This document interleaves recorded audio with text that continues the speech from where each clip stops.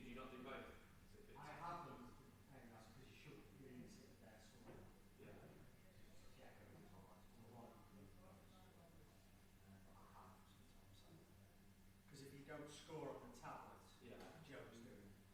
That's how this is where the scores will appear on here. And that links. Does it link to that as well? No, not you have to press that big silver box there. Yeah. To update the scoreboard.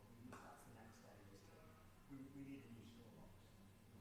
Big multi-view screen, you know, so we can show video highlights. And, no way, that's so cool. well, yeah, if you could do it, imagine it, you go to the big ground and have a live stream. But rather than placing the brick building, you put it on, you know, the road roads sometimes on these trails. So park it down there for the cricket season, the big screen, as big as that box. But in the winter, because on the trail, put it into the hockey team. So funny you say that. And then for the marquee week, park it out there and have it advertised right in front of everybody. Or park it down the bottom corner and have it advertised. Do you reckon you'll be able to show like movies and stuff? Well, that's the thing, I'm moving at a nice night, park it maybe in this corner here. Because that's literally some of the things me and Grace have been talking about. We obviously look close to Penny, I mean, get some, get chairs out. Obviously, you know, like weather permitting, but it's so cool when you see it. You know, headphones, like possibly. It's supposed to be get away, but yeah, it's way too than that. I think you'd have to because the neighbours are probably fair. But that's interesting. So that's the plan. But thereabouts, well, we know them to be between 20 and 25 grand. But once you start adding extra things in and once you program it and controllers and cables and this, that's probably 30 grand. Yeah. It'd be nice, wouldn't it? You know? Yeah. The trouble is, I'm sure Craig's got deep pockets. Sometimes you need somebody. Like now, if we had it there now, we wanted to fully utilise the replays and this and that. You need some. Well, I am going to be here today pressing buttons, so I could do it again. But every week it's also somebody here all the time who's managing it all the time and the hockey season and any time. So then you're potentially looking at that would be great, you know. Well, I'm thinking like that could help pay for it, couldn't it? Well, the biggest thing is I think you need planning permission, but you could literally park it around that back corner. It's on the trailer as an advertisement. I think you will need like that. But we look into that. What, even if it's on our land? Yeah, I'm not certain. Look into it. Yeah. But you can imagine Marquee Week when the tent's here. Yeah. And everyone's gathering outside all four functions. Just trying to park down here. That'd be fantastic. Advertising. I think we'll think this on this. Yeah. Moving on to one bit, but the other things you do, how can you tents like something? Yeah, absolutely. What are we going to do there? That's interesting you said that. I didn't mention that. Have you spoken to Craig about it already? We've got the day before the council meeting without Yeah. It was set back really because we started talking about it. I started thinking about streaming. They don't stream their games like we do. Yeah. But they wanted a scoreboard, so we thought, well, there you are. And then when you start streaming, you don't use the start. Yeah. And we just drive around there, park there. Perfect. Because Squash have just started doing streaming, haven't they, now as well? Oh, I believe so. Because they've got all cameras put in there, So, but hockey then when they bought their own electric scoreboard, I think it's very basic, about the size of that. It's just a home team, away team, and you put the score and that's it. Just a numbers thing, which is really shit. I think it's like 4 or 5 grand on that. Well, you know. Well, we'll look at it. Alright. Yeah, I'll have a word with Craig. Yeah. Movie nights was one of the things me and Grace wanted to pitch and, you know, potentially it's hard in a way, but if you've got your own equipment, like if you want to do movie night now, you might hire somebody to come and do it and charge you and this and that kind of thing. Yeah. But if you've got your own thing anyway, just doing something else. Not really possible, is it? No.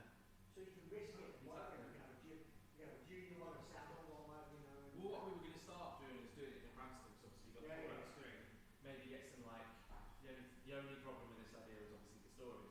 Loads of beanbags, you know, because obviously you want to be comfy, didn't it? But then it's like, where do you put? You don't necessarily, like I did Twitter in Australia, you know, the weather time, we used all the time. Yeah. Fantastic in the start, Yeah, most people took their own things. They did have some beanbags you could buy, but most people actually took their own little small deck chairs. Yeah. Special seats that they have cushions or like this.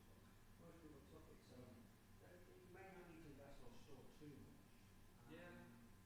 And say you could do, 30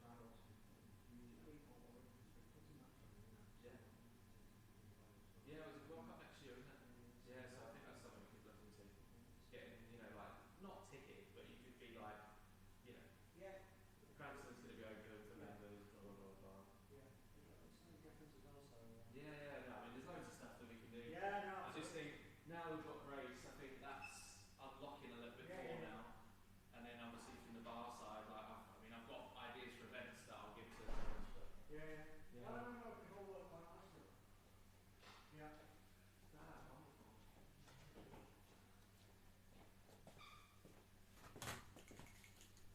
Testing, 1, 2, 3.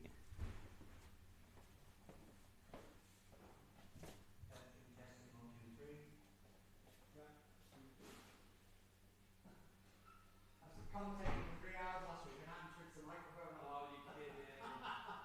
Oh no. So just checking it's on, which it is. I found you on the date wall, you know, leading up to members the other day. You what, sorry? I found a picture of you on the thingy wall, like the history. Oh, right, wall. yeah. You were the first team in like 91 or something. Yeah, around then, wasn't it? Yeah. It's Dave Hurst, has his family played here for a while? Not particularly. Oh, I was going to say, because my first one I saw, He's not gone, in fact, does play. yeah, I thought I saw a name, like another big Hurst. Oh, no, there's a Charlie Hurst. Oh, okay. I just wondered because I know people told me that, you know, families have played for years and years. Yeah. Have your family played for it for a while? No, not here. I grew up in Neston, so I was here when I was a junior.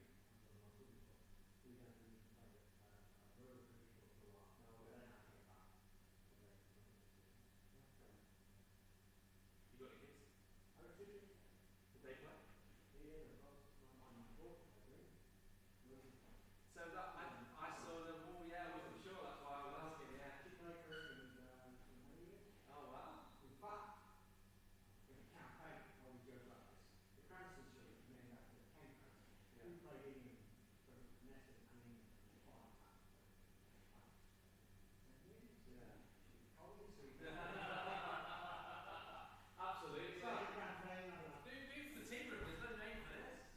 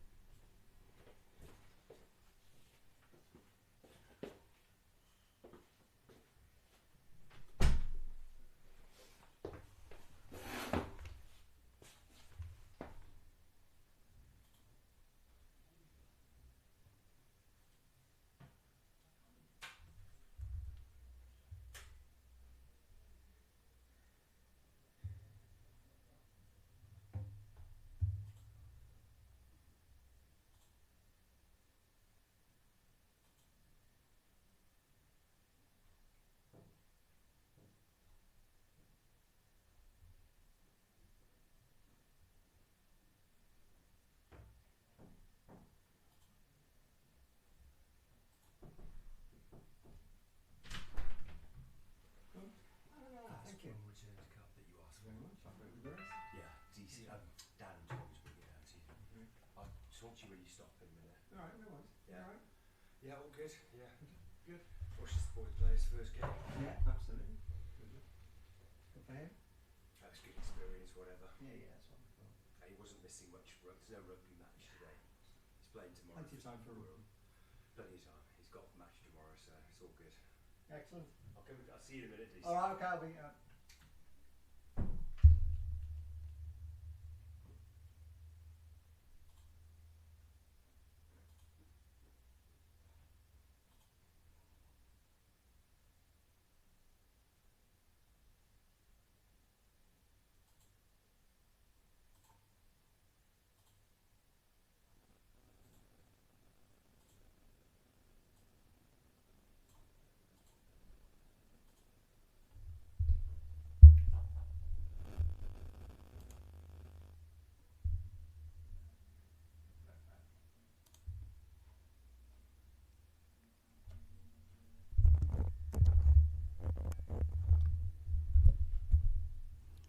Good afternoon, welcome to, or good morning indeed. Welcome to Parkgate for today's ECB Premier League game, Neston against Hyde.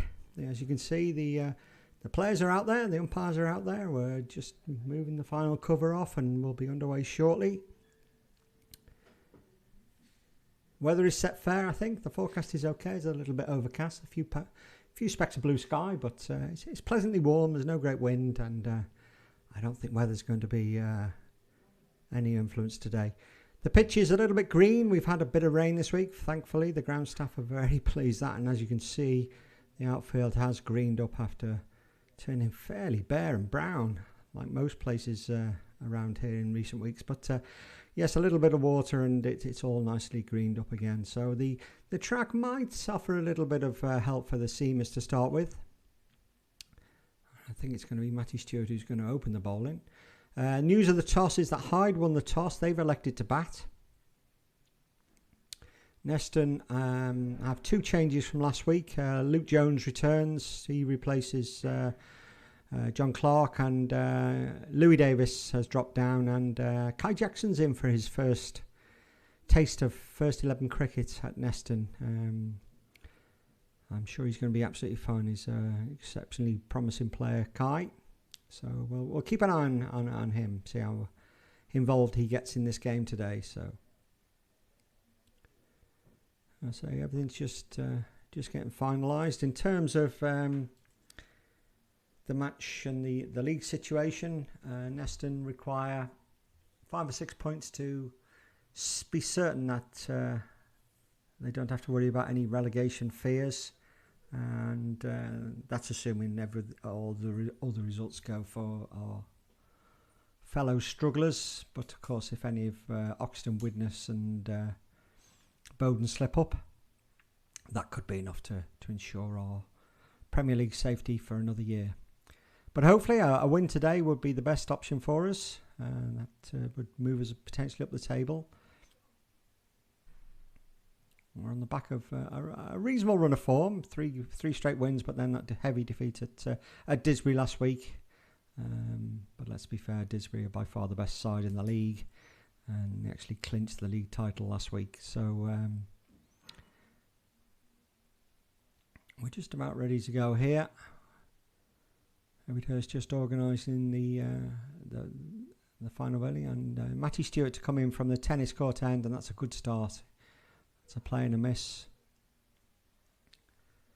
There's two slips there. David Hurst's first slip, Ben Beaver, second slip. Guy Bradshaw at point where he took a couple of good catches last week. Zach Rogers at cover. Matty Moritz is in there at a shortish extra cover.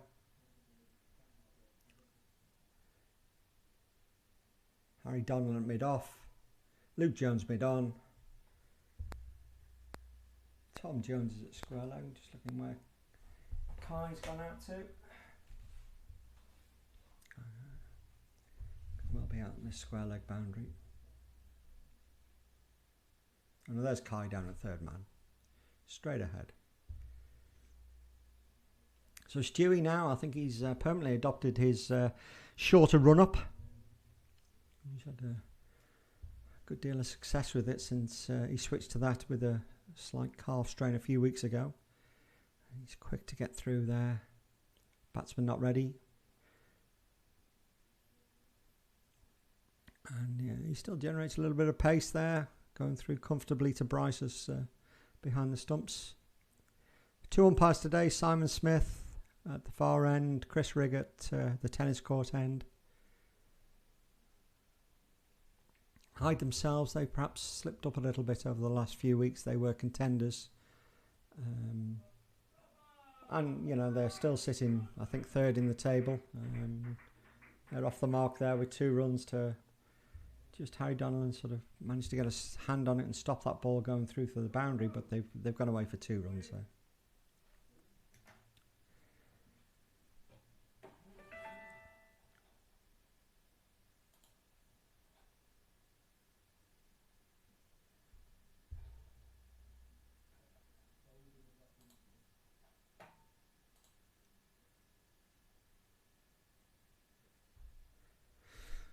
That's the end of the first over.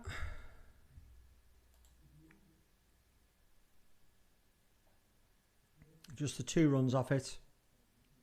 O'Brien and Young are the 2 opening batsmen for Hyde. And I suspect we may have Alan and Coney joining us from South Africa. I'm not certain if they're online yet. If they or anyone else is online and can hear me, just drop me a note in the WhatsApp group, please. I sat here for 2.5 hours last week, talking to myself, as it turns out, having not switched on the microphone. So maybe that's a better option. But if somebody can just confirm I'm coming over loud and clear, then I'll give me good reason to carry on. It's going to be Luke Jones. He's going to open the bowling. He missed last week. He was away on holiday. He's had a nice holiday, I understand, but he's in to open the bowling from the road end. And just around the grounds, obviously, as always, I'll keep you in touch with our 2s, 3s and 4s and everything that's going on in the Premier League and, crucially, in the Second 11 Premier League. The 2s are away at Cheadle. I don't think there's any streaming facility coming from Cheadle, so whilst I'll try and keep you up to date with any scores from play cricket, I won't be able to show any highlights from there. Good start from Luke. The 3s are away at Winnington Park. Likewise, there doesn't appear to be any stream coming from Winnington Park. But again, I'll keep you in touch with the scores, updates from the 3s. And the 4s, well, they don't start till 1 o'clock. But they're at home on the back pitch to Tranmere Victoria. I'm sure Tranmere Vics will be coming here and have a keen eye out to see if Graham Rickman is playing. As it was at Tranmere Vics that Graham scored his double century early in the season, so they'll be pleased to know that Graham's not playing today for the 4s. He's still nursing his knee injury. Big game for the 2s though, away at Cheadle. They're sort of still very hopeful that they can dig themselves out of the relegation places. They're up against it a little bit. They're 20 odd points behind 3rd place, but a win today, and it's probably Hyde's 2nd team that we're best place to catch in that one, so I'll be keeping an eye on that as well. And the 2s go into that game with a pretty strong side, so we can be a little bit optimistic there, but we do need the results to go our way.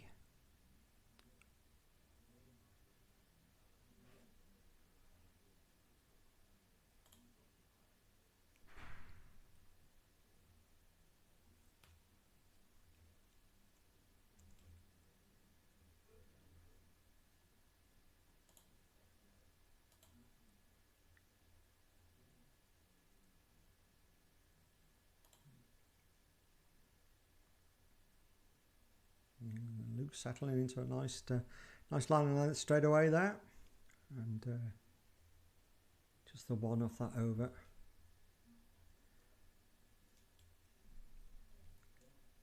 Just 2 games to go this week. Next week is the last week of the season.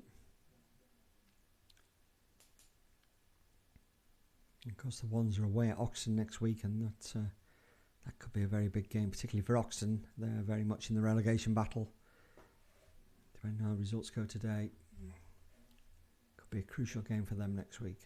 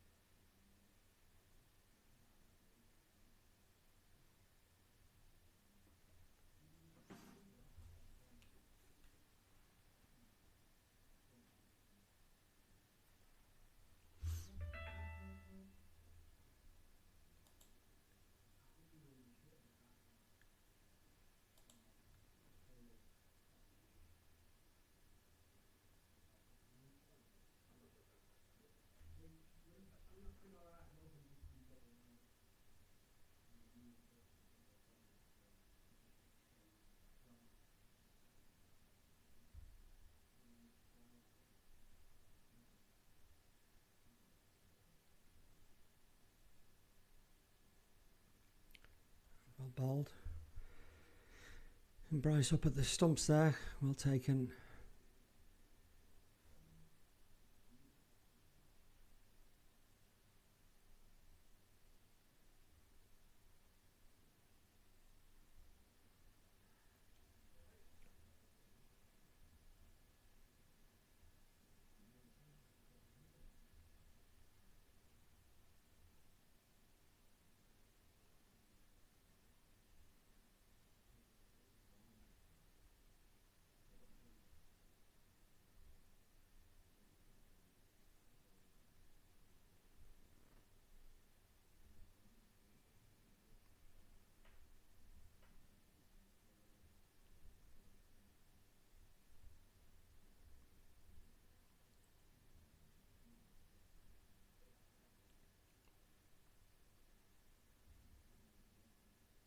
Good over from Stewie there, just the single coming off it, 4 for none off 3 overs.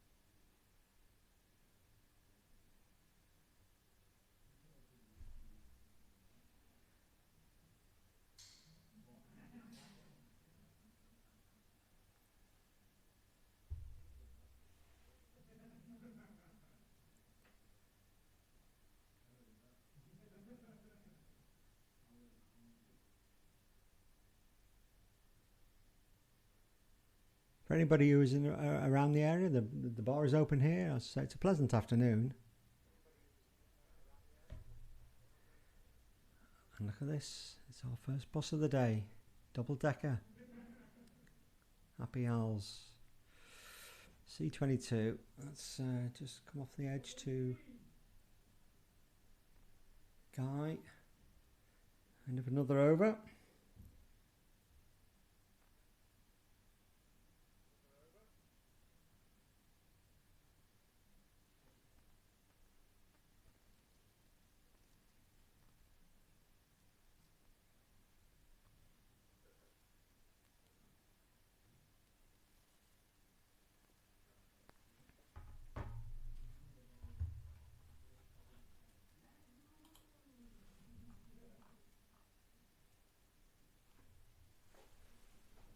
Early news from the around the grounds. The threes are batting at Winnington Park. Single there. And twos have won the toss and will bat at Cheadle as well. So we'll keep an eye on all of those games.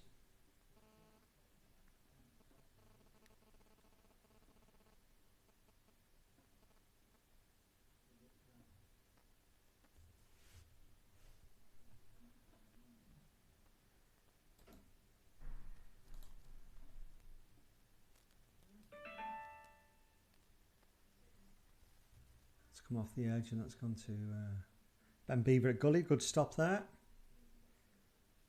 Yeah, it's a good start from Neston here. The two bowlers, Matthew Stewart, Luke Jones, they've slotted right into a nice line and length. Going to make the Hyde batsmen really work for their runs there. And again, that's exactly, it's just come out for the outside edge again. Ben Beaver in the game at Gully.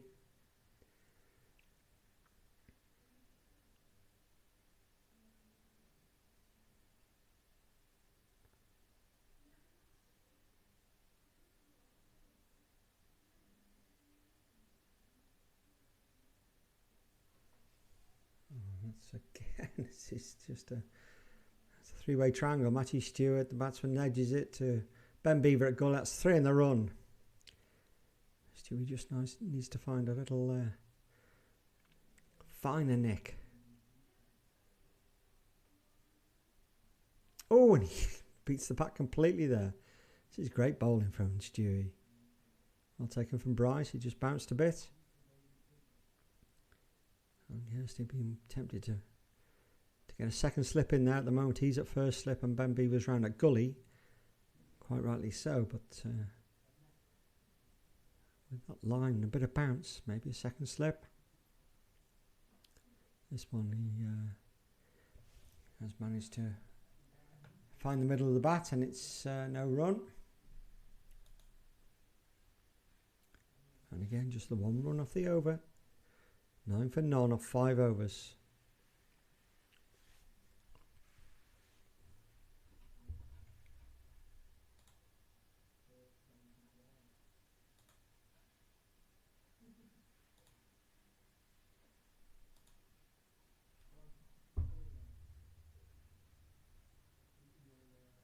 A key wicket, Luke Young. I mean, he's been in fantastic form. I think he's not far off, heading towards 1,000 runs. Last I heard, I think, for the season. That'll be a key wicket for Neston. Although there's plenty of batting strength in the Hyde lineup. Luke Jones to continue from Station Road end. That's dabbed down, guys round from point, but they're through for a single, no problem.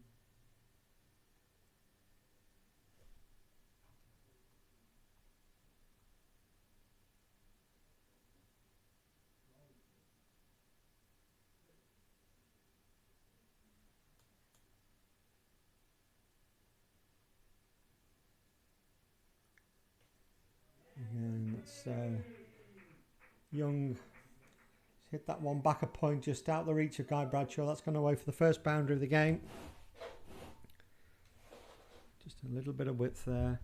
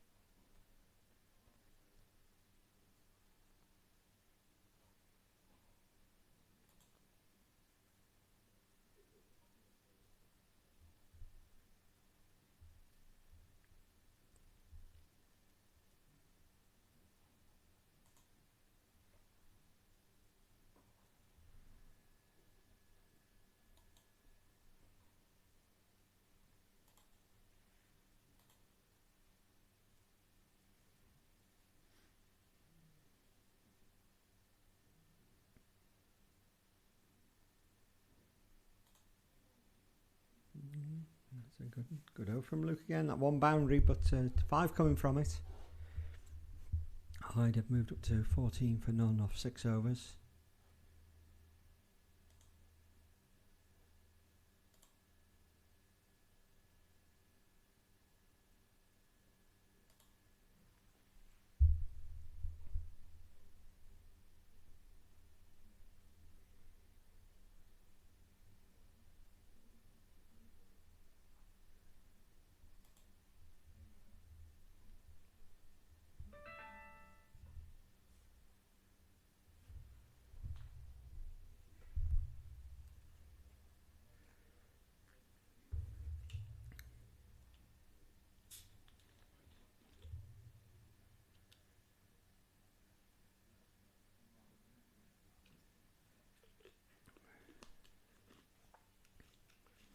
Stewart to continue.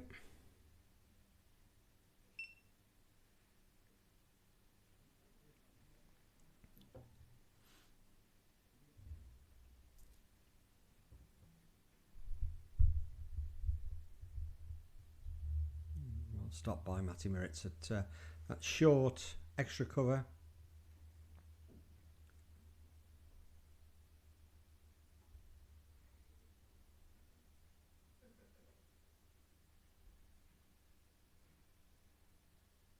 Oh, 12 poles.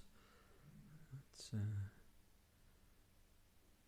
bit of a strange one for the batsman. They just prodded at that one, missed it. Well taken by Bryce.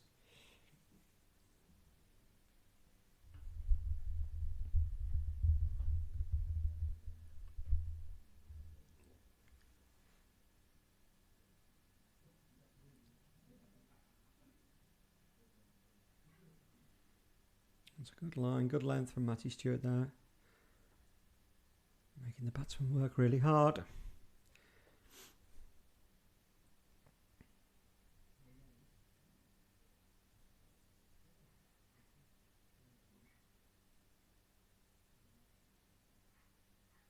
Oh, and again, I think there's a little bit of movement off the seam there for Stewie. A little bit of bounce, a little bit of seam.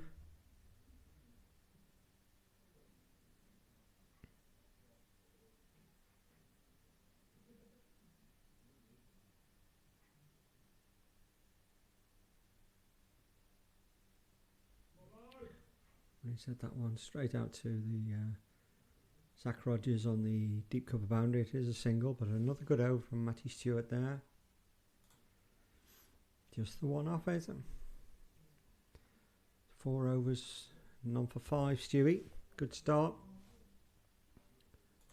Let's have a look around quick look around the ground, see what's happening in the Premier League game. Those games down at the bottom in particular, but Bowden, they're batting first at home to Didsbury. You would imagine that's a tough one, but we're not quite certain where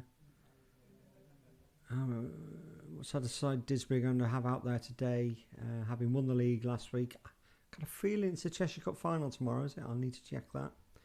They're involved in that, so maybe there will be a slightly weakened side for Didsbury, but it's still going to be a big test for Bowden. Bowden batting first, 14 for none off 4 overs there. Chester have not made the greatest of starts. They get home to hold the edge. They're 3 for 2. Chester sit 1 place above Neston, and it would be nice to be able to catch Chester up, which is definitely a possibility. Lindo are batting first at home to Nantwich. They're 11 for none. And Oxton, big game for Oxton today. They're just about out of the relegation zone at the moment, but only by a point or 2. They're away at Timpley. Timpley are batting first and are 21 for 1 off 4. And in the bottom 2, Widnes, they're at home to Brooklands. And Brooklands are batting first. They're 15 for 1 off 3. So we'll keep a careful eye on those games.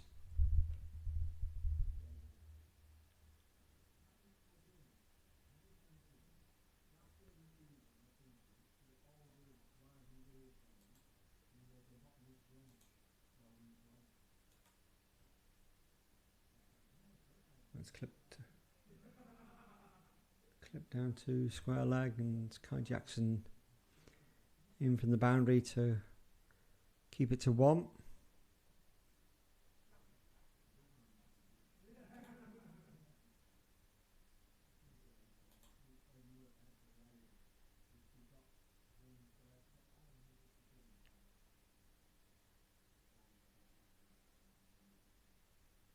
Oh, a ball by Luke. Not taken by Bryce Young there, sort of trying to clip that one away. Just checking the second 11 situation. As I say, they're second from bottom of the twos. 15 points behind Hyde. And 26 points behind Widnes. So I'll keep an eye on the important games there. Let's have a quick look what's going on. Widnes are away at Didsbury. And Hyde are at home to Timpley. This is second 11. So Hyde second 11. They're at home to Timpley, and Timpley second 11. They've started well, 29 for none off 3 overs. So all power to Timpley second 11. Could do us a big favour there, please, lads, if you don't mind.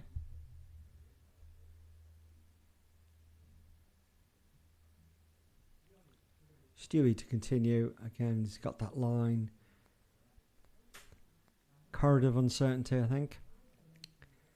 A little bit of seam movement away from the batsman and a little bit of bounce as well. 2 slips waiting there. David Hurst, Ben Beaver. No Matthew Strong today. He's... there's a bit of a misfield and a bit of confusion in the batsman, but no panic in the end. Yeah, Matthew Strong... He was in Dubai. I think I mentioned he went out to Dubai to start a period of work out there related to his engineering course.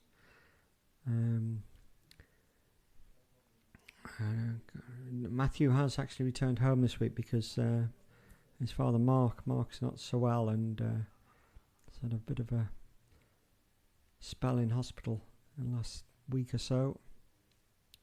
I understand he's going to be okay. He's had a bit of a pacemaker fitted. And that was yesterday. As far as I'm aware, that all went fine. And our best wishes go out to Mark Strong for a speedy recovery. And we look forward to seeing you soon, Mark. Certain if he's listening in, he may well be from his hospital bed.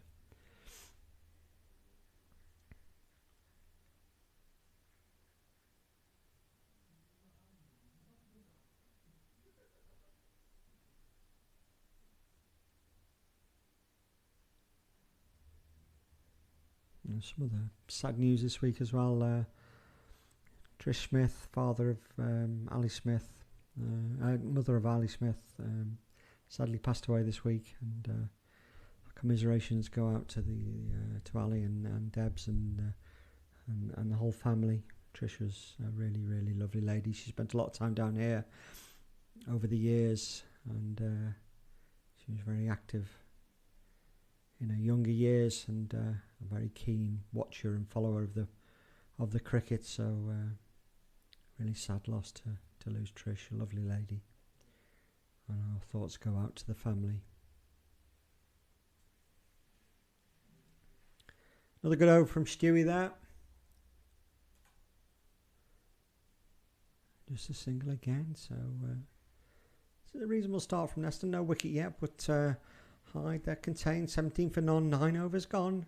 And this is a good advantage of Stewie bowling off his short run and Luke Jones at the other end. We're getting through the overs pretty quickly here, and quite quickly we raced up to 9 overs gone.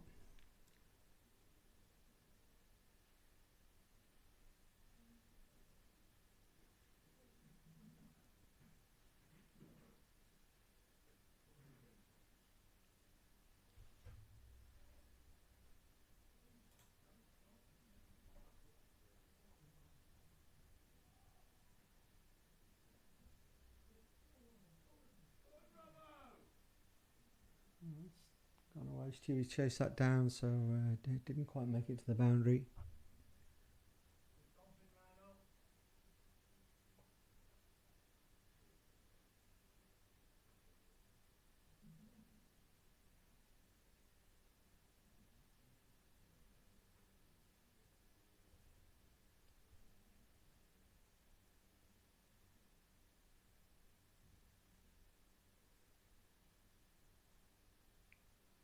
It's just pushed away on the leg side for an easy single.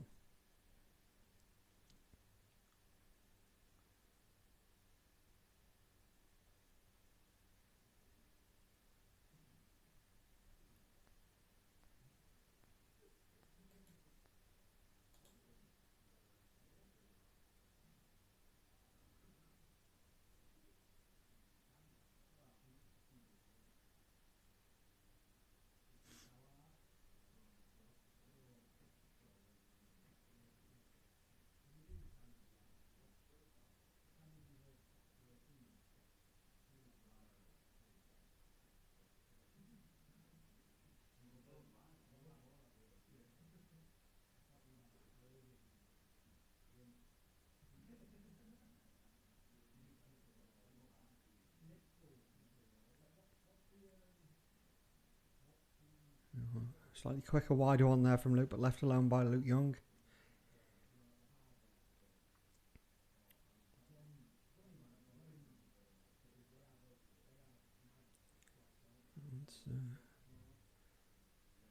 A bit straighter, pushed out to leg side. Tom Jones, the fielder, and that's another good over. 3 coming off it, 2 byes and a single.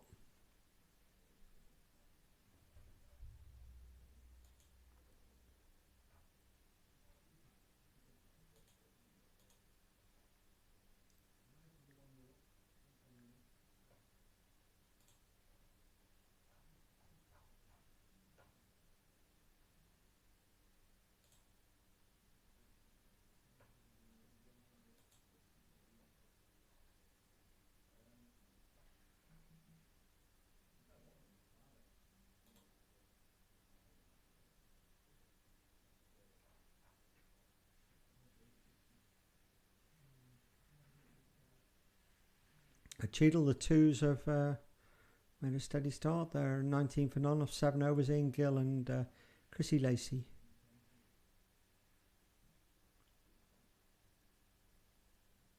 Gilly on the back of his 100 last week. Stewie to continue here. And Zach Rogers is in business down on the cover boundary again at Memorial Road. Just a single.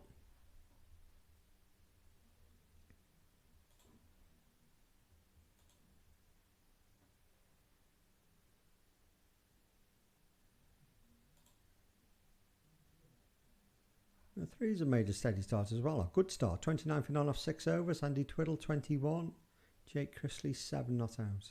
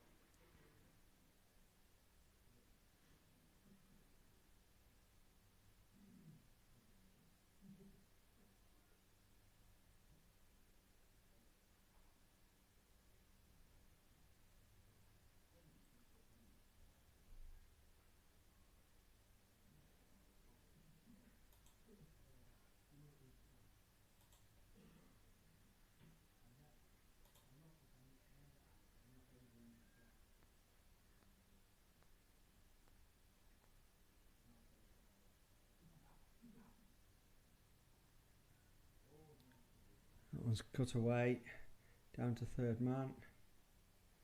Tom Jones, just a single.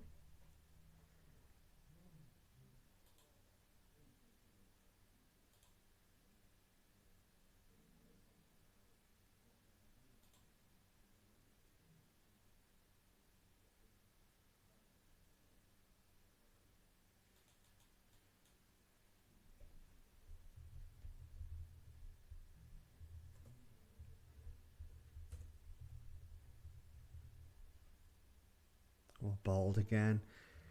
Just got that line perfect to the right-hander there, who's really struggling a little bit, but he's still there. Another good over from Stewie. There's the 2 runs off it, and score goes up to 22 for none off 11 overs.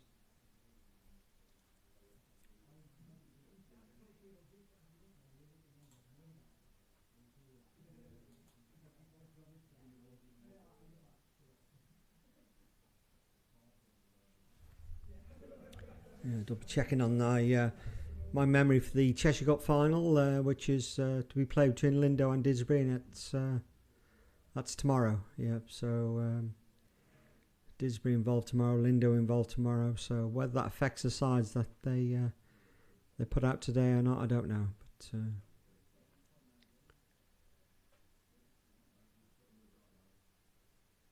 Luke Jones to continue from Station Road. That one's cut away again. It's Kai Jackson now down on the Magnolia Road boundary.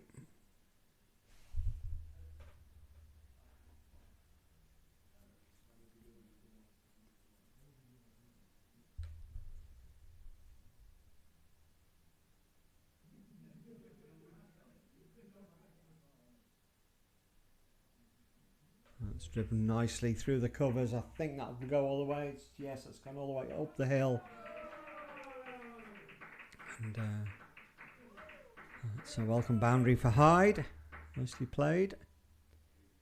Perfectly bisected the field as it cover and extra cover.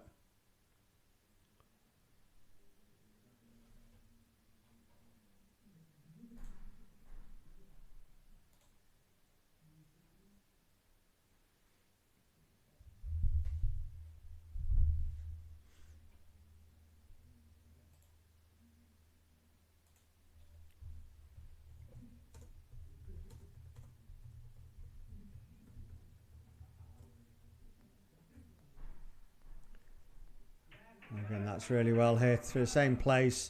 He's hit that one even more convincingly, and that's raced up the way up the hill for another 4.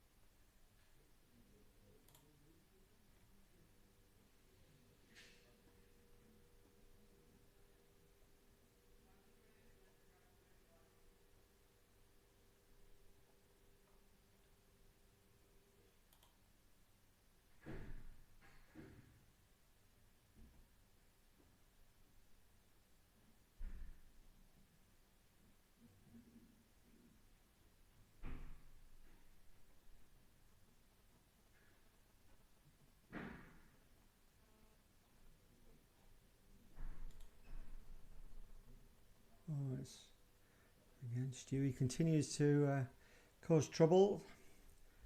Just jagging that one back into the left-hander.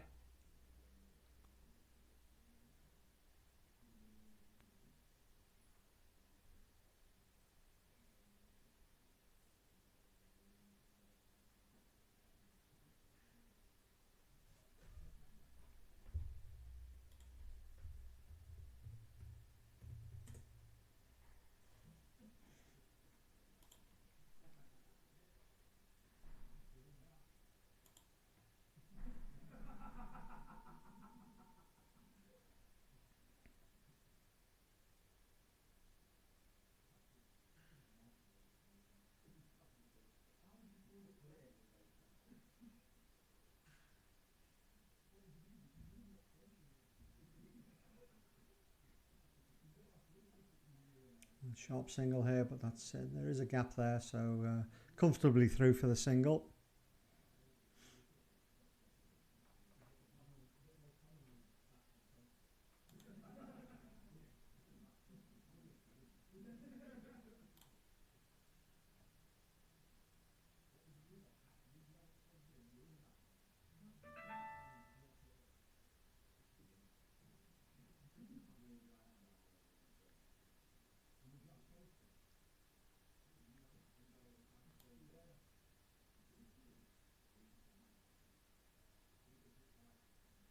Hold.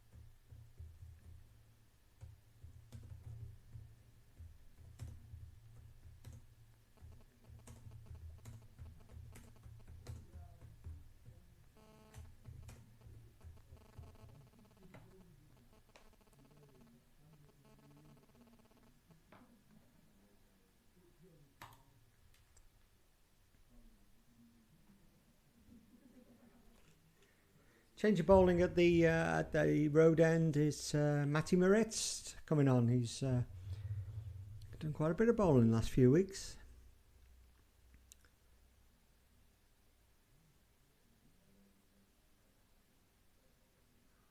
And he's done it very well, if truth be known.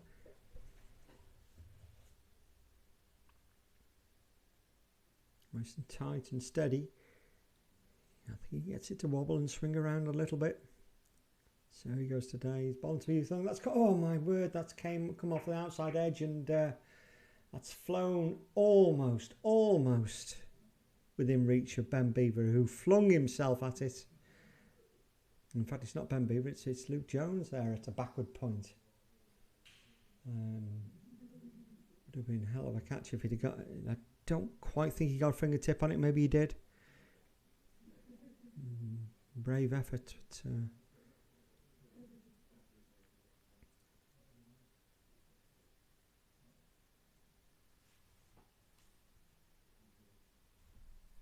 first real chance of the match. So it would have been an incredible catch if he'd have managed to get something on that and held on to it. Good start from Matty. Again, that one's come off the edge here. And Guy, oh, this could be, oh my goodness me. That should have been a run out. All sorts of confusion from the batsman. Guy Bradshaw was round. I think he didn't realise he had as much time as he had in the end. And his throw was wayward enough that they actually got through for an overthrow. So that was a real opportunity there. Confusion. Yeah, the batsman probably wasn't a single there, but they've got away with it.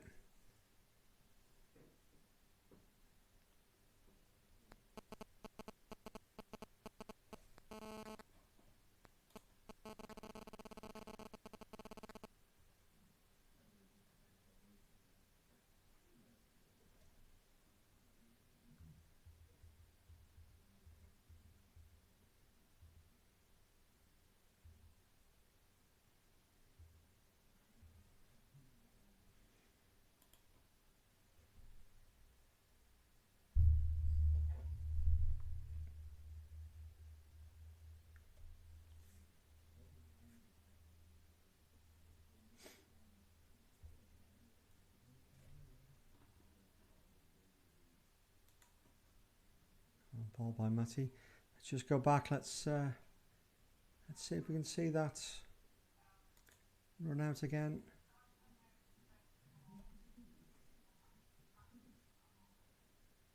Let me just see.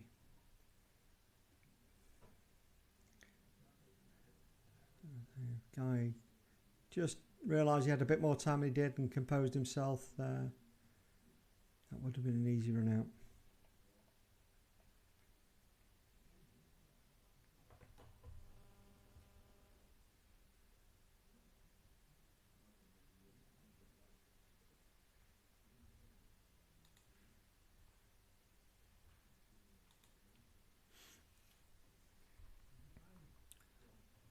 Stewart to continue his great spell. He's bowled 7 overs, just gone for 9 runs. Deserves to have got a wicket, hasn't as yet, but now would be a good time. It's 34 for none of 14 overs. Very tight start by Neston. They just now need to press home with a bit of with a wicket or two. That's off the edge down to Kai Jackson down at third man.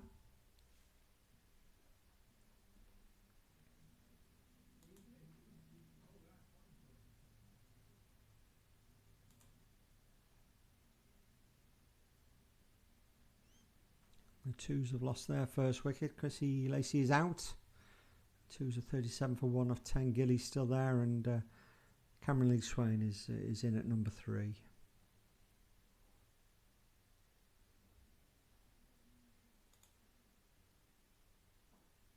Stewie, and that's driven through the covers.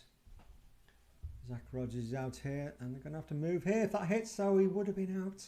And by the looks of it, that was not far away. He'd have been out by a long way there. Great fielding from Zach Rogers. There was never 2. They've got away with it though. These are just the little things that you need to go your way. We've seen the ball hit in the air.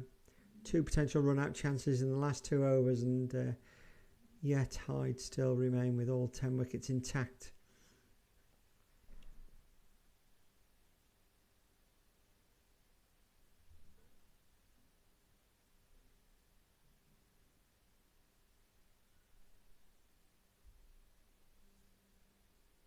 And the sun sort of really starts to come out a bit now as shadows are out.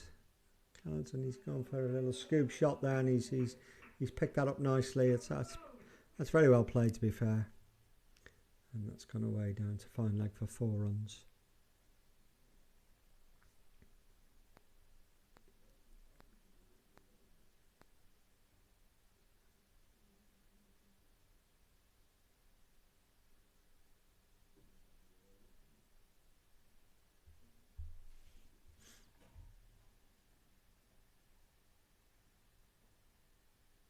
No runs here.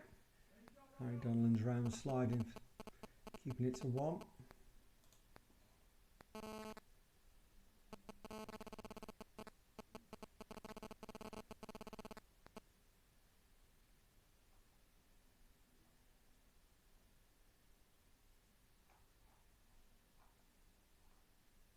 There's another bus, single decker bus on the way down to Parkgate and on its way to West Kirby.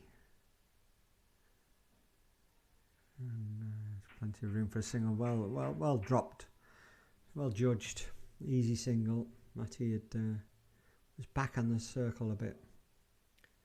So a few runs off that over from Stewie, but still, he's only gone for 19 off 8, 44 for none off 15 overs. I'd say the over rate's pretty good for a change.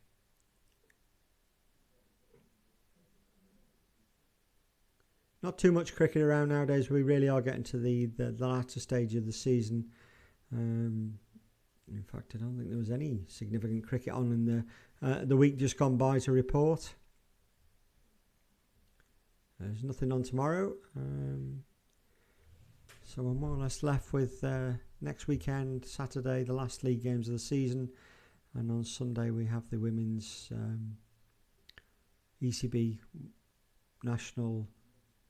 I need to check this. T20 finals again, is it?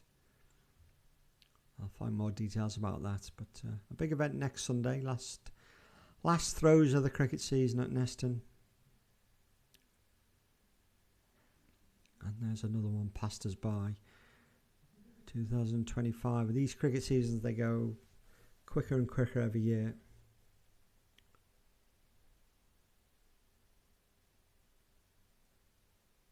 Matty Moritz in, and a fair bit of bounce on that one. Bryce taking it above shoulder height.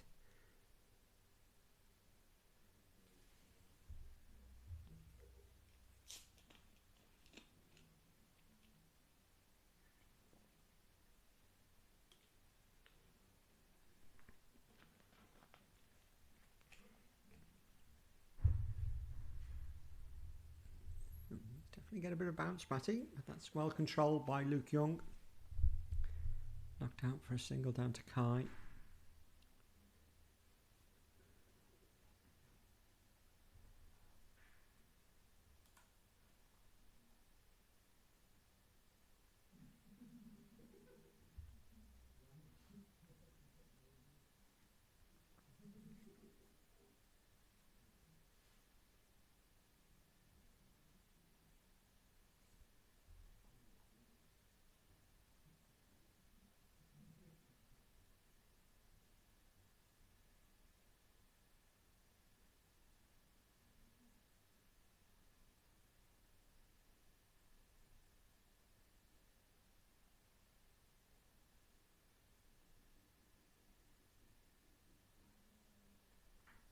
Kept a little bit low, it was a bit wider outside off stump, kept a little bit low, again well taken by Bryce.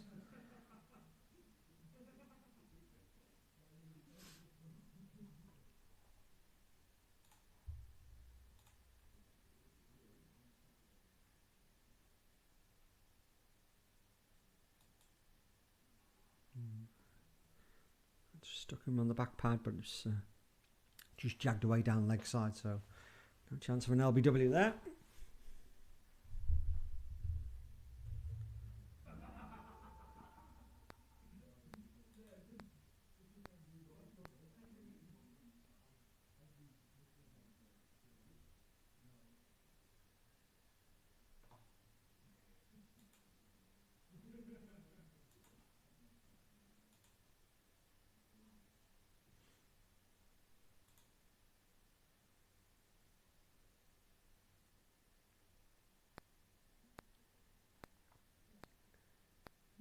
Particularly convincing from the batsman.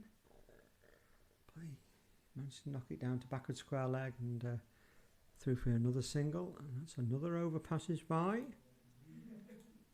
in double quick time. Just the two off it, and 46 for none off 16 overs.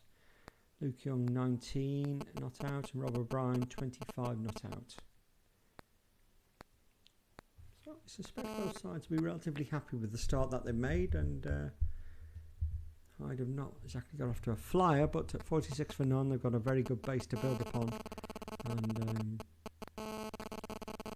Neston will be content with the way they've been bowling and keeping it tight, but they would have liked to have picked up 1 or 2 wickets by now, but maybe now's the time. Stewie to continue, he's going really nicely.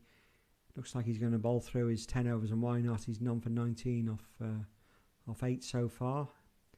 Sure he'll bowl out. And again, there he is, that line. He's been incredibly consistent with it. It's served him very well, other than the fact he hasn't managed to entice a nick yet. David Hurst is there at first slip, and he could be very much in the game still. Again, O'Brien still not convincingly pushing away at it, but he's guided that one down to third man, and there's a single there.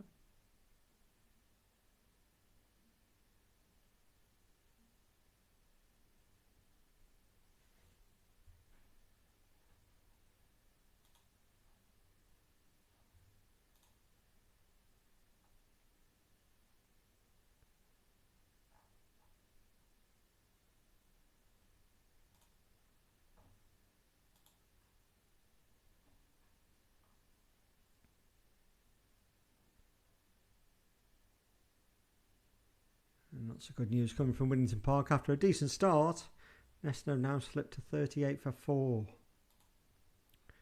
And Andy Twiddle's out for 21. Jake Chrisley's out for 7. Jamie Young's out for 0. And Dan Warner is out for 5.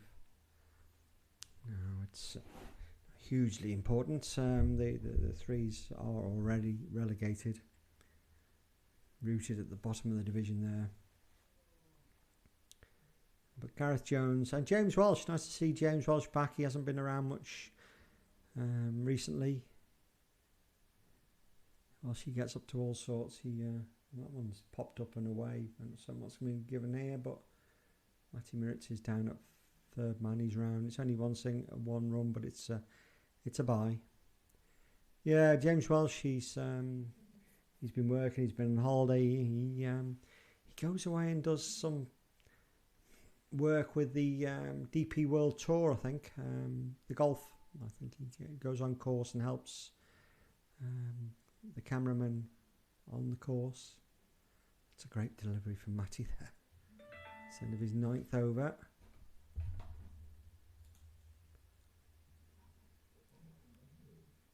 Just one run off the bat there and a bye. 1 over to go for Matty Stewart. Yeah, so maybe James Welsh can return to the side and score a few runs in his own inimitable style. He's in with Gareth Jones, who's in great form with both bat and ball.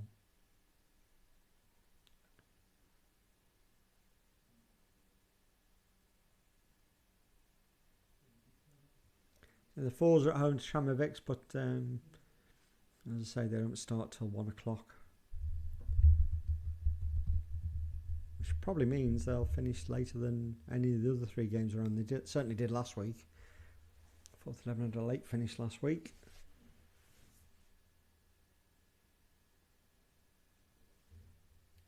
So Matty Ritz to continue from the road end. He's in to Luke Young, who just knocks it down to point, no run.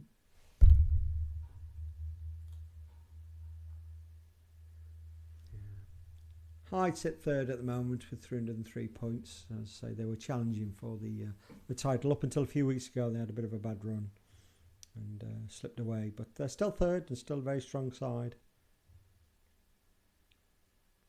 Left alone outside off stump there by Young.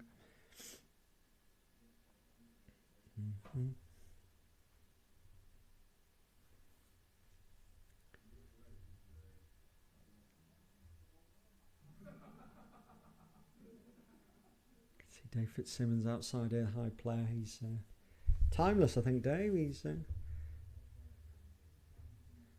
very much a fixture in the Hyde side when I was playing, so to still be playing now, but looking good on it. Really good player.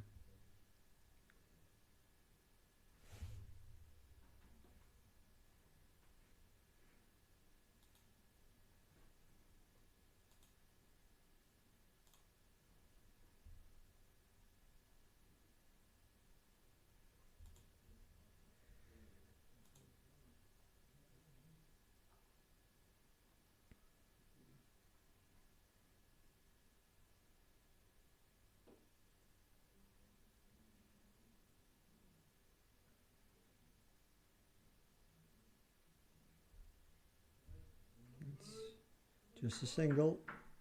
Kai Jackson in the game. Down on the cover boundary. No Premier League football this weekend, thankfully. We potentially keep an eye on the England game later against Andorra, but I can't think that's going to be of any great interest. Obviously, the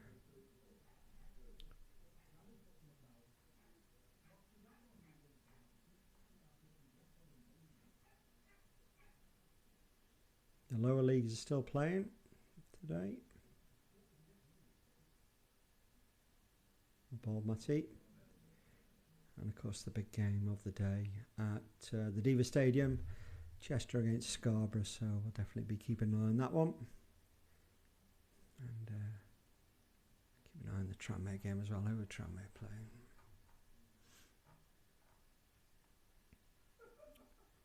Tranmere away at Salford.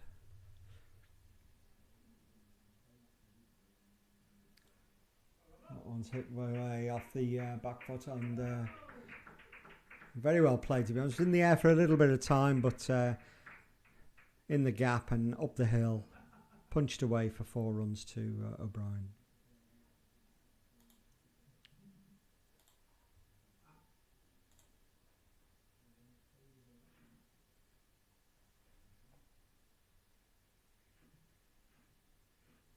That's 18 overs gone. Hyde 53 for none.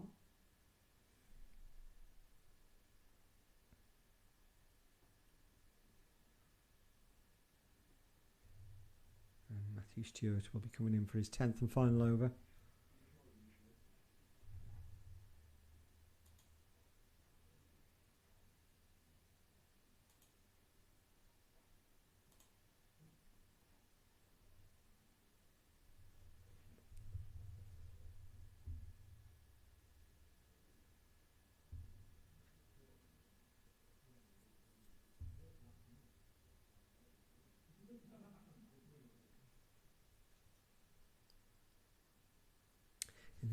Quickly round the other Premier League games. First 11, Bowden, they've started very nicely. 73 for 1 off 15 overs against Didsbury.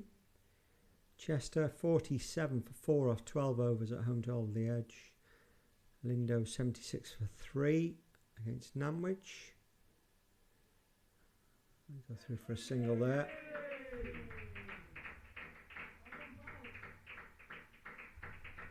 A big round of applause for Luke Young there. I think that'll be his 1,000 runs for the season. I meant to double check that, but I assume that's what that round of applause is. Top batsman.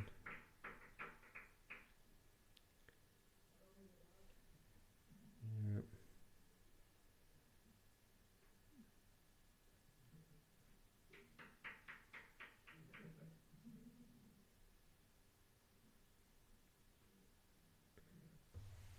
Very, very, very talented player.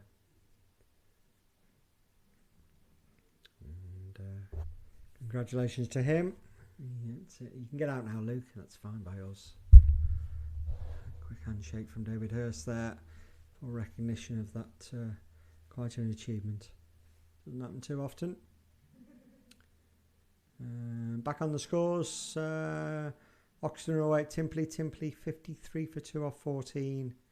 And Widnes are at home to Brooklands, Brooklands are 47 for 2 off 13. So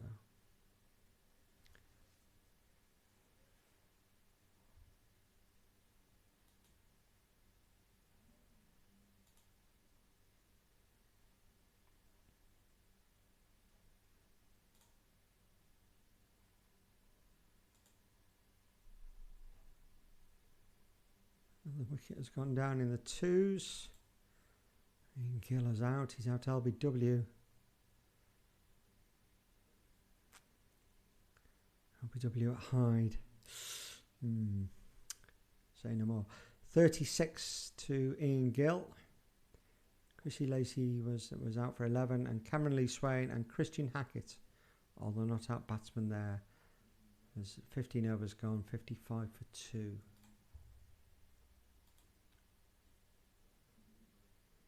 Oh, there's a big swing. So yeah, maybe Luke Young has decided now is the time to advance the run rate, but he's missed that one.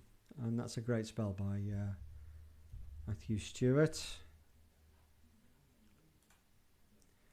He's bowled his 10 overs, on for 22. Top spell from Matthew Stewart there.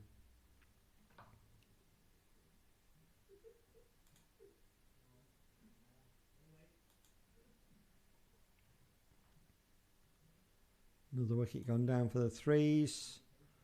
And James Welsh, well, maybe a bit much to ask for him to come back and get right back into the swing of it. He's gone for a duck, and they are now a sorry 39 for 5 at Winnington Park. And young Johnny Davis joins Gareth Jones with some rebuilding to do there.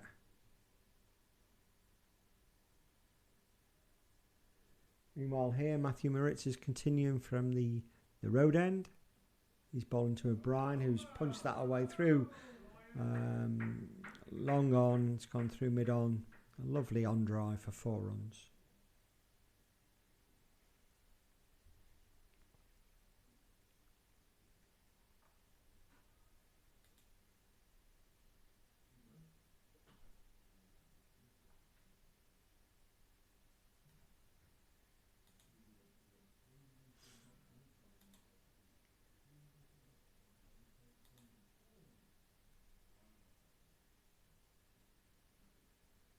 Another good shot, but this time it's going to be cut off by Harry Donlan.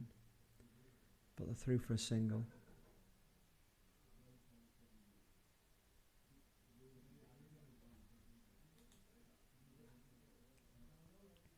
In the second 11 Premier League, 2 games of particular interest.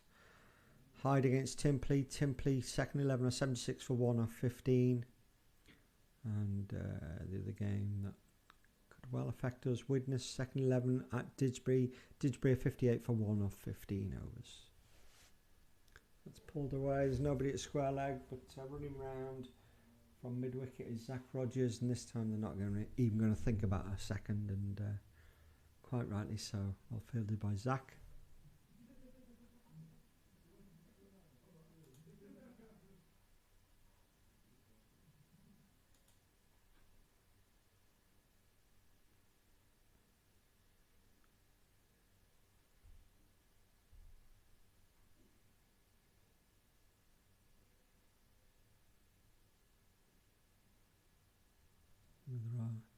Nice drive this time to mid-off, Tom Jones.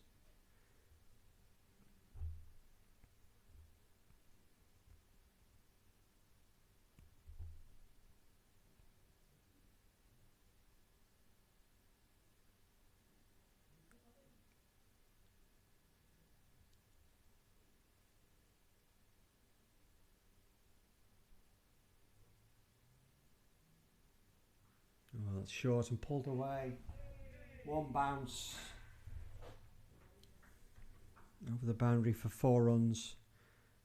I think Luke Young now feels he has the licence and freedom to open up a little bit and get this run rate accelerating.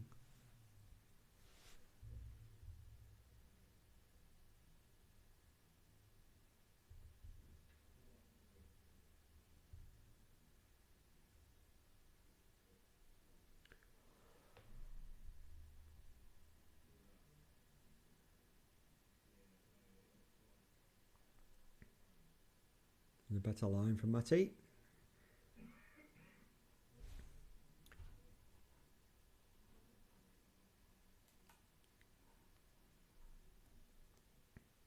It's into the 20th over, and Hyde does 66 for none. So we see a change of bowling at the tennis court end. And see, I think it's going to be Tom Jones.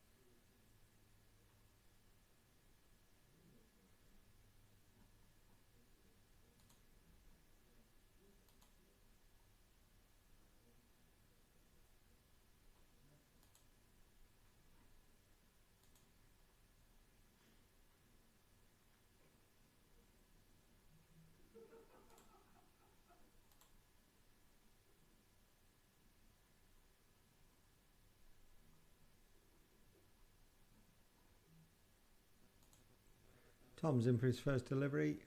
That's well driven up to mid-off, Hyde Donlan. A single.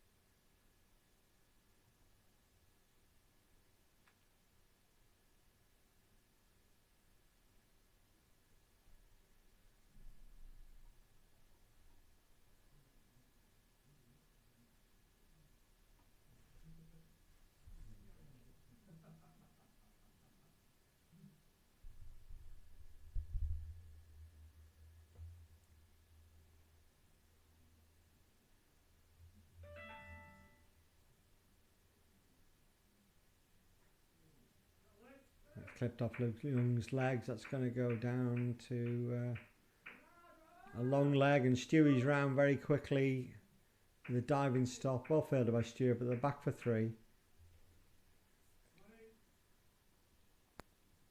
Suspect he went down there hoping to have a little bit of rest after his 10 over spell, but he's very much in the action down there, running round, doing very well to stop the boundary.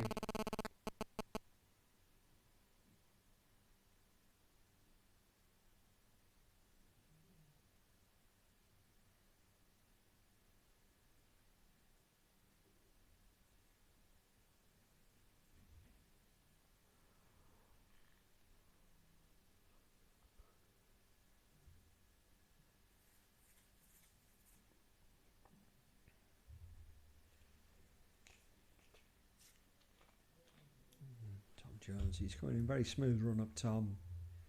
Lovely action.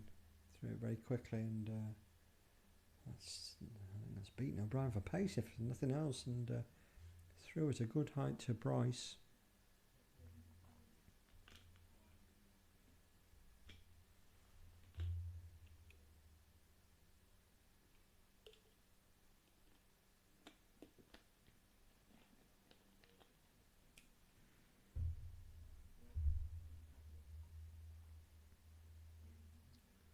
That one he has clipped away, but just a comfortable single out to Zach Rogers coming in from the mid-wicket boundary. That's the end of Tom's first over. There's the 5 coming from it.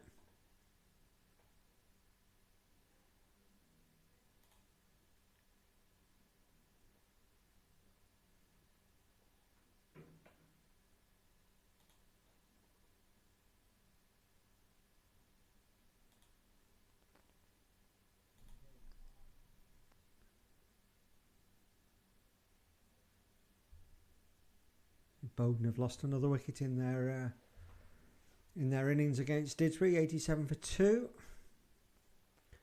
Chester really struggling, 60 for 5 off 15. Lindo have lost a few wickets as well against Nantwich, 98 for 5.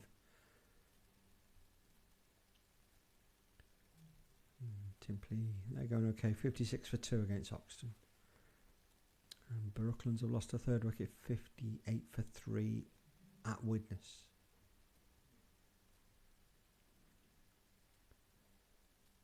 Matty Moritz to continue, and oh my goodness me, they're going to get an overthrow here.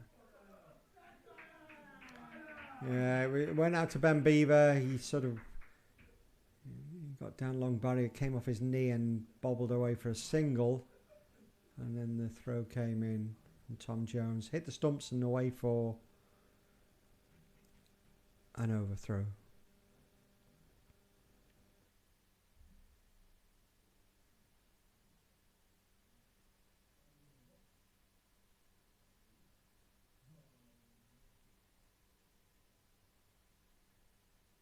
One is edged just out the grasp of Guy Bradshaw. That's going to come down to the third man boundary and over the rope for another 4. And Hyde really now just starting to up the gears a little bit here. I think a wicket would be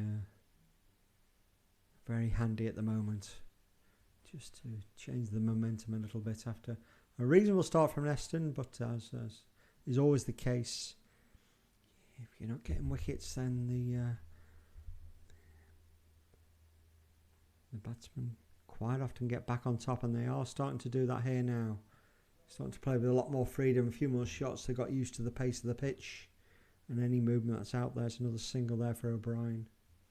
Takes him up to 46. Young is 29, not out.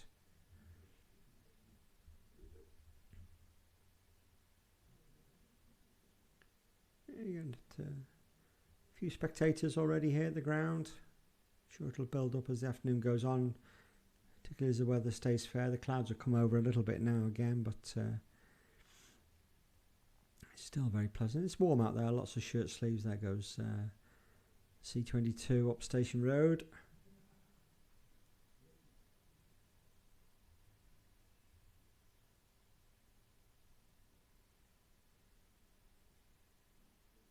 And Luke Young very content just to dab that down into the gap in between point and cover for an easy single.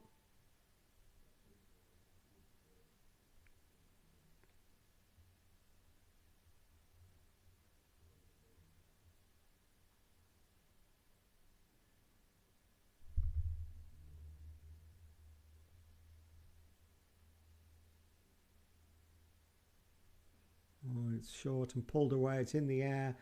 He's not got it completely in. It's going to take one bounce, and Kai Jackson's ran quickly to stop any possibility of a second run. And that's end of another over from Matty. 9 coming off that one. So I'm just going to leave you on your own for a second while I go out and organise a few drinks ready for the 25 over mark. I'll be back in a minute.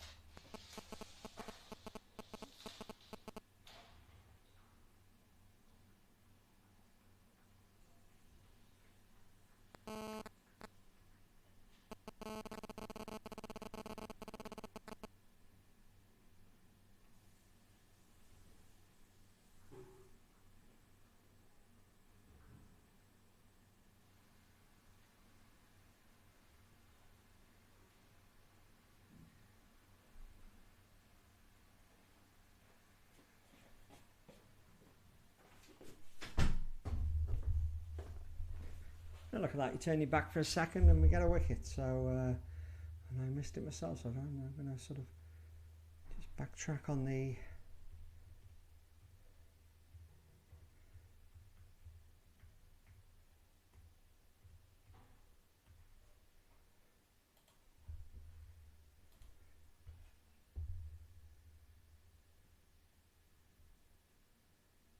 Just have a quick look here at the wicket. Tom Jones coming in, Luke Young.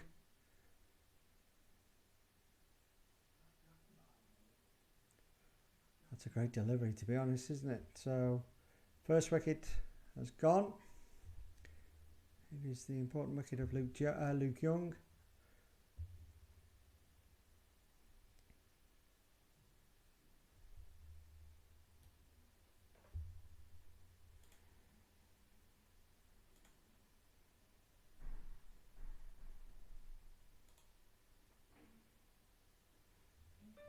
Luke Young is out for 30, caught by Bryce behind the stumps. Lovely delivery from Tom Jones. He scored 30. He's rapidly becoming one of the league's better bowlers, Tom Jones. But that one's a bit short, and that's nicely pulled away by the new batsman. Tom Partridge, and he's off the mark with a 4.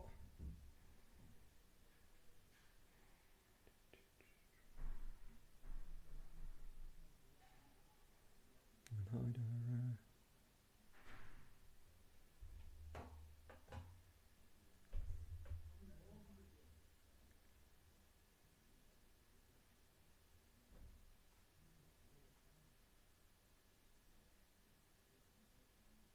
that's a beautiful delivery. Goodness me, he can generate some pace, Tom. He's got to lift and snarl past the batsman's nose, and well taken by Bryce above his shoulders.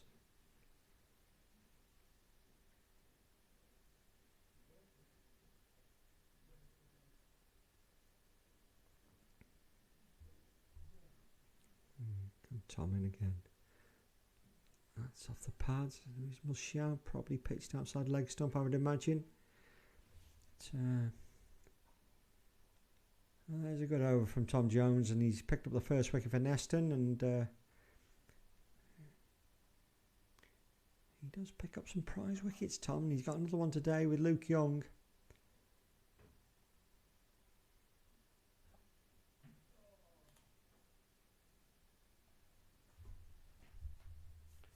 .23 overs gone. Hyde 86 for 1.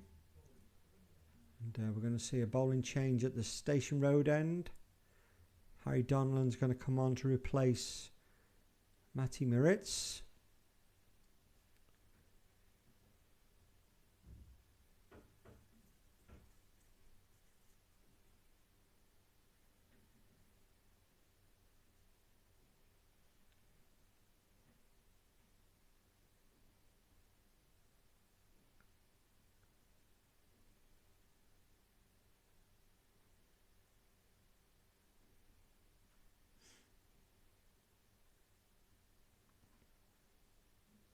Was conscious of the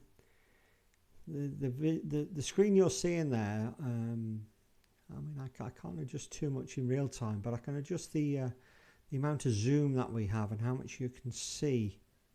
That's a quick single there.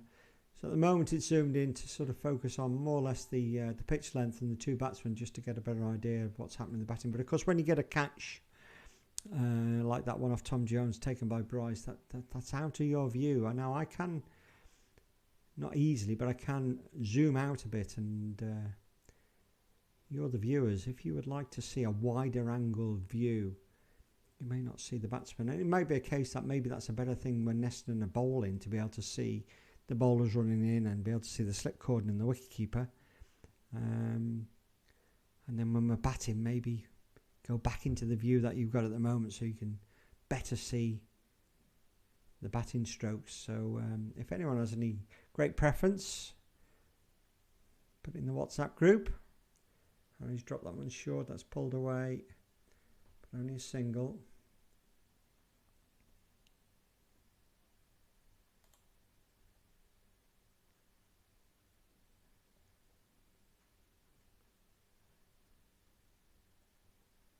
Another wicket and another LBW at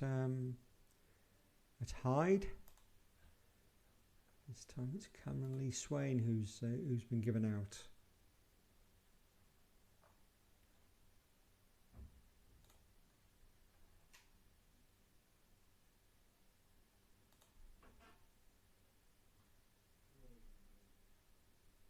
No run there.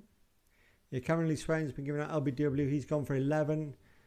Chris Hackett's 28 not out. He's gone quite nicely. 1-6-4-4s off just 25 balls. He's joined by Ollie Griffiths there, who had a nice little cameo. In fact, those two put on a decent partnership last week, I seem to remember. And Ollie I think he got into his 20s, but looked quite good. So, opportunity there for Ollie Griffiths to play a decent innings. 90 for 3 off 22 overs. The second 11 are at Cheadle.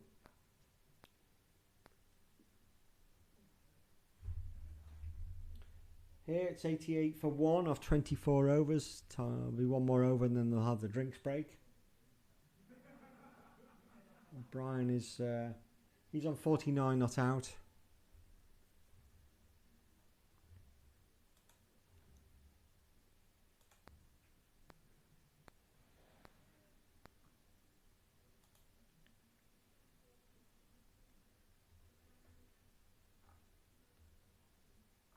Threes have moved up to 51 for 5. A little burgeoning partnership between Gareth Jones and young Johnny Davis. Gareth's 11 not out and Johnny's 7 not out. No news from the back pitch as yet. They wouldn't have started yet, but I assume they've probably tossed up. If anybody's out on the back pitch, just pop a note in the group to tell us what's going on there. John Clark back in charge for the fourth 11 game today after his several weeks of playing 3s, 2s and 1s. Back maybe where he belongs. He is the fourth 11 nominated captain.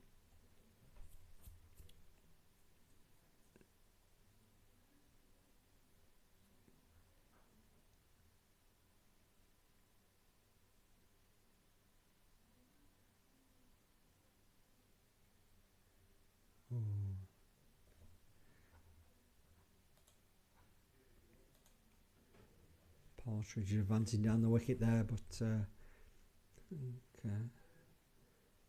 Just a little bit thrown out a little bit wide by Tom.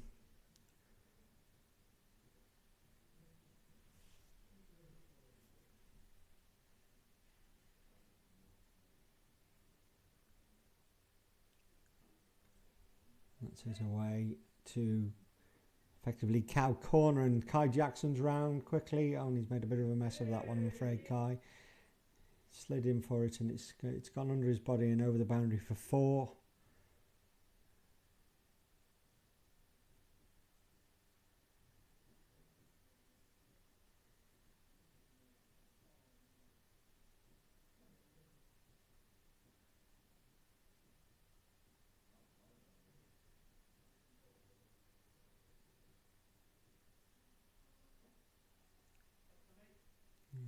Luke Jones at mid-off there to keep that down to just the 1 run.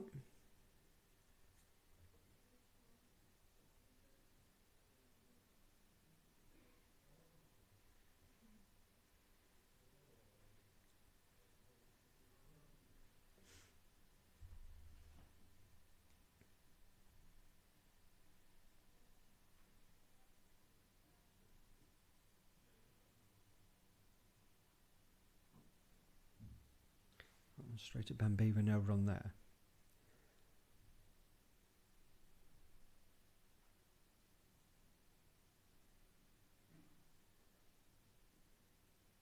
So this is going to be the first 25 overs in what, less than an hour and a half, which is pretty good going in by today's standards.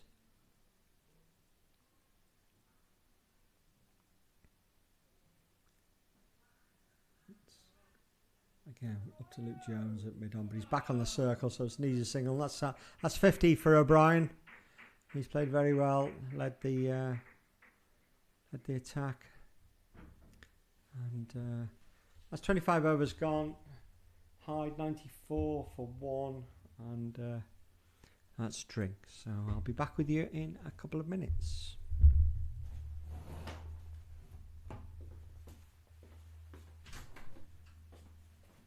Right, Joe.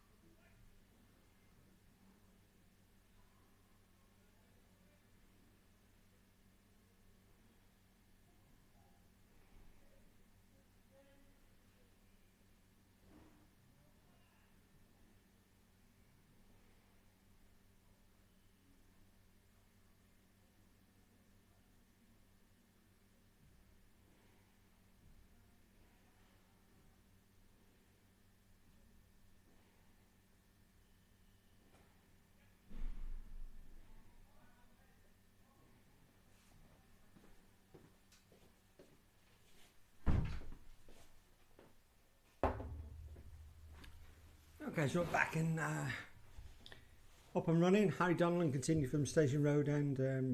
3-dot balls. A great bit of fielding there by Kai Jackson just off the camera.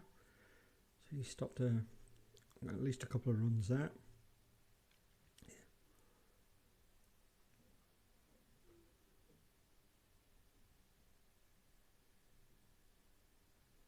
Short from Harry, but he's got away with it because it's hit straight at Guy Bradshaw and he's out. Partridge is he's hit a long hop straight to Guy Bradshaw, who's taken another good catch. And Hyde lose their second wicket. I'm just briefly chatting with David Hurst in the drinks break, and he was relatively happy with where we were at. And we both agreed that it's fine if we can pick up another wicket or two, and that's a real bonus there to get that one.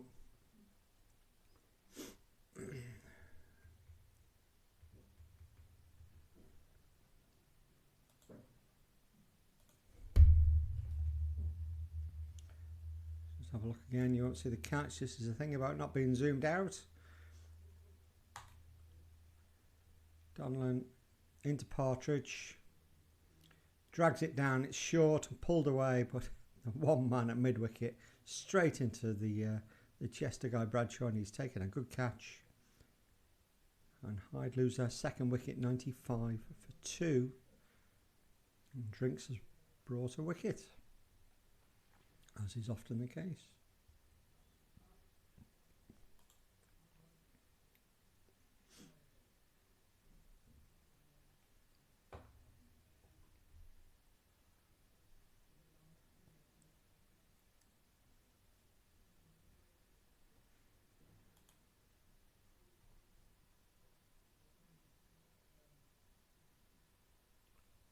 So a wicket in that over, that's good. Well bowled, Harry Donnellan. News from the back pitch, the fours are bowling first against Tranmere.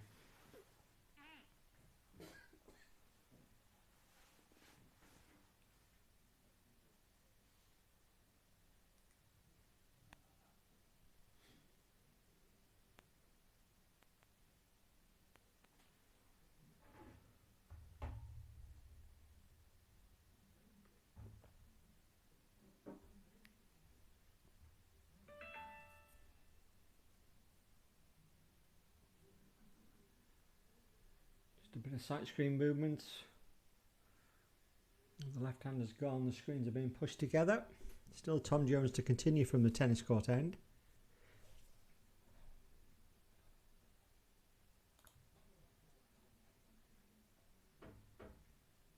And the new batsman joining O'Brien is Worrell.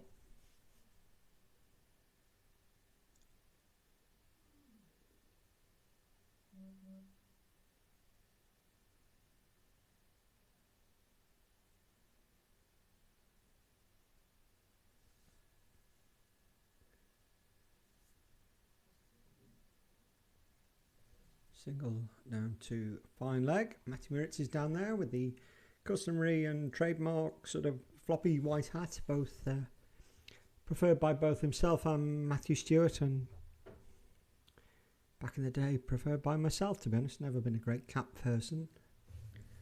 A floppy hat.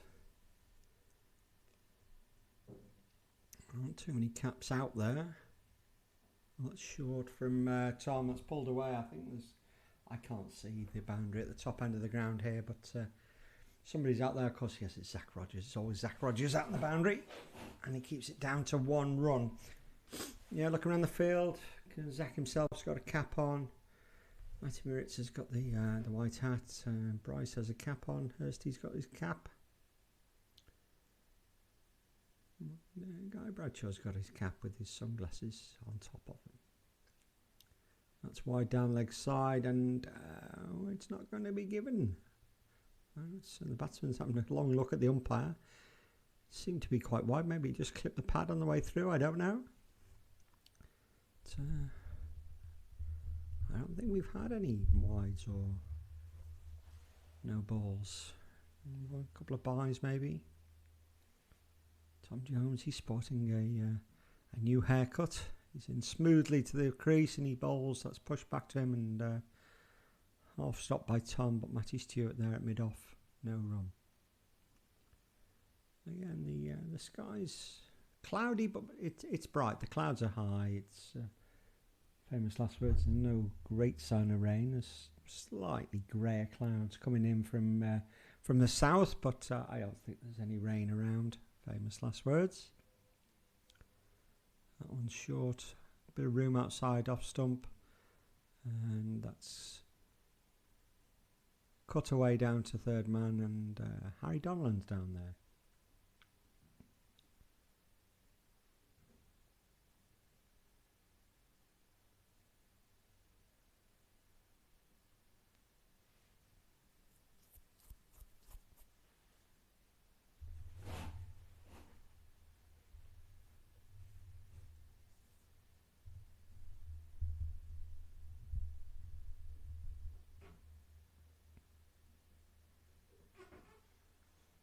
And another Tom Jones over, just the 3 runs off that one. And Hyde 98 for 2 off 27 overs. Evenly poised game here. Let's just have a quick refresh of the scores around the grounds. Bowden, after their good start, have just slipped up a little bit against Didsbury. 113 for 4 off 25 overs. So yes, Bowden made a good start, but now a couple of wickets have gone there, so Didsbury starting to get back on top in that game, as you would expect. Cheshire they're doing a little bit of a recovery. 104 for 5 off 24, and just break overs. And Timpley 89 for 3 off 24 against Oxton. And Brooklands 86 for 4 off 27 at Widnes. So the games of interest to Neston are sort of very much in the balance. Could go either way. A wicket here and there will change it. And we'll continue to keep a careful watch on those games.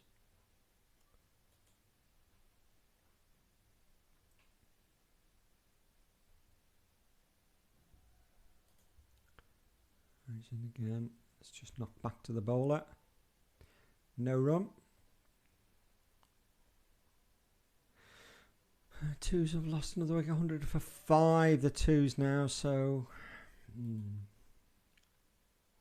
that's again Zach Rogers in action. So who's gone? Ollie Griffiths has gone for 2, and Dave Manchett has gone for 1. So 2 important wickets lost by Neston there. Chris Hackett's 34 not out. He's now joined by Teddy Groves. He's dropped that one short again, and that one's pulled away, and that will go all the way to 4 for 4 down to the Olkey car park. Just struggling with his length a little bit, Harry. So the fours have got a bit to do there to get up to a decent total. 100 for 5 off 28 overs they are.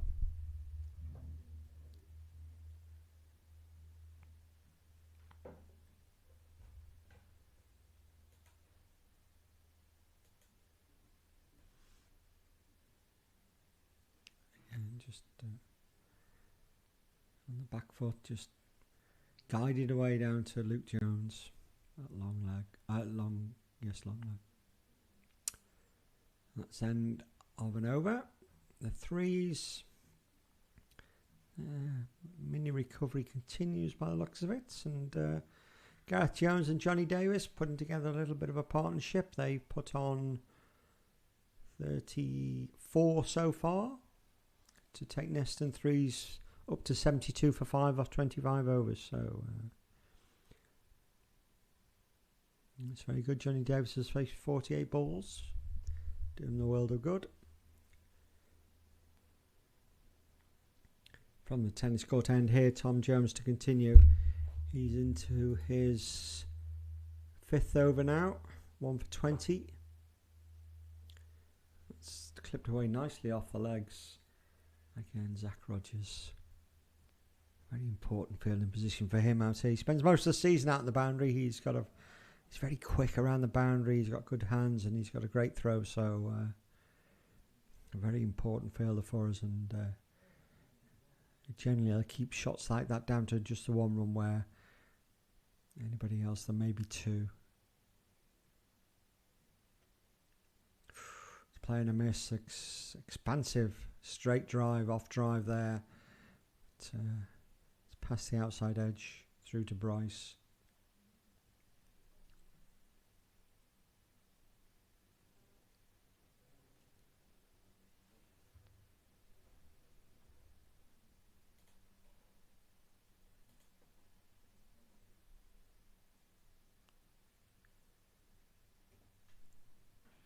That's short by Tom. Easily put away. That towards the media centre here for 4 runs to O'Brien. He moves up to 59. Out of a total of 112 for 2. We're in the 29th over.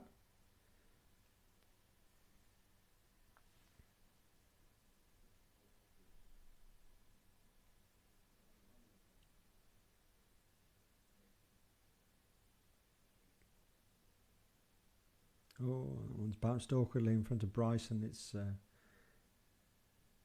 bobbled away, and they'll take a bye there, 1 bye.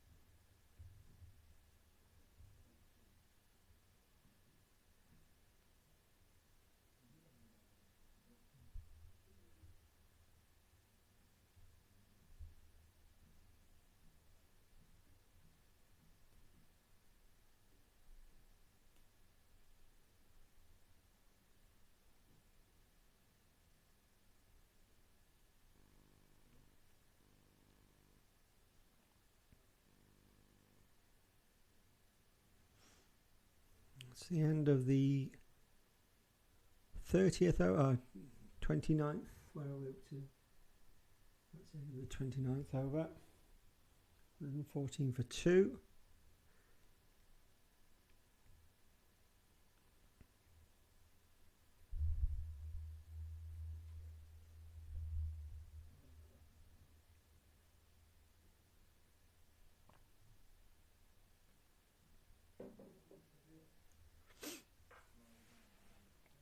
As always, if anyone's passing with some cake, always welcome in the commentary box.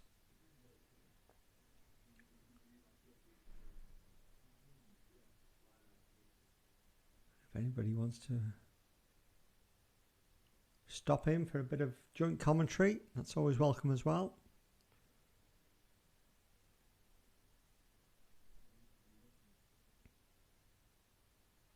Continuing from the road end is Harry Donnellan.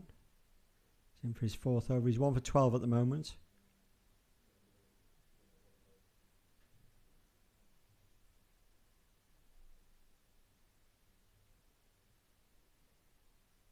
So that's an easy single there. Nobody at square leg.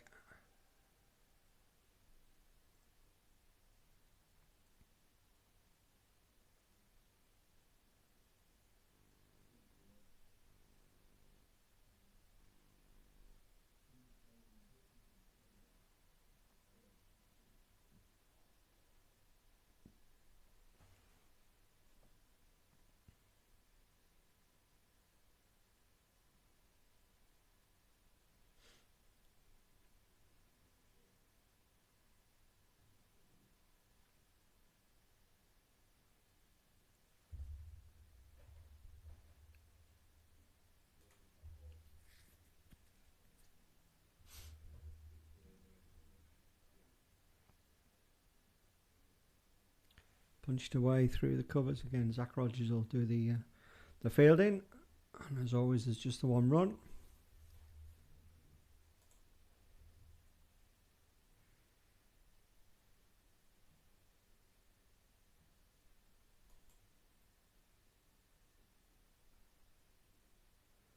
It's a sharp single, and Tom Jones in quickly, but slight fumble, so they're in easily for to complete the run.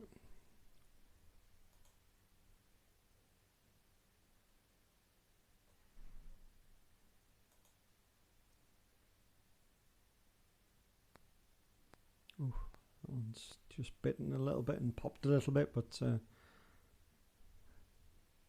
quite safely negotiated. Just looking at the Chester scorecard, they're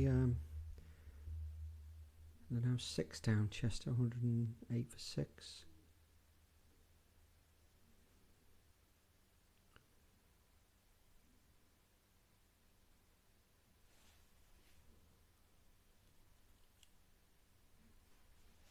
And their mini recovery led by Vickery and Metcalf has come to an end.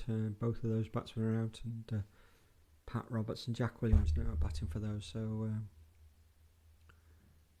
need to do a bit more work on that Chester. They're sort of, what are they, a few points ahead of Neston and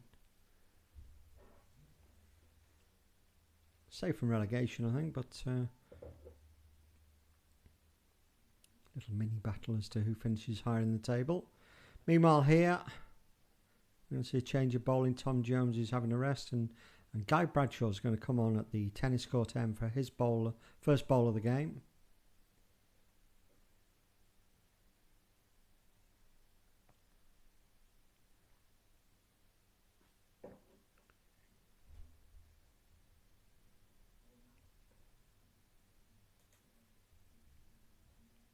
A little bit of sight screen adjustment required.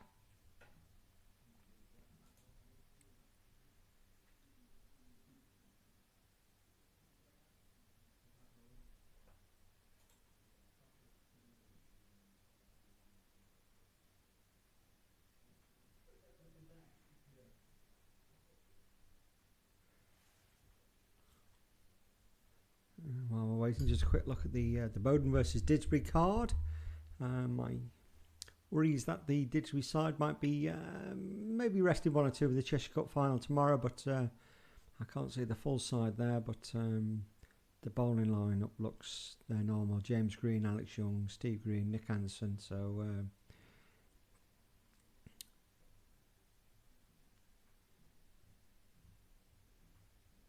and Bowden, they are currently 127 for 4 off 27 overs in that one. Guys who are first ball, they're trying to paddle sweep it around the corner. Half-hearted appeal from Bryce for LBW, nothing from Guy.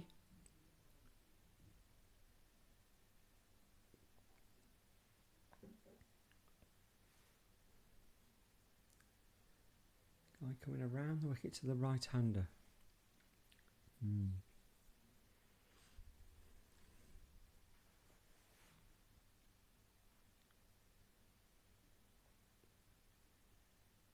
Quite certain on that as a former off spinner.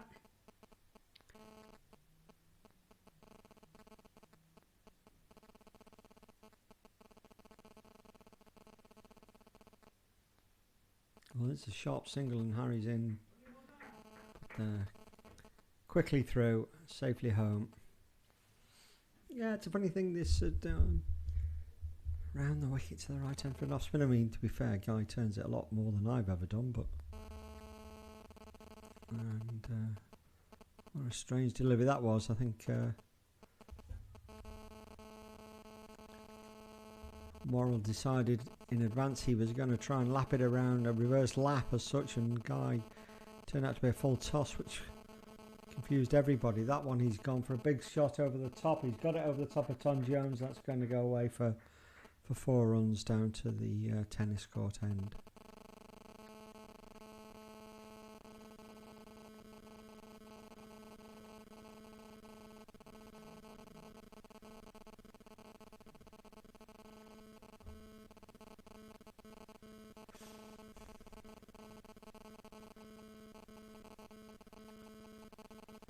Shot out to the cover boundary. It's Ben Beaver down there doing the fielding.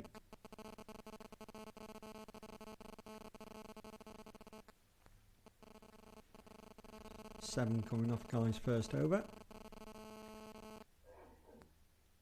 The score goes up to 124 for 2 off 31 overs. 19 overs to go.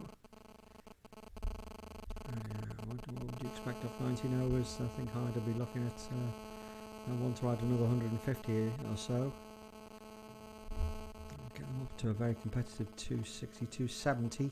A couple of wickets could change that for Neston, get them on the back foot and use up a few overs with the new batsman.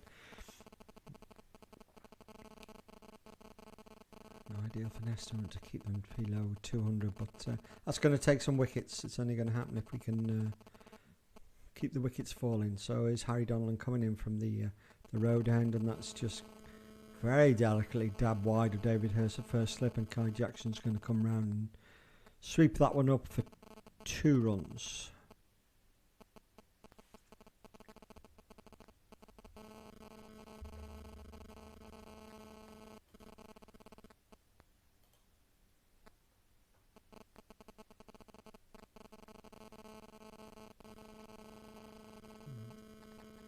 Single out to Ben again.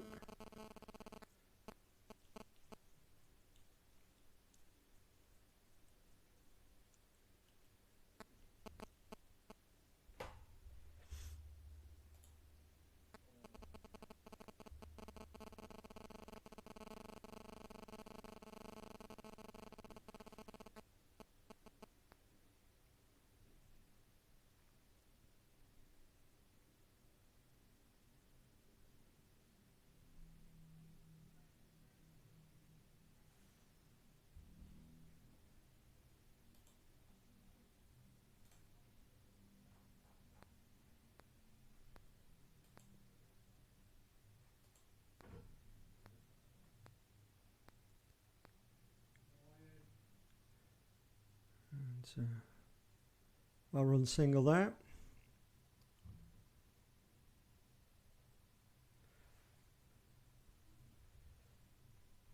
Another game to follow today. Let's start at 2:30 at Old Trafford. Lancashire Lightning take on Kent Spitfires. That's in the T20 Blast quarterfinals for a place in the finals day, which must be next weekend, I think, next Saturday, I would guess.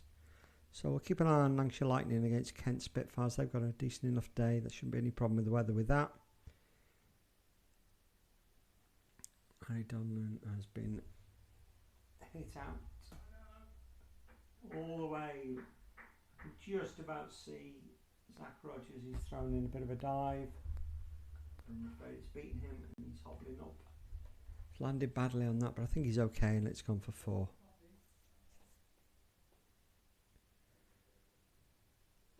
So yes, Lancashire Lightning, we'll keep an eye on that one. Be nice to see Lancs get through to a finals day.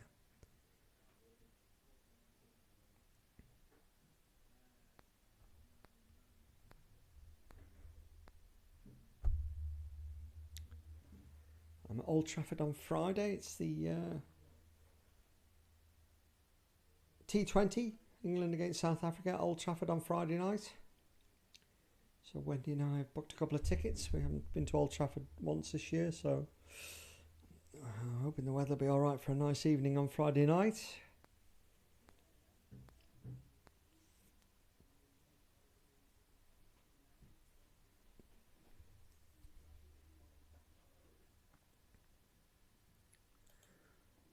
Guy Bradshaw to come in for his second over. His first over went for 7. He's bowling to Worrell, who's moved on to 21 quite crappily off just 18 balls. O'Brien's 66 off 94 balls. So little partnership coming together here now. Harry Donlan fielding that one a point, but they're through for a single. Well run.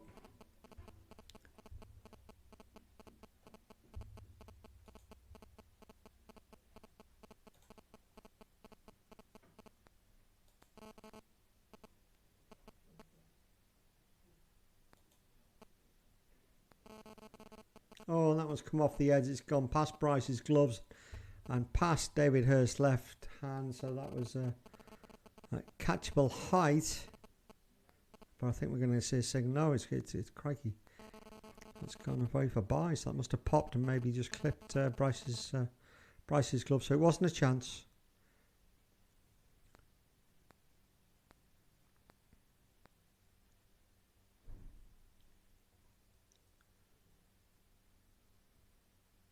Another wicket's gone down at Cheadle.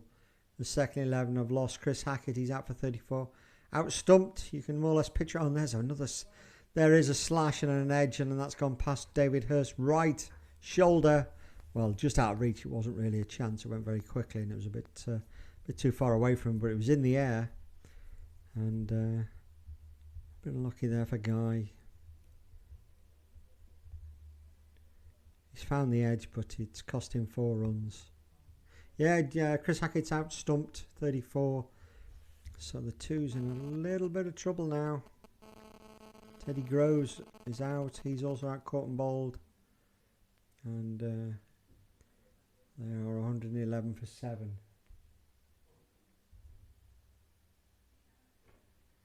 And that's a wicket. Turn my back for a second, and my sort of caught by Ben Beaver right out on the boundary out there. And Hyde lose their 3rd wicket. And Guy Bradshaw picks up one there. So let's just try and cue that one up to have a look at.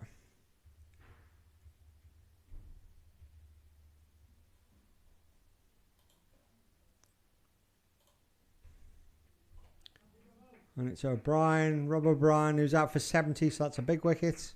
He's batted really well. Let's just have a look at what's gone on here. I saw the catch, I didn't see the shot. Now you'll see the shot, but not the catch.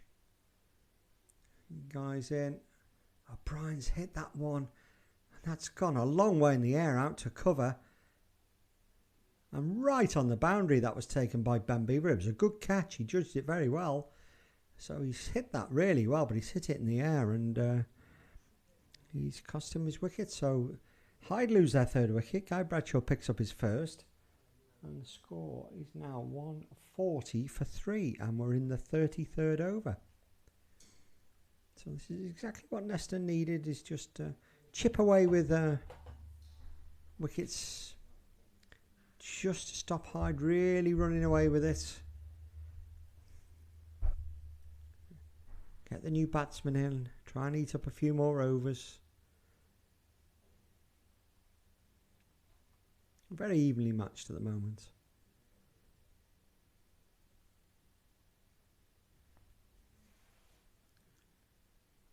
The new batsman is Jackson.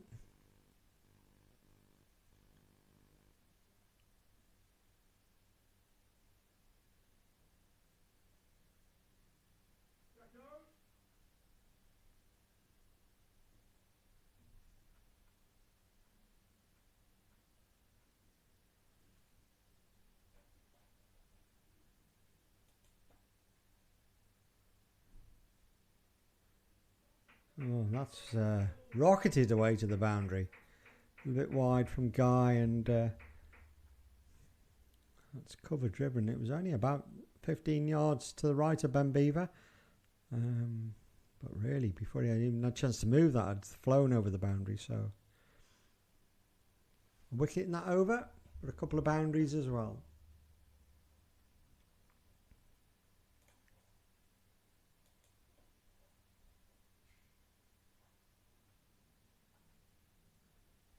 Saying the 2's have sunk to 112 for 7, so there's a bit of work to be done there. Dan Wakefield, Sam Curitan at the crease at the moment, Ben Donald and Finlay Scullion to come, so be looking somehow to get up to 150, 160 if possible, give themselves something to bowl at.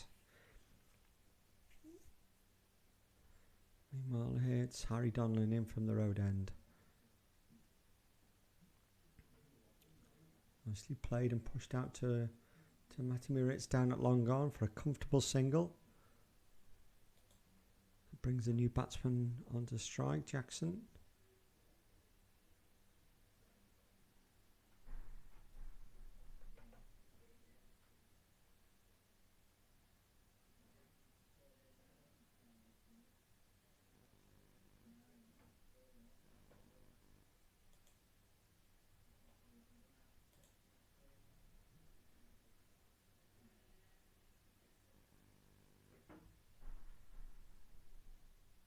That's a huge swipe. That's a horrible shot, to be fair.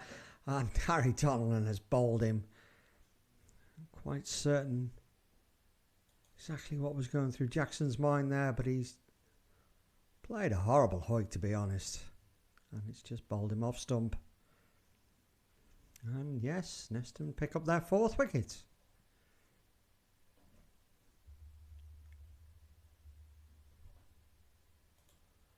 Let's just have a look and see if it really was as bad as it looked first time round.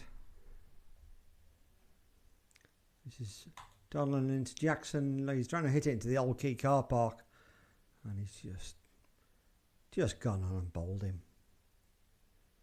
So, yep, I'm going to take that one. So it's 2 fairly quick wickets there, and it's exactly what Neston wanted to do now. And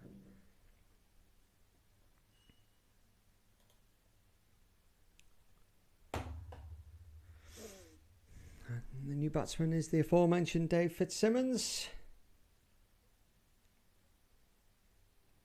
I'm not even going to guess how old Dave is now. As I say, he was playing when I was playing. I think I was a bit older than him at the time. Maybe he was a young lad then, but he looks the same now as he did then, to be honest. A real stalwart for Hyde. A top player, top bloke.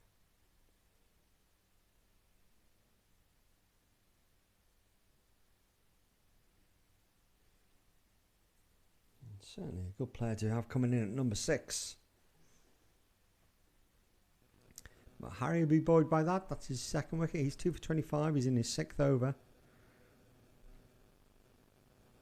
And this game is really in a very, very interesting phase at the moment. You know, certainly you can perhaps say Neston on top now, but it's very much in the balance. 16 overs to go after this one. Neston can just keep on picking up the wickets. Just stopping any momentum getting going.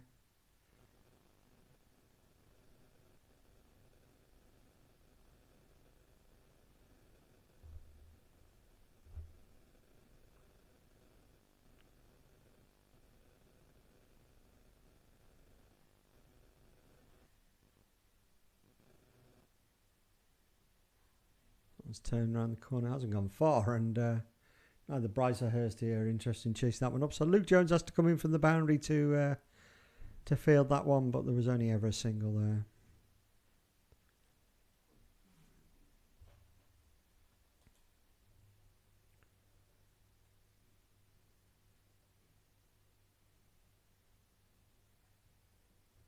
Let's head to Guy in his customary position at point. For no run, and that's a good over from Harry Donlan. 2 runs and a wicket from it. He's 2 for 26 off his first 6 overs. And Hyde are 146 for 4 off 34. Worrell's 23 not out, and the new batsman Dave Fitzsimmons is 1 not out. So it's going to be Guy to continue from the tennis court end.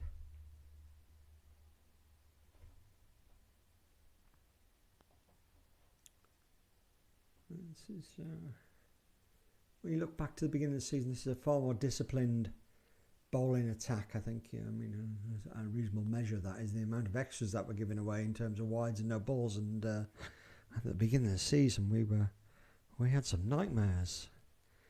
And when we had Shaq, and I think Ben Beaver had a couple of dodgy overs along the way, and we were a little bit all over the show. But actually, this bowling lineup now, it's far more steady and disciplined. And for this form of cricket to only concede 1 or 2 wides and no balls, that makes a big difference. I vaguely remember we were giving away the equivalent of 5 or 6 overs worth of balls early in the season. So full credit to the bowling lineup. It's helped to have Harry Donlan to come in. He never strays far from the stumps.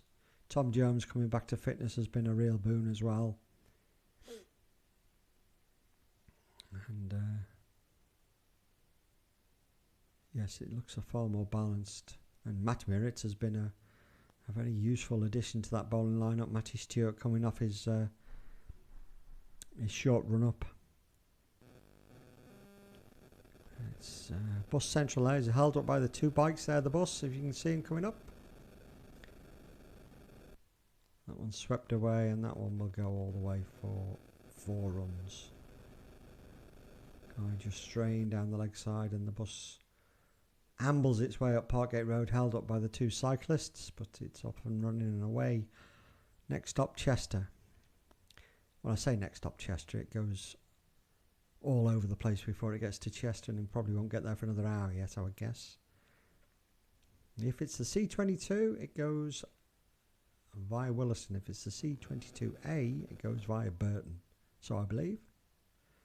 Anyway, guy's in. He's reverse sweep from Worrell. Didn't quite get it, and that's just plopped away for a single onto the leg side. Brings Dave Fitzsimmons down to that end.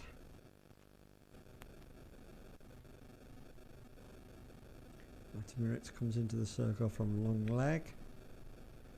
Oh, that's a good piece of bowling and a nice sharp piece of wicket keeping. Bryce whipping those bails off quickly. Well bowled by by Guy.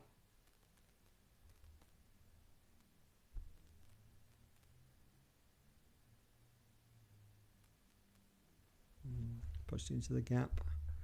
Very easy single there down to the boundary. Ben Beaver doing the fielding.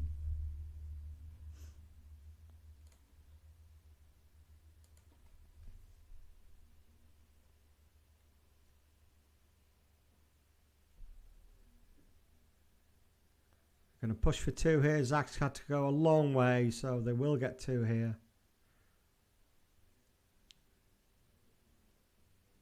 That's perfectly placed between Matty Moritz down at long leg and Zach at deep mid wicket, and they get 2. End of the over.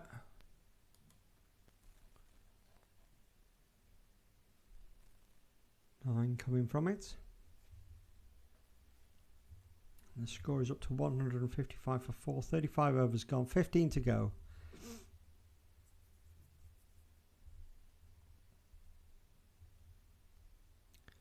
So Hyde will think they're still on for their 250, 260. 100 off the last 15.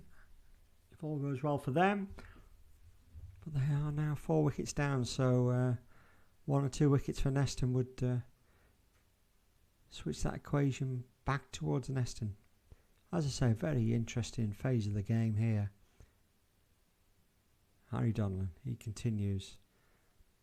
That's very well played by Dave Fitzsimmons. He just pushed that one into the covers with just enough pace to be able to get through to the single before Kai Jackson's in to do the fielding.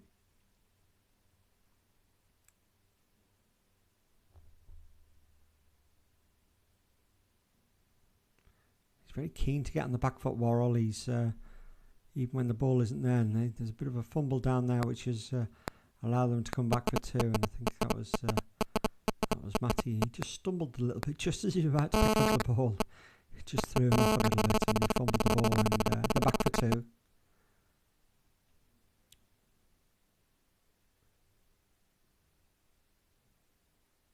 That one's wide, and Worrell's stretched for it, but in doing so, he's only towed it out to the point fielder, Guy Bradshaw. Harry Donlan in his traditional or usual white skinned undershirt, whatever you call them nowadays, skin. Again, I'm not so saying that is particularly short from Harry. It's just that Worrell is very, very keen to get onto that back foot. Almost every shot. And he goes again.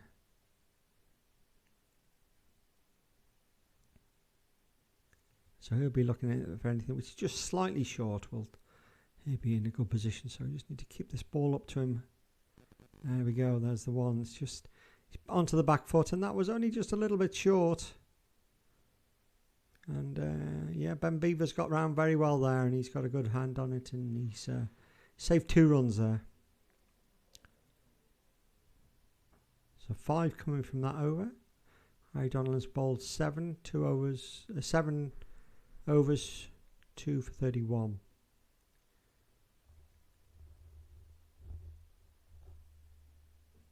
And we're going to see another bowling change now. Guy Bradshaw's bowled 3 overs, picked up 1 wicket, but gone for a few runs, and he's now going to be replaced by Tom Jones, coming back for his second spell. Tom bowled 5 earlier on, and he bowled 1 for 26, so hopefully that bit of extra pace from Tom.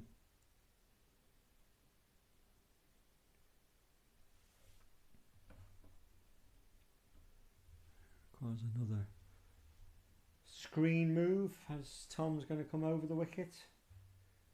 Harry and Matty Stewart are on screen duties down here. So while they do that, let's just check in on the 2s. Haven't lost another wicket. 115 for 7 off 38.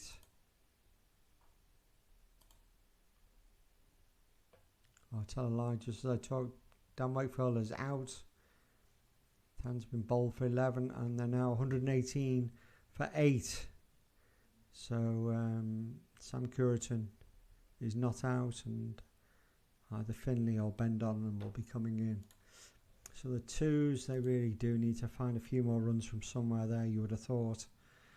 Because if they don't win that one, well, almost certainly that's the that will mean relegation. There's a bit of a conflag going on out there between the umpires. Not quite sure what's going on. Matty Stewart's involved. I think they're just double checking who's bowled what.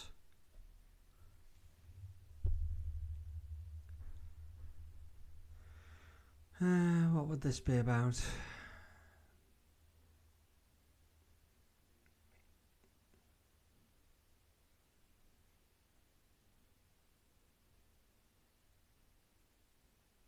It might be that Tom Jones hasn't quite had long enough off. I lose track of how old Tom is now. Whether he needs to have had 5 overs off after when he must have done, but he clearly hasn't had enough time off before he can come bowl a second spell, and that means the umpires aren't going to let him bowl. Not this over anyway, so it's going to be the other Jones brother, Luke Jones, who's going to come on from the tennis court end.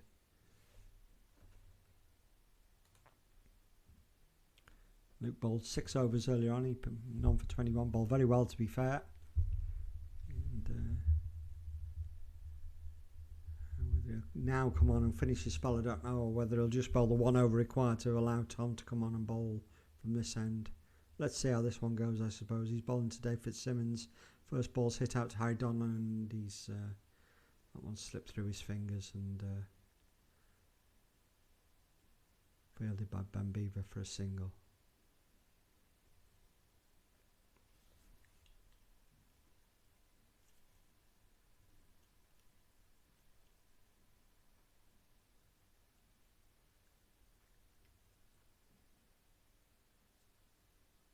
Just nicely guided down to third man. Guy Bradshaw's having to room around from point, but they'll get back for 2, no problem.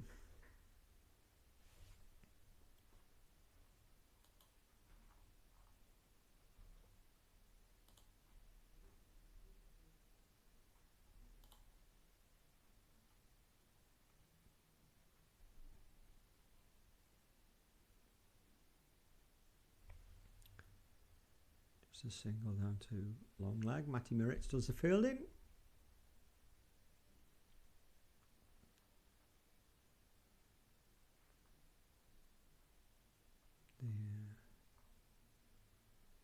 The third 11 just lost over another wicket. 108 for 7 now, the third 11. Gareth Jones has gone for 23 since we were last there. Johnny Davis got 31. All played Johnny Davis. But he is out, I'm afraid. And much as the same as the 2s, the 3s could do with finding another 30 or 40 runs from the last few wickets there. Andy Robertson, Leo Rushton, although not out batsmen. Meanwhile, Luke Jones back on that tight line. Nicely bowled.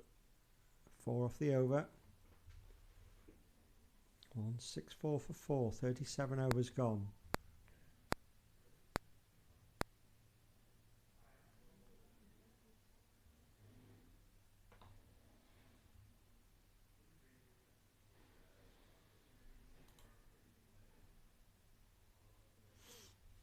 News coming from the back pitch.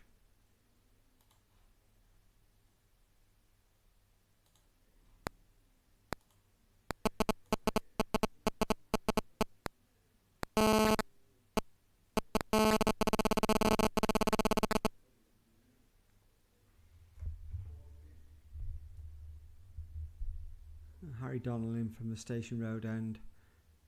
That's a big hike as well. Not the greatest of shots that, but he's squirted it away down to a fine leg, and Luke Jones has got a long run round to field that one. That's as an untidy a shot as we saw Worrell get out to earlier on. Sorry, that was one, not Worrell. This is Worrell. He's moved on to 39 quite quickly. As always, he's looking to get on the back foot. And he just drops that one into the vacant square leg area for an easy single.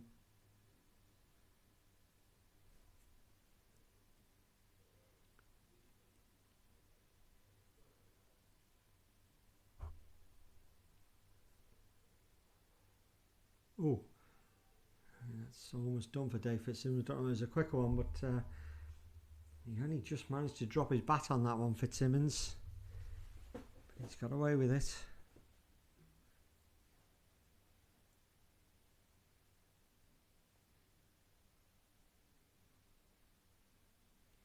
It's in the air. It's beating the dive of Tom Jones, but out of view of me, it'll be Zach Rogers, no doubt, up there, sweeping up to keep it to a single.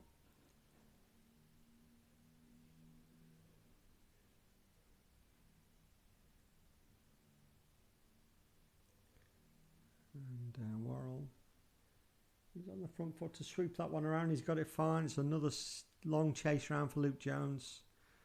And that'll be an easy 2.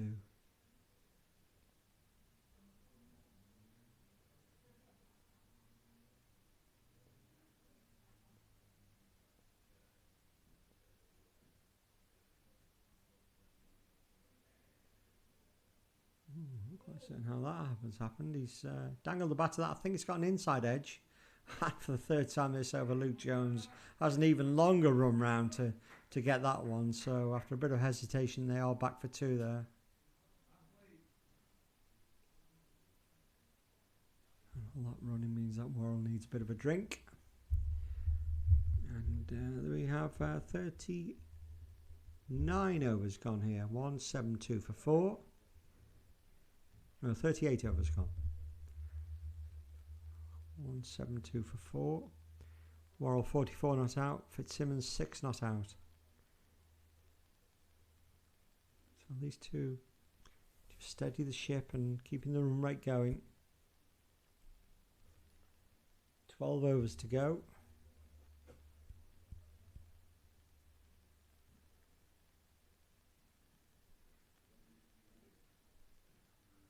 Six and over will get them up to just short of 150.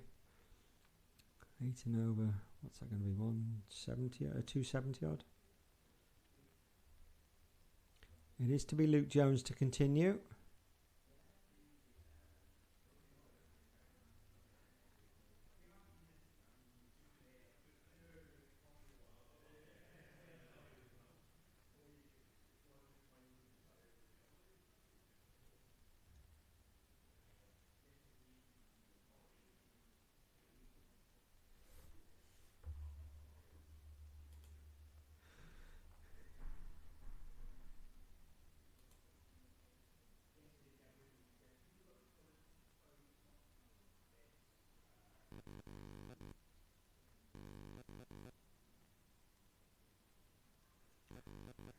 So with the two struggling, we look very much at the other results that will be important to their fight against relegation, particularly the Widnes game. Widnes 2s, they're away at Didsbury, and Didsbury 2s are racing along 230 for 2 off 39 overs. So that's looking favourable for Neston, but Widnes, to be fair, are far enough ahead. But that's a bit of width. That's driven off the outside of the bat, really. It's gone behind square, but it's gone away for 4 down to the old Key car park area. In the really important one, Hyde 2s. They're at home to Timpley 2s. And Timpley are going very nicely. 174 for 3 off 34 overs. So both those scores are pretty good for Neston, but it'll mean for nothing if unless Neston win. So somehow or other they need to try and find a few more runs. The last couple. And that one's wide again, and that one's hit off the back foot by Fitzsimmons for another boundary down to exactly the same spot. And 2 consecutive 4s.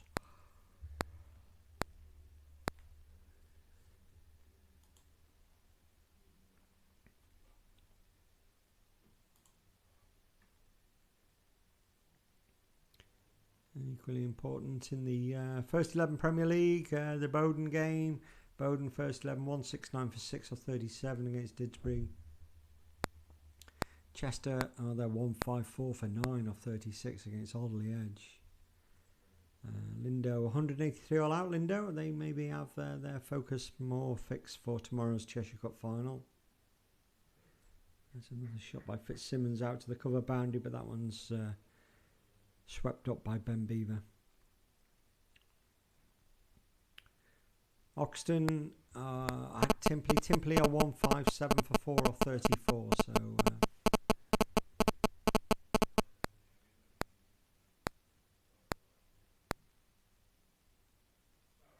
similar scenario to here really. And Widnes are going quite nicely actually. They've got Brooklands 147 for 6 or 41 overs, so Widnes on top in that one. So all the games in the balance in the Premier League, and it's going to be an interesting afternoon as it develops. Meanwhile here, Harry Donnellan is going to continue from the Station Road end. He's bowled 8 overs, 2 for 39 so far. And after the over that Luke Jones had last time, 3 long chases from long leg down to fine leg. He's got a long jog up to mid off now, and it's Kai Jackson who's swapped with him, and Kai's in at a backward square leg. He's in the circle, Kai. And what's the betting that there'll be a drive to Luke's left hand, and he'll have to chase it up the hill this time. As is always the way when the ball is following you around. That's a very cleverly taken single, well placed into the gap. Just dropped, and the batsmen are through very quickly. Easy single.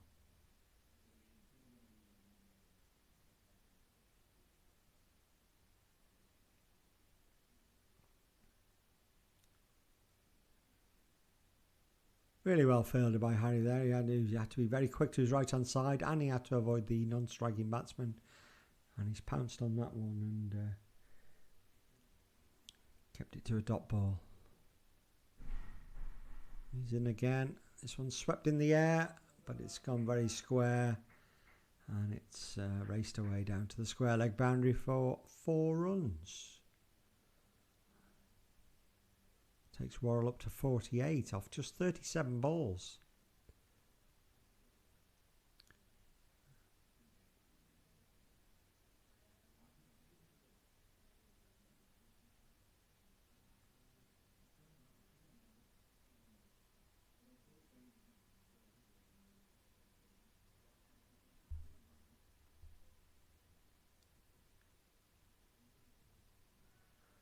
And there we go. That's exactly what I talked about.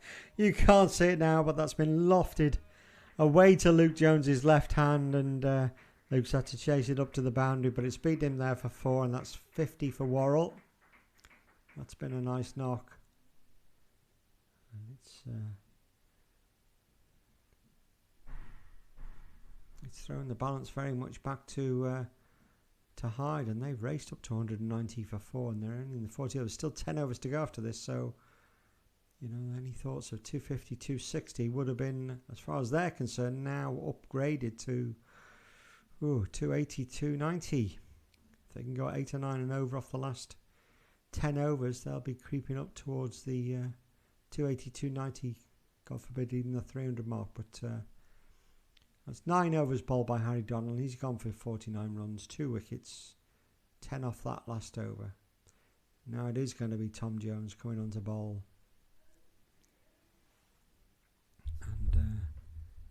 And this game's to and froed a little bit, but now it's time for Neston to pick up a wicket or two just to halt this momentum.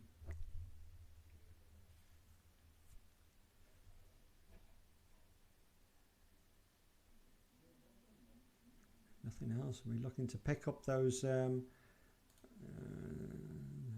the bonus points.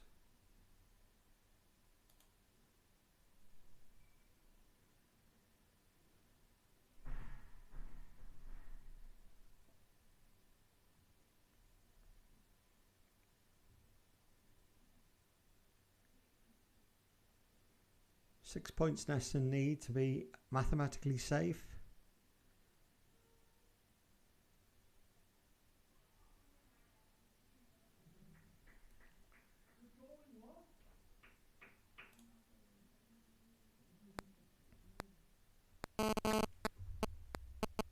Moment. Just 1 point out of this game.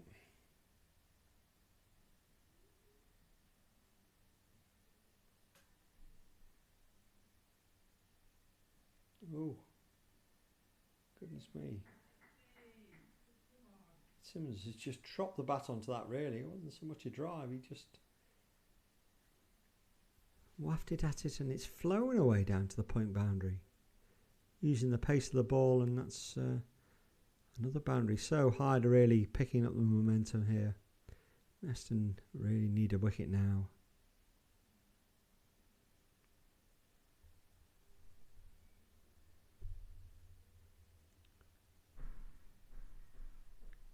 And again, Fitzsimmons has clipped that one away.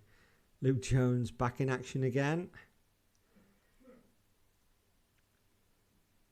It's hard to tell. You would suggest that maybe the tracker's got a little bit easier, which is only to Neston's advantage, to be honest. And as the little bit of greenness in it has dried out a bit, the early movement that we saw Matty Stewart in particular getting, it's become maybe a little bit more batter friendly. So Neston need to find their way through these last 10 overs and then take advantage of the improving pitch. What they don't really want to be doing is chasing 300.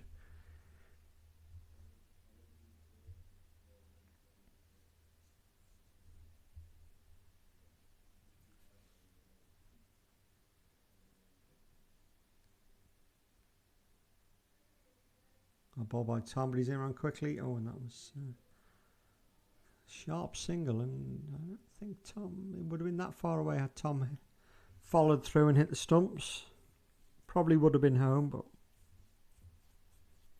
cheeky little single.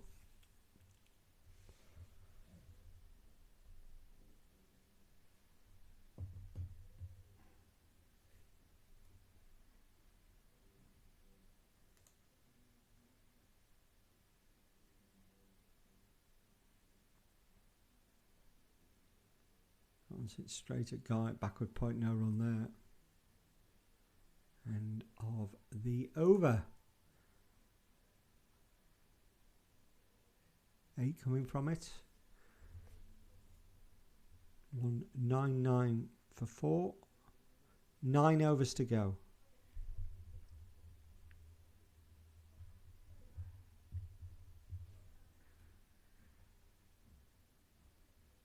Could do with some information from the back pitch. Let's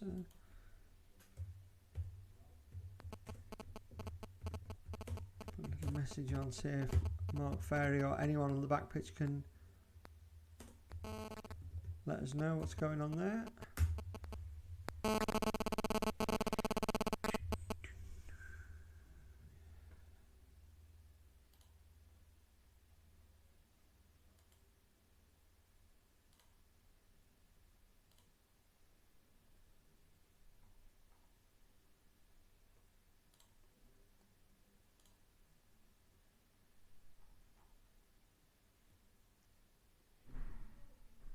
Harry Donlan.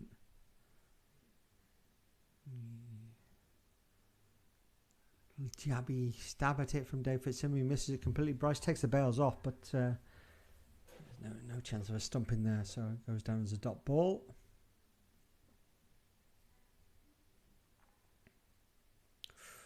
This time Fitzy did show signs of leaving his crease, but he's kept his back foot, just did backing off, and decent delivery from Harry, and again Bryce very quick to take those bails off, but no stumping there.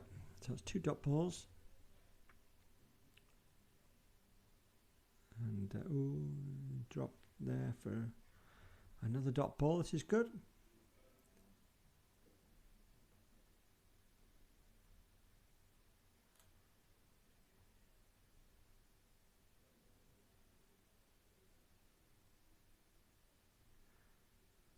Again, wide of the off stump and missed by Fitzsimmons, and through to Bryce. 4 dot balls in this over so far. Can Harry finish it off?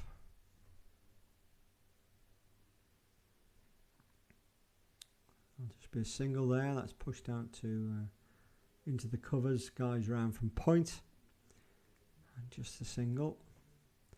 Matty Moritz retreats from his mid-on position out to long on, and Luke Jones, he was coming in, but no, he's staying out on the long off boundary. Kai Jackson's deep backward square leg, and Ben Beaver's out at deep mid wicket. Harry's in again. That one's a bit short, but only able to push it out to Matty Moritz at long on. So that's a good over. Just 2 off that over. That's well bowled by Harry Donlan. The Twos, as they try and find their way up to some sort of defendable score, have got to 123 for 8 off 41 overs. Sorry, update 132 for 8 off 43 overs. And Finley's 11 not out, and Sam Curtin's 2 not out. So they have another 7 overs if they can eke out another 20-25 runs, get them up over to 150-ish. Something to bowl at there. Let's go and see what's happening at sunny Winnington Park, where the threes are 126 for 8 of 38 overs.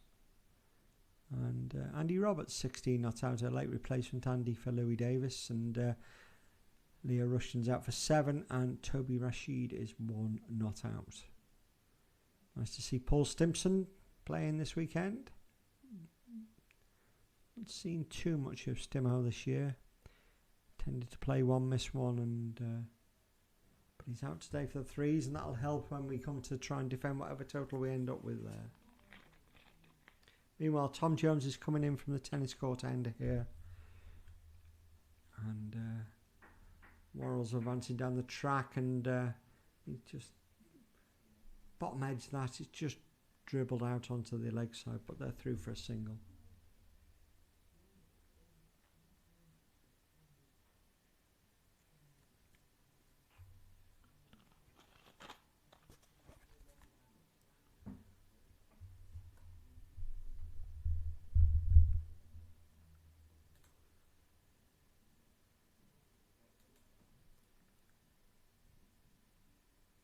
That's well bowled by Tom Jones, and that's just his extra pace there, takes it past Fitzsimmons' outside edge.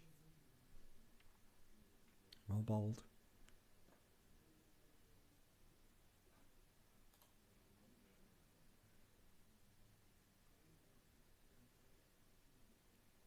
Good news coming in from the back pitch that Tramovics are 44 for 5 off 17 overs, so no further details as to who's got those wickets for Neston, but well, that's half stopped by Harry, but he's up quickly enough to stop them getting the single.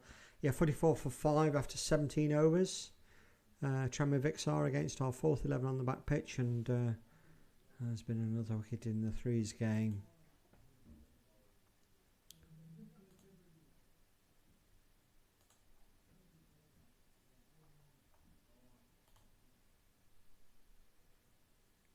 Let's squares it away to third man. Kai Jackson down there. And in the third 11, looks like Toby is out. He's been bowled for 1. That leaves Andy Roberts 17 not out, and he'll be joined by Stimo at 127 for 9. We've still got 11 overs to go, but how many of those two can eke out between them will be interesting to see. And there's a big gap there. There's a very easy sing on the leg side, and Fitzsimmons through quickly to take that single.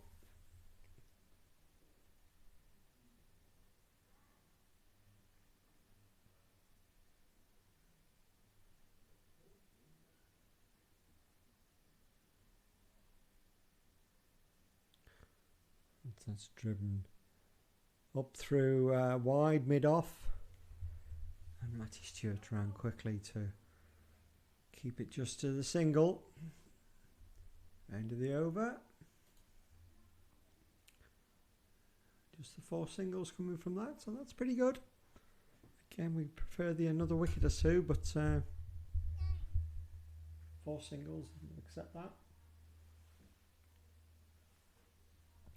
205 for 4, 7 overs to go.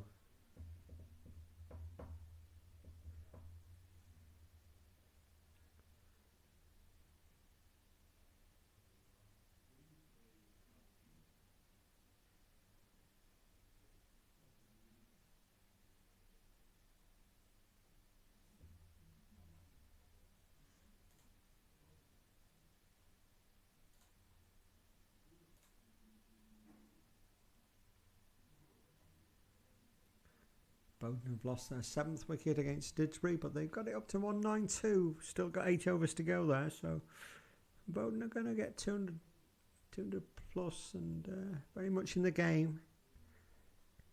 I'd like to hope and think that Didsbury will be able to chase anything down there, but you never quite know.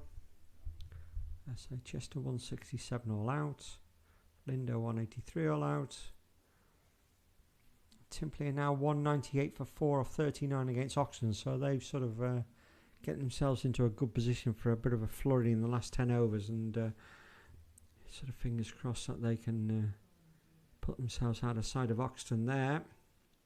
And Brooklands though at Widnes, they're 171 for 7, so I suspect Widnes will be happy with that. And we've got a change of bowl in here, and it's Zach Rogers who's come on to bowl here. And his first ball is short and been pulled away by Fitzsimmons for a easy 4. It's been a while since Zach's bowled. He bowled quite a bit early in the season, then had a bit of a shoulder injury. And I know he's keen to be the genuine all-rounder, and his bowling does show huge signs of being worthwhile, but I think most people accept that. I mean, he has his tendency to drop it a little bit short on occasion, and he will get punished for it at this level. That's the problem. That's the challenge he has. There's definitely potential for Zach Rogers to be a genuine all-rounder. There's a bit of pace. Generally, his line's okay. It's just the length at this level of cricket that he doesn't get away with, and that one is in the air. That could be out, and that's a super catch by Matty Moritz in the distance. Just off screen, but he had to make up a lot of ground, Matt, and he dived full length, and he's caught it at ankle height, but at full length. And I'm just sorry that you won't see that on the screen, but Worrell has gone, and that's a very timely wicket for Neston, and Zach Rogers has made the breakthrough. It's just, I can show you the shot, and if you're looking at the screen there, the catch was taken just off the screen, sadly, but let's have a look at the shot. Zach Rogers, it wasn't particularly short here, and Worrell's gone back and he's punched it up in the air, And, oh, there you just see Matty finishing off. He just dived into the screen there. Let's see if we can just watch up in the top right-hand corner there. Up in the air, he's making the ground round, and he just see him come into the screen there, taking that catch. Super catch by Matty Moritz out there. Full credit to him. And Hyde lose their 5th wicket.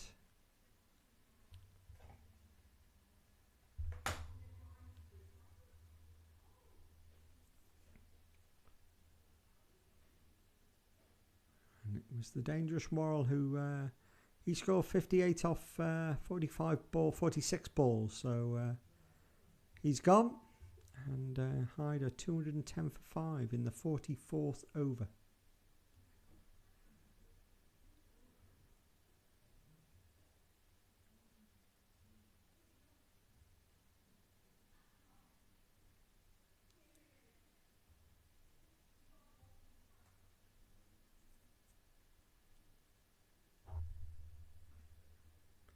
That's that short one again, but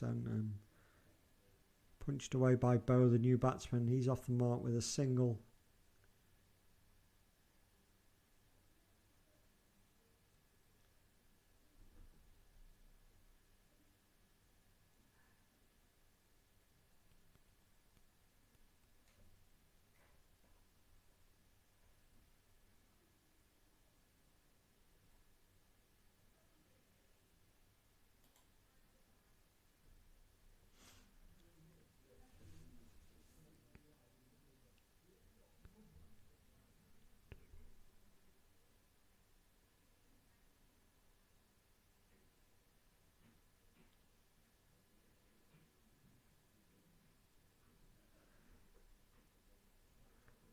Zach Rogers.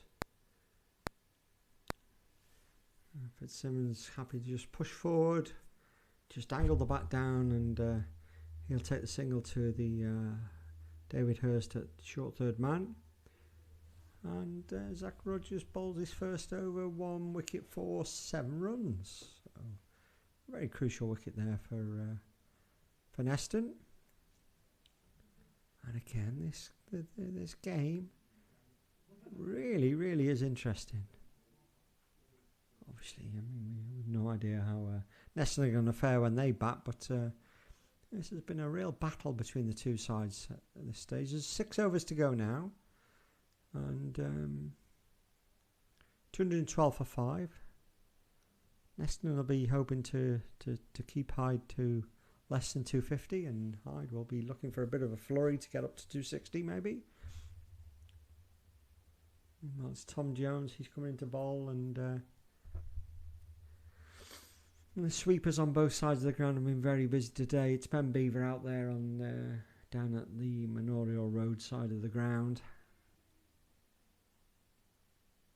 He took a great catch out there earlier, and we've seen that great catch from Matty Moritz. So full credit to Neston.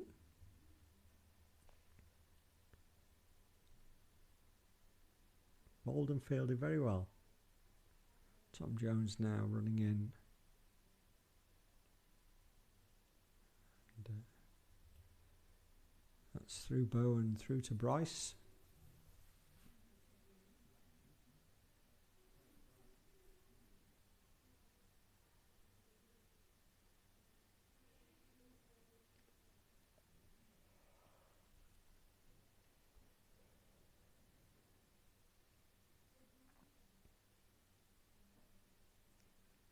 Harry Donlan fielded there, and he just had a quick look up to see whether Dave Fitzsimmons had backed up too much, but there's nobody backing up, and I think Fitzsimmons would have got back even if Harry had thrown the stumps down, so he quite sensibly held on to the ball.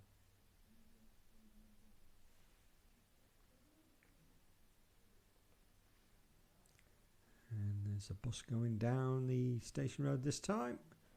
Just a single decker one, rather disappointingly, but that one's hit out. Luke Jones, he's covered a few miles, Luke, in the last few overs. He's been all around the ground in fielding positions. He's covered all points of the compass in terms of where he's fielding. Wherever he's been fielding, he's had to track around I can see he's a bit red-faced and he's blowing a little bit, Luke. He'd be looking forward to a bit of a sit down.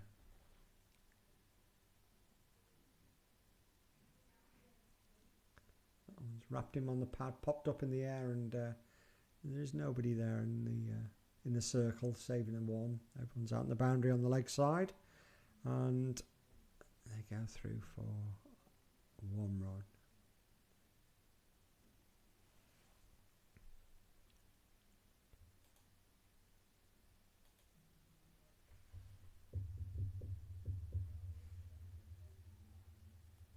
Slight adjustment to the field now. Who's that? Matty Stewart's coming up into the circle because who's dropped out? Maybe somebody's dropped out somewhere else. I think Longleg's gone out.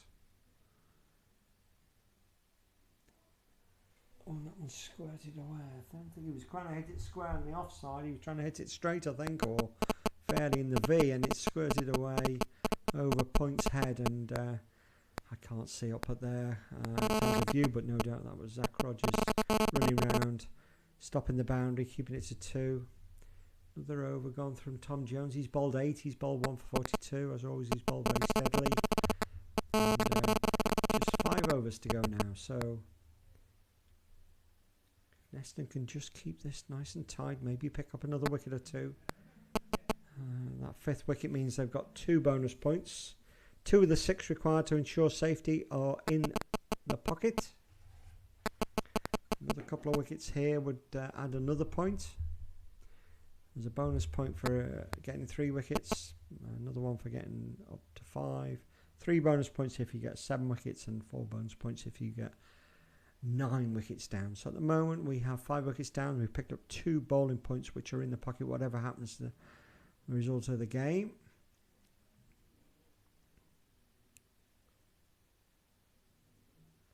And obviously there's 4 batting points up for stake as well. So there are 8 bonus points out there. So even if you lose, we could still pick up the 6 points we need to be safe.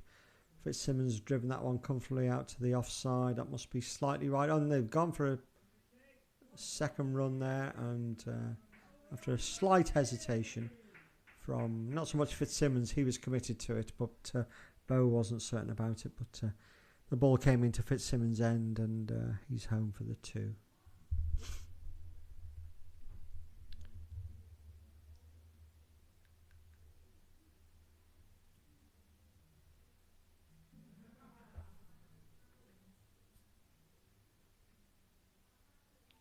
Well, it's dropped. They're looking for a single again, and Guy Bradshaw is round quickly. That's a good bit of fielding by Guy there. No run.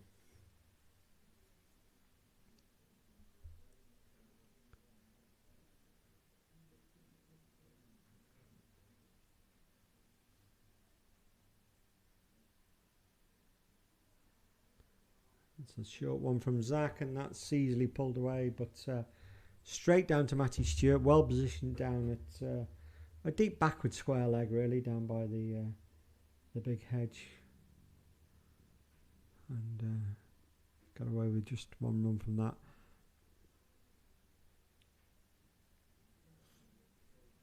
Slight field change for the left-hander. Guy Bradshaw goes across to point on the opposite side of the ground.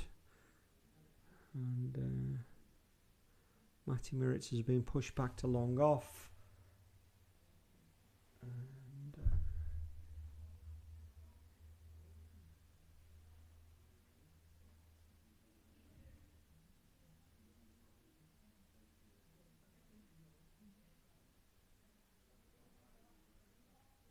and just be 1.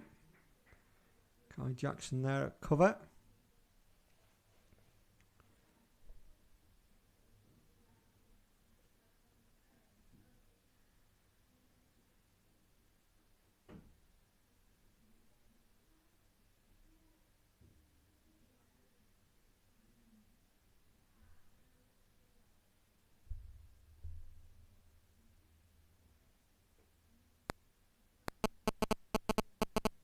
Oh my goodness me.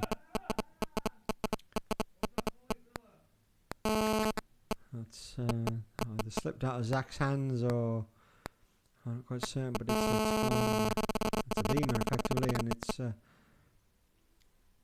gone away for a bye and a no ball, and it's a free hit here.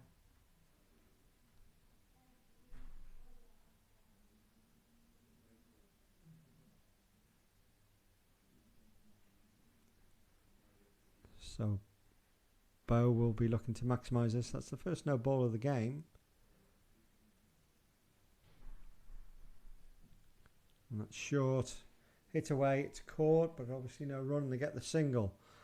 So, not a great couple of balls there. A horrible beamer from Zach, and then a short ball, very short ball. It was pulled away, top edged and caught, but a free hit. And that's short as well. And again, Dave Fitzsimmons quickly just to swat that away for a 4 runs. You just feel with Zach, he's so close to being that genuine all-rounder, and another winter of work. Just to realise that maybe stuff he gets away with at other forms of cricket. At this level of cricket, a short ball's a short ball, and it's going for 4 usually.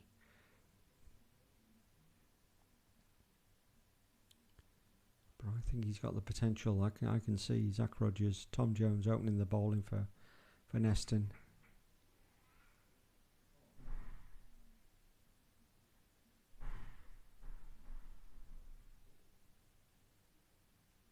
Okay, so we have 4 overs to go. 228 is the score.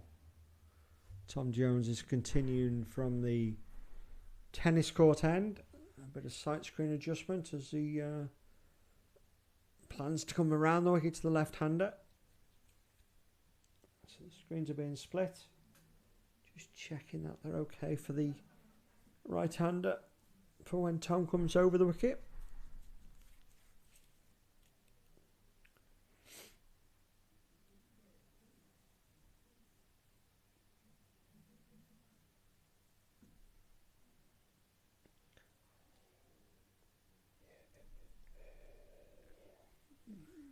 So a big 4 overs coming up here for both sides. And see how the balance of this game ends up. That one's hit out by Bo to the Zach on the cover boundary. Just a single.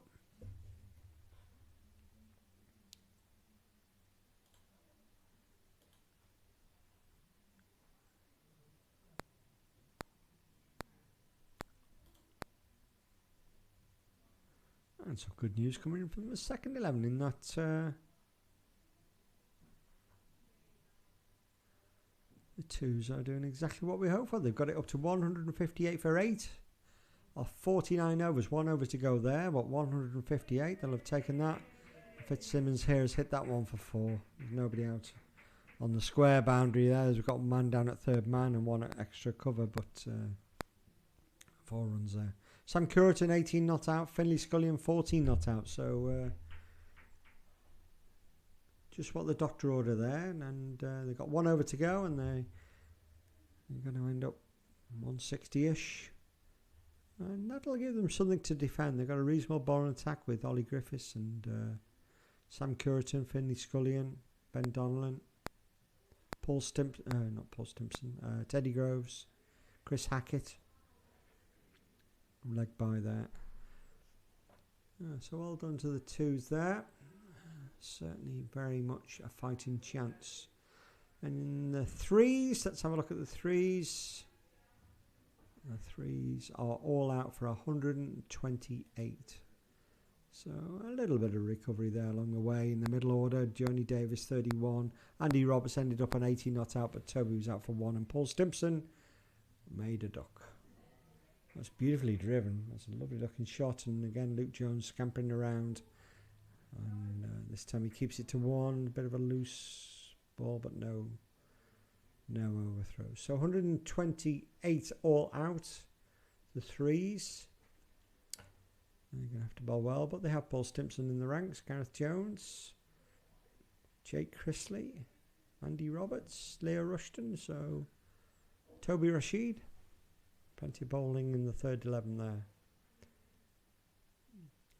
Tom just, again, wide open spaces in the circle on the leg side. Anything there's an easy single, and it's Bryce who's having to come out and do the field in there.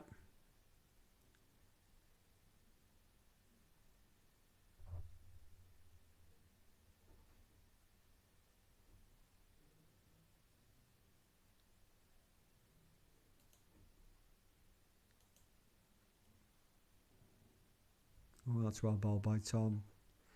Nice length. Yeah, very well bowled.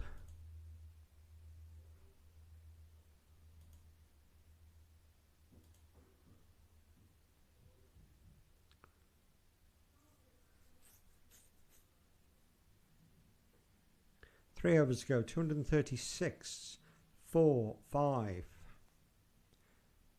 I think it's going to be Luke Jones coming on. He has 2 overs to bowl, so he can finish up from that end. He's not for 34. He'll be looking to pick up a couple of wickets to add to his season's tally.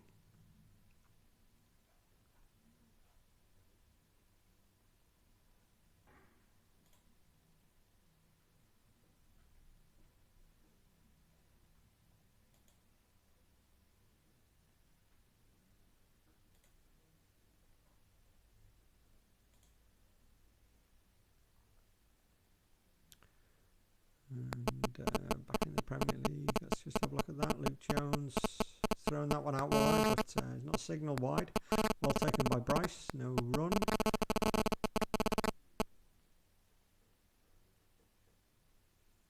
Oh, and that could be out, isn't he? He has a big shout and he's walked on that one, so Dave Fitzsimmons is out. It's been a good knock from him. I've just noticed that he's almost unnoticed. He's gone up to 44, but he's been caught behind there. Well taken by Bryce. And Hyde lose their 6th wicket, 236. Let's just see that one again. Little fine nick, and well taken by Bryce indeed. And Dave Fitzsimmons, he doesn't wait around. He doesn't need non-pass signals. He's a true cricketer. He's off. He's walked on that one. And 2, 3, 6, 4, 6. So as we've been saying all along, just wickets, just peg him high back every time they seem as if they're going to get away from it. We'll pick up a wicket, and it will be crucial for these last few overs.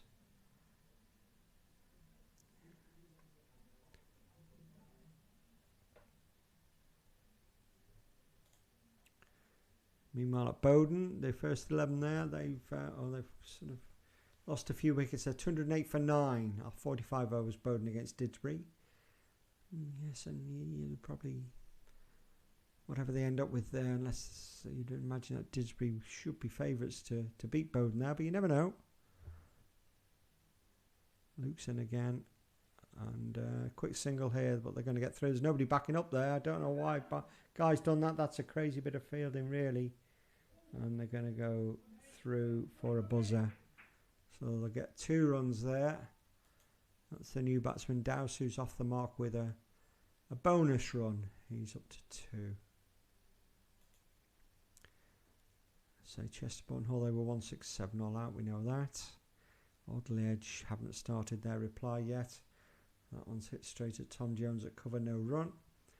Lindo 183, we know that all out. Nantwich have just started their reply, 3 for none off 1 over. He's hit that one right up to long off. Zach Rogers having a bit of a change of scenery up there. He's a lot straighter now. Long off. Same result though, just the 1 run.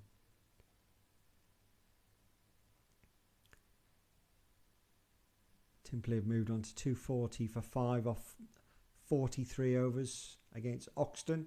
So they've got 7 overs to go. They'll be looking to get up to about 300 Timperley, and that'll be a difficult task for Oxton to chase those down, but you never know.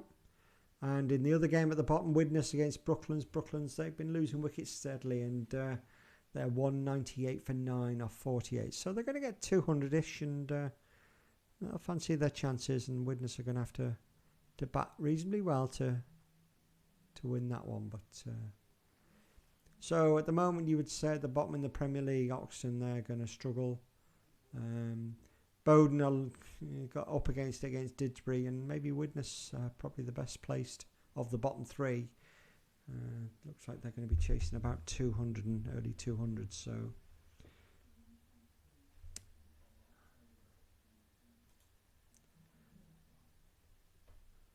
239 for 6 here. There's just 2 overs to go now, so that 250 mark is going to be about right, maybe 260, between 250 260, unless something goes bonkers. It's going to be Tom Jones. He's going to come in and bowl his final over from the tennis court end. He's picked up 1 for 49, and it'd be nice if he could pick up another wicket here as Hyde push on and try and score a few runs in the last 12 deliveries. Nice and straight, Tom. Oh, and that was, and he's inside edge that, and they're going to come back for 2 here, and this could be out. Oh, no. Yeah, it just trickled away, and of course there's nobody in the circle at all. It only reached the inner fielding circle, so Zach Rogers, who's had a very hectic afternoon, had to run in all the way from the boundary. It's quite a way out to the boundary today, at the top of the ground, and he got there, but not in time to save 2. And there he is. There's the straight one, and he's bowled him. Well done to Tom Jones. It's always a good opportunity. Okay, you may get hit for a few, but it's a good opportunity, and just bowling straight. And Tom's pretty good at that. So he's bowled him there, and that's another point for Neston.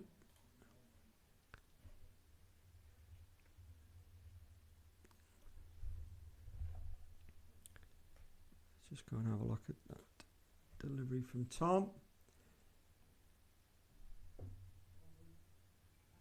It's Dowse who just had a bit of a swipe at one, got it off the inside edge, but got 2 runs for it.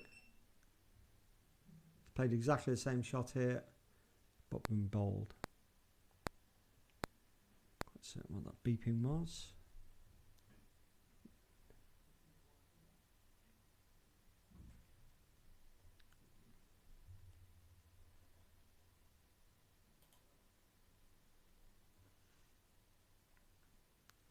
So the new batsman is Hack. 2 4 1 for 7. There are 10 balls to go. Yeah, and the idea for Neston is to pick up another couple of wickets. So they've picked up 3 bowling points so far with that 7th wicket. And picking up 2 more wickets would obviously go away to keeping the runs down, but would give them that point as well. So Hack's quite happy to just drop that one and run the single, and hand the responsibility over to Bo for the meantime.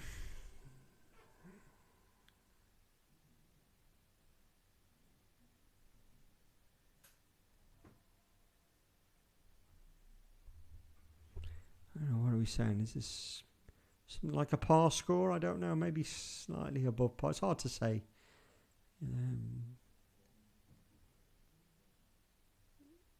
And Bo's hit that one nicely. But it comes straight 2 bounces to Luke Jones. This time he didn't have to move too much. A couple of paces to his right. And he's kept it just to 1 run. Brings Hack back on strike.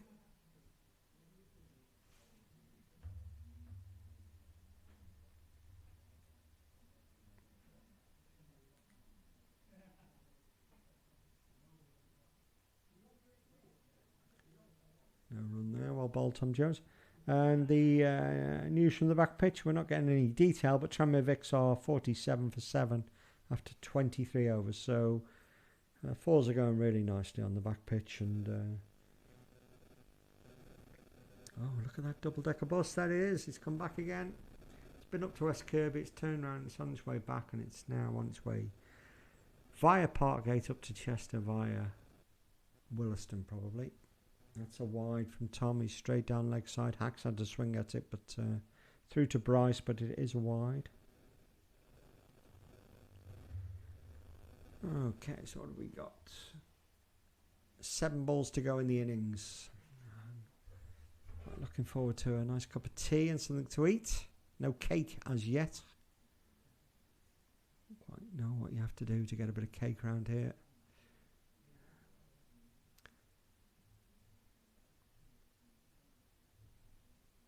That's a good shout from, and he's given him, yes, that looked okay. That looked a reasonable shout, and I don't think Hack realises it, but he's been given out to LBW here. Yeah, he doesn't realise it, Hack. And yeah, Chris Rigg, the umpire, was fairly similar about it. It looked about straight. He didn't seem to go anyway. He just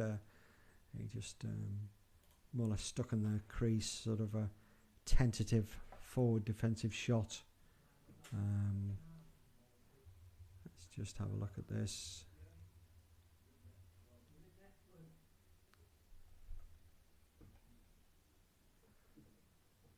Yeah, he's gone absolutely nowhere. It's just wrapped him on the left knee roll, right on the crease line, and again, nice and straight from Tom Jones. He picks up another wicket. That's 8 down, 244 for 8. So this is a good spell by Neston here. This is a really good finish. And there's 1 over to go. It's going to be bowled by Luke Jones. You know, it's you know, always keeping an eye on those bonus points just in case. It's mathematically unlikely that Neston will now get dragged into the relegation battle, but it'd be nice to wrap it up with the 6 points. But there's a good hit from the new batsman, and it's gone for 4. That was Bo who's hit that one down there to straight for a 4.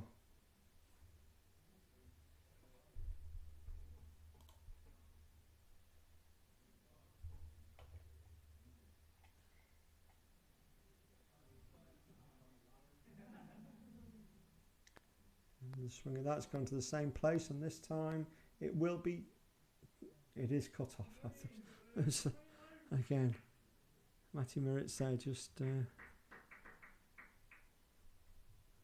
just wasn't quite certain where the ball had ended up, but he's managed to stop the boundary. But it's 2 runs to Bow, so 250 is up. 4 balls to go. Come on, Luke, we could do with a wicket here for the point and to stop them scoring runs. Could be crucial. 4 balls here. Luke Jones is in. Slightly quicker one. Bow's on the back foot. Oh, and that's gone through Kai Jackson's legs. Okay, it's only cost him 1. He did get something on it, so... but it's Bow on strike. Back on strike, so...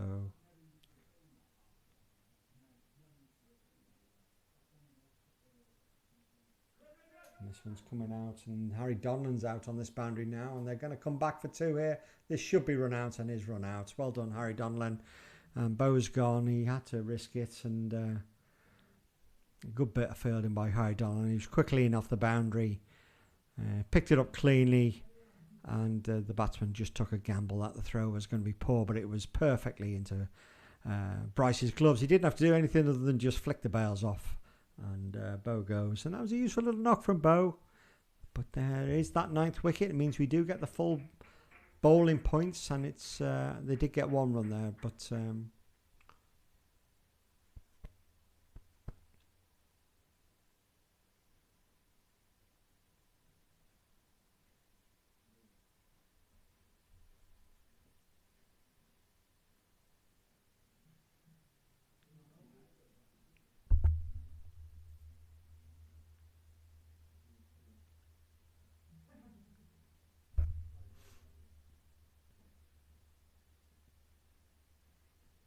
2 balls to go here.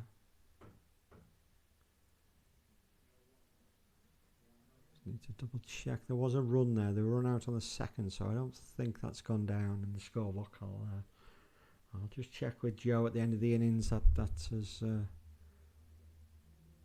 has gone on.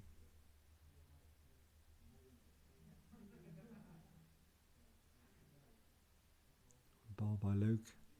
Dot ball. Last ball of the innings coming up 252 for 9. Come on, Luke, let's bowl them out. It's up in the air. Oh, enormous carry to Tom Jones. And they're going to run for a second. This will be another run out, and it's Hyde again. So they get the 1 run. There is a run out. Hyde are all out for 253-ish. Might be 254. And that's a good performance by Neston in the end. At one stage, it looked like it may be heading towards the late 200s, and they pulled it back. And 252 is still a very good score and probably slightly above par, but it's something that Neston will fancy their chances on. And generally a good performance all round there. So let's just have a quick look. The batting main scorers was Ryan O'Brien got 70, Adam Morrell 58, Dave Fitzsimmons 44, and the bowling.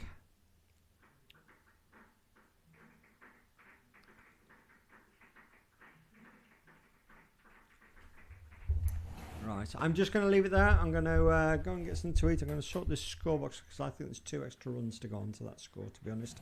Both of those run outs were on the second run, so there should be a run in there. I will catch you later.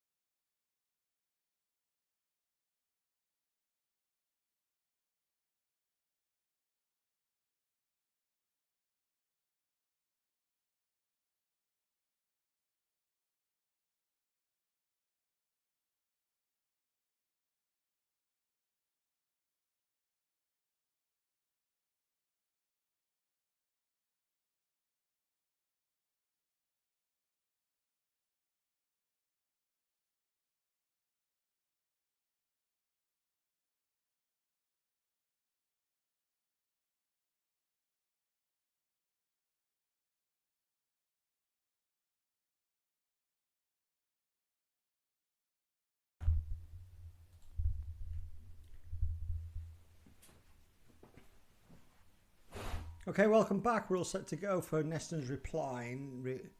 In reply to Hyde's 254 was the final score. We sorted out the runs that were scored on both of the run-outs that happened in the last over. So 254 is the total, 255 to win. And Neston are opening up with Luke Jones and Bryce Jose.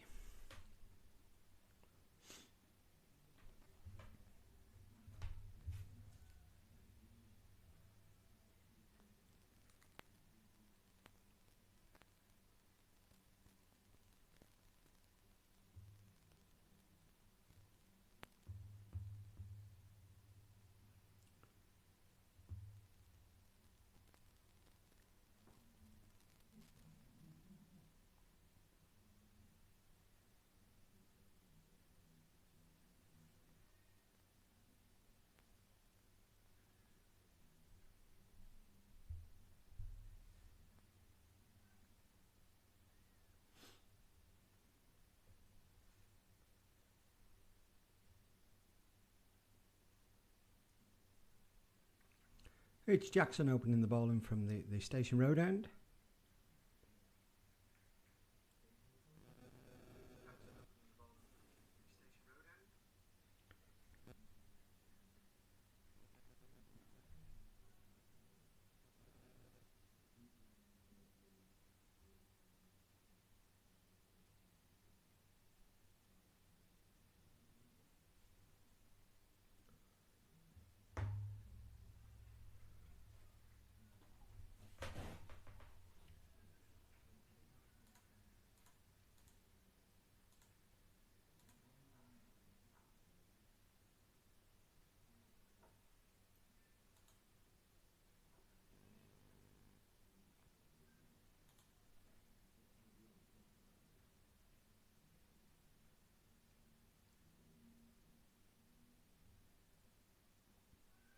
It's a bit uppish there from Luke, but it's okay.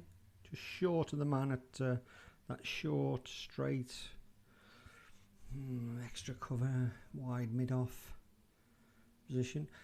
Just briefly catching up, the twos finished on 163 for 9 off 50 overs, so reasonable fight back there. And Cheadle are underway, 10 for 9 off 3 overs. Ollie Griffiths and Chris Hackett have opened the bowling there.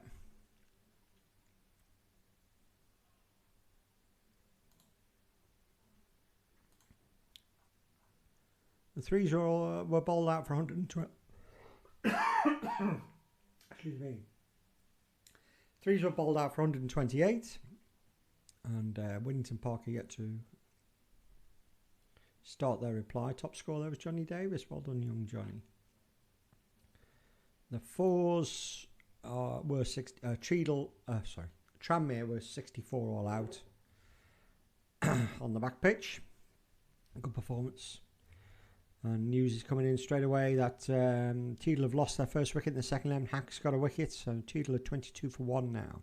Yes, on the back pitch, Tranmere got 64 all out. I think wickets spread around. Notably, George Ferry, I understand, he was on a hat-trick.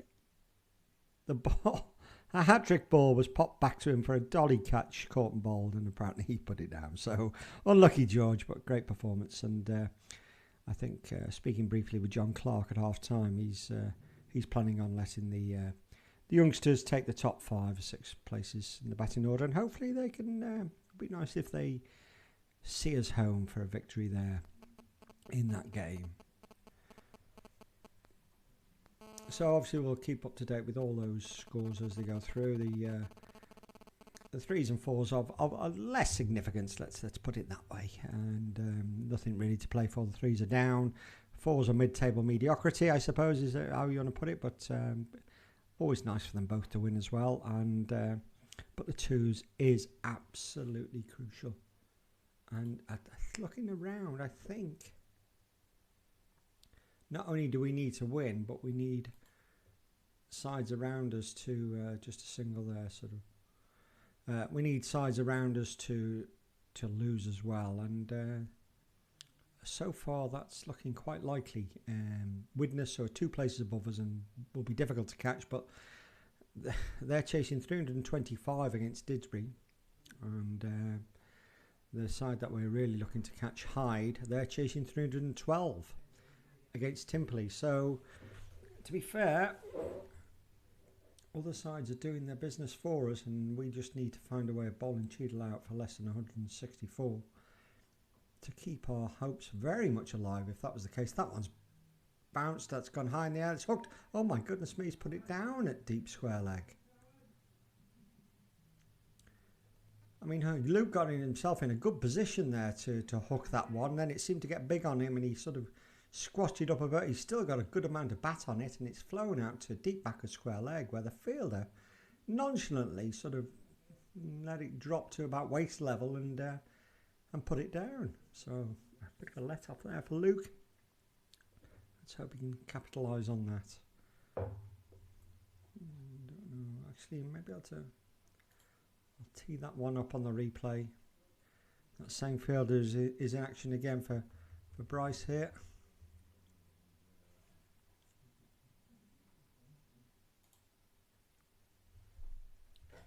Let's just have a quick look. Watching the distance. Luke's got hold of that one. See the fielder, he comes in, he makes good ground, he gets into good position, and then just in his midriff, he's put it down. So, escape for Luke, and we'll take that.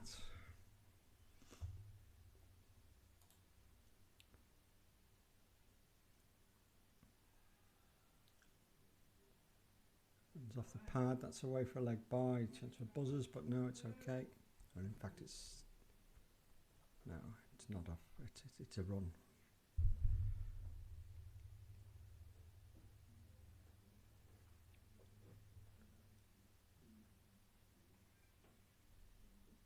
Yes, so as I was saying, in the second Premier League, results really going in our way.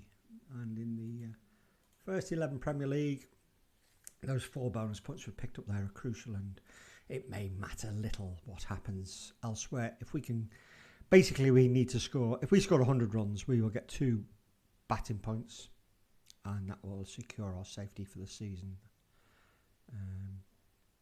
But a win would be nice for lots of reasons. Not least, it might potentially take us above Chesterbourne Hall.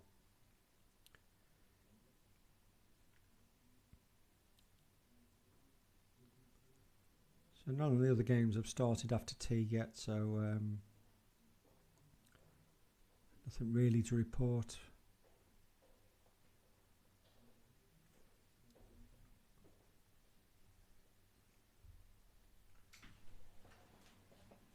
John, you okay? Yeah. You coming in? Yeah. Grab a chair. That's a lovely shot from Bryce. And he's up and running with the boundary. Oh, he's up and running anyway, but he's on to 6. Being joined by John Evans. I'm going to say it could be asked the umpire, but I haven't planned again and sort of thought of anything. I'm very pleased. What are you up to, John? Do a bit of gardening. Oh, good for you. I thought I'd wander over. Yeah.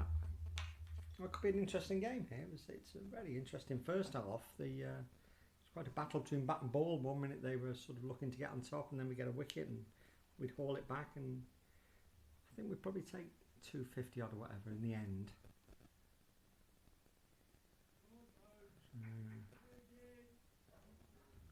So the garden's all sorted, is it? No. I'm just worn out.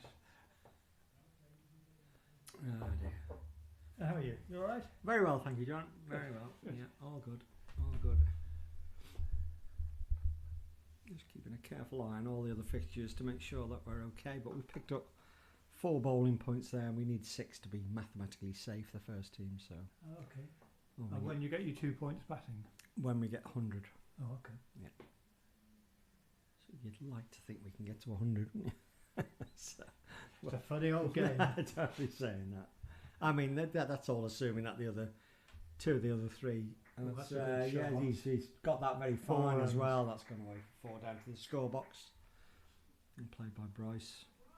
I know who your umpires today. We have. You don't. Well, we've got Chris Rigg at this end and Simon Smith at the far. Oh, right, okay. They haven't had much to do. Chris gave an LBW, it looked pretty plumb. And that was about it, 2 easy run outs, which were out by mile, so no great other decisions to even consider. Oh, I think that's done a little bit. It's gone out over the off stump, and the keeper's dived to his left to take it. Still warm out there, isn't it? It's nice out there. Nice, Yeah, it's just nice. very lucky indeed. Yeah, I wouldn't want to be bowling from the road end today, though. Seems like quite a stiff breeze. Is it? I haven't really noticed. Yeah, it is. I always had to do that, John. Albeit at a very slow pace, but I never liked bowling into the wind. Spinners are supposed to like bowling into the wind. I never liked it. And that's the bowler. That must have been quite close. The bowler feels that to be close. That's two which have gone, I think, past the off stump, but the keeper's still taking him to his left, so it's swinging. Bryce just needs to be a little bit careful there.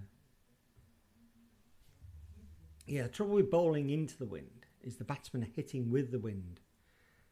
And I used to get hit for enough sixes without the wind helping them.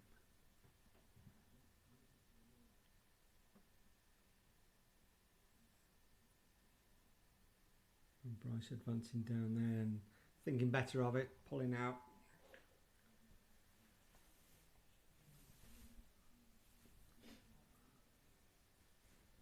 And your week's been okay, John? You've been busy?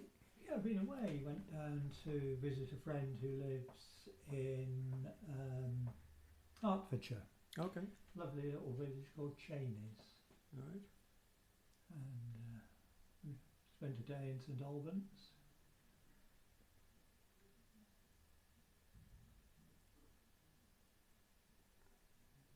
How long have we done that for? All week?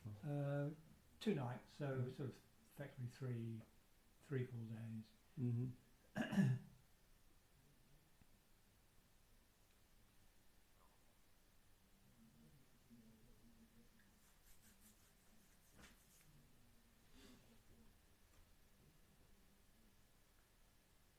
See, the seconds are defending, what, 174, is it? 164, I think it is. And I suppose in the end they did well to get there because they were something like 106 for 8. So yes. Yeah, 164, you're right, yeah. Yeah. What's that? I can go in there. Mr. Rigg thought about it. We had a look, yeah. And,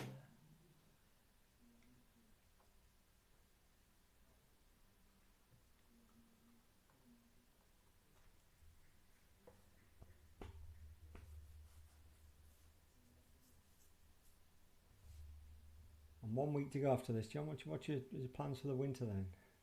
You got umpiring courses and stuff like that? yes.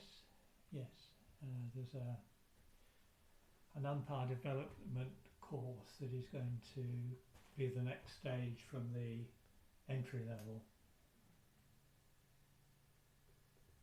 And the tutors are being trained how to do that in the next couple of weeks. So I guess we'll probably do 2 or 3 of those during the close season. Yeah.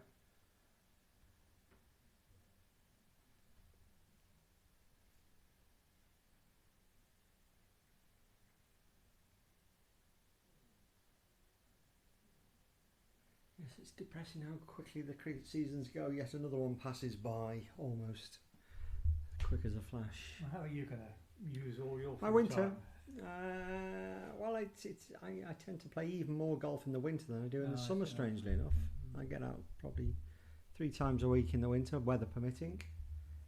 I'll potter around in my workshop, mucking around doing stuff, and I'm sort of keen to keep progressing on my piano learning.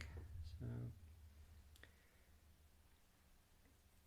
and there's always cricket stuff to do. Yeah. You know, there's always stuff happening, and we actually have got indoor net starting for our juniors in October, so not much of a that's break fantastic. there. Yeah, we've got those organised and a big take up already signed up for them. So Oh, that's really good. Where'd you go for those? Wirral Grammar School we Right, go to, okay, which is we used to always have to go to Birkenhead Park or Birkenhead School, but Wirral Grammar School is excellent facilities, 4 net lanes, extra space in the hall, a couple of bowling machines, good lighting, new mats there, so That sounds good. and not too far to go. So yeah, we'll do that. Where's that? That's That's a a lovely beautiful shot. shot. That's Lovely shot driven. through extra cover. Cover drive. That is well played, Bryce. We saw earlier on Luke Young, and I meant to double check it. I'm assuming it was. There was lots of clapping when he got to about 30, I think it was. Now I'm pretty certain that's his 1,000 runs for the season is what they were clapping. Oh, that's good. So he's the leading run scorer. But you know, I think if Bryce gets to something like 120 today, we'll be clapping him for the same reason. He's well into. Look, there's a bus going up. There's the bus. So yeah, Bryce is he's still got a chance of reaching 1,000 runs himself, and it's a long while since anyone's scored 1,000 runs in a season at Neston. Oh, it's an equally good The shot. same shot again. Beautiful. Slightly squarer. It but, was indeed. Yeah, Lovely shot. elegant. Really good. Of course, I haven't got a date for it yet, but the week or the fortnightly Neston Club quiz nights will be starting Oh, we shall, soon. So looking forward to that. you and I will be a big part of that side every week, I would guess. You've got your presentation night coming up on The awards night, are you Friday, coming to that? Friday week. Yeah, I've Yeah, put my name down for that, Excellent, yeah. excellent. He's missed out on that one, and he's gone. He's caught behind, I think. Yeah, exactly. He's trying to play exactly the same shot again, but this one maybe just moved a little bit and perhaps sat back a little bit in that one, but he's got a little nick, and that's gone through to the keeper, and that's the end of Bryce, unfortunately. Maybe we jinxed him talking about 1,000 runs or whatever, but oh dear.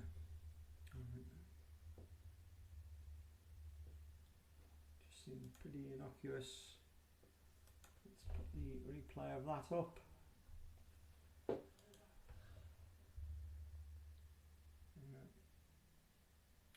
Wasn't quite as balanced with that shot, but credit to the bowler, I suppose. Rice goes for 18 off just 12 balls. That's a real shame. Who are the batters who've been out? Well, that's the first wicket. So Bryce is. Oh, sorry, yeah, I was Bryce is confusing the- overs for wickets. Yeah, so yeah. sorry. Bryce is the first wicket, and the new batsman there is who's gone in there? Matty Mirritz at number 3.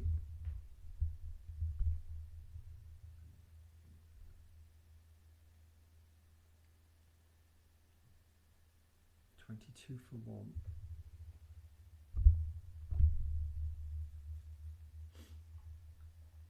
Yes, the awards night is 2 weeks yesterday, isn't it? 2 weeks yesterday, so just need to get everything organised for that.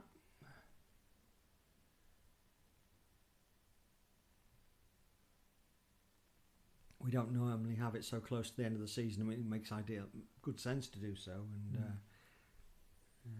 in this case, it means both Bryce and Matty will still be here, so that's good. That's Yeah. very good. Yeah, yes.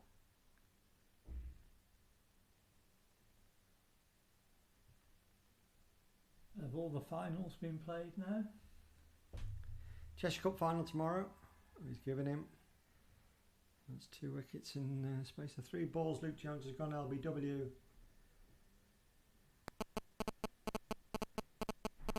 And Neston are 2 down, 22 for 2. Time to consolidate.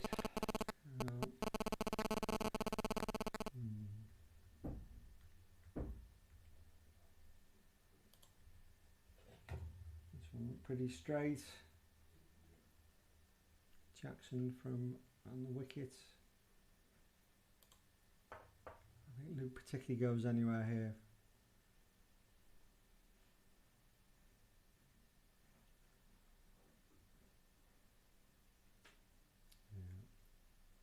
I think he knew. Not the start Neston wanted.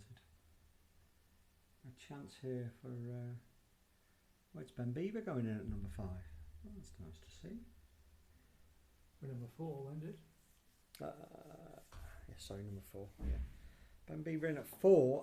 Ben's been down at 7, 8, even 9, and he's put in a good, very important cameo innings down there. So a chance for him to play a more lengthy knock.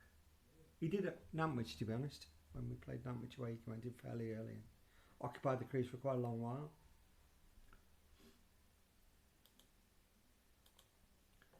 But no, 22 for 2 was not what we were hoping for. The sun's coming out. Very nice. Is your garden greened up like everywhere else? And a little bit of rain we've had this week? No, not very much. Right. It was very wet down in Hertfordshire. A lot of heavy rain. I don't think we can have had that amount of rain up here. There is much, I think there was a little neck on that, I think. Yeah, seems strange, doesn't it?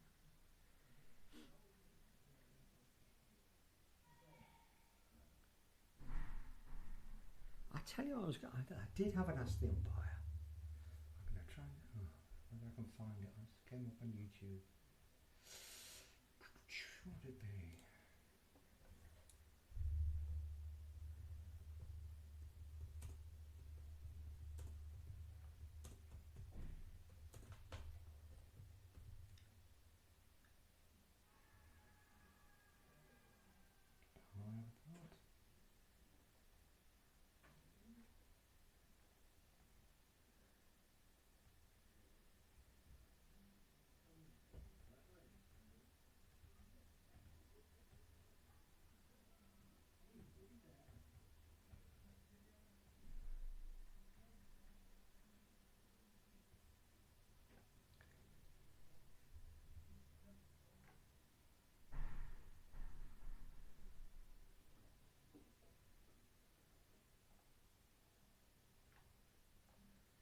Yeah, the incident I saw, John, I'll try and explain it. Batsman, I can't remember whether he nicked it or whatever. The ball went through bat and pad and hit the stumps quite hard, enough to rebound back towards the batsman at the crease. The bail literally jumped up. It was one of those, like the bail jumped up and fell back down into the grooves and stayed in the grooves. Because the ball had hit the stumps, everyone assumed that's out. Everyone automatically thought he's bowled him, you know. The batsman also twizzled round, saw where the ball was, heard the stumps, and in sort of temper or frustration, kicked the ball, because it was at his feet at that stage. And the ball then hit the stumps and dislodged the bails.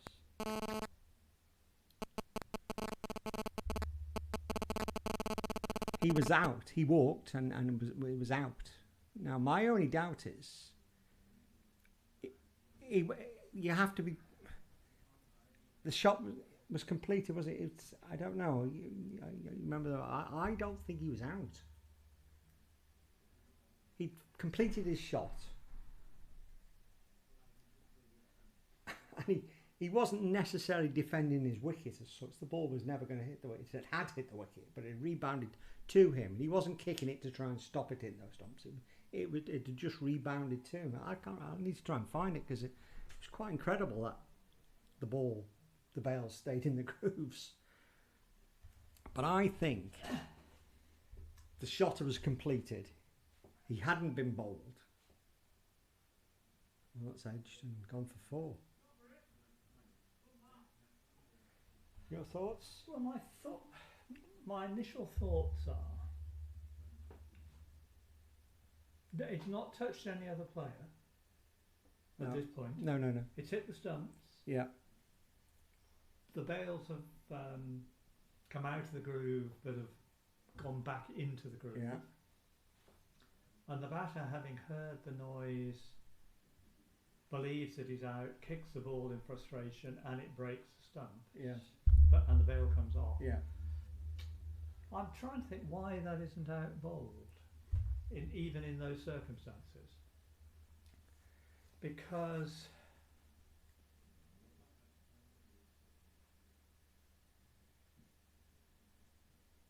so is that a 4 or no, no? He missed it. It's It's gone through.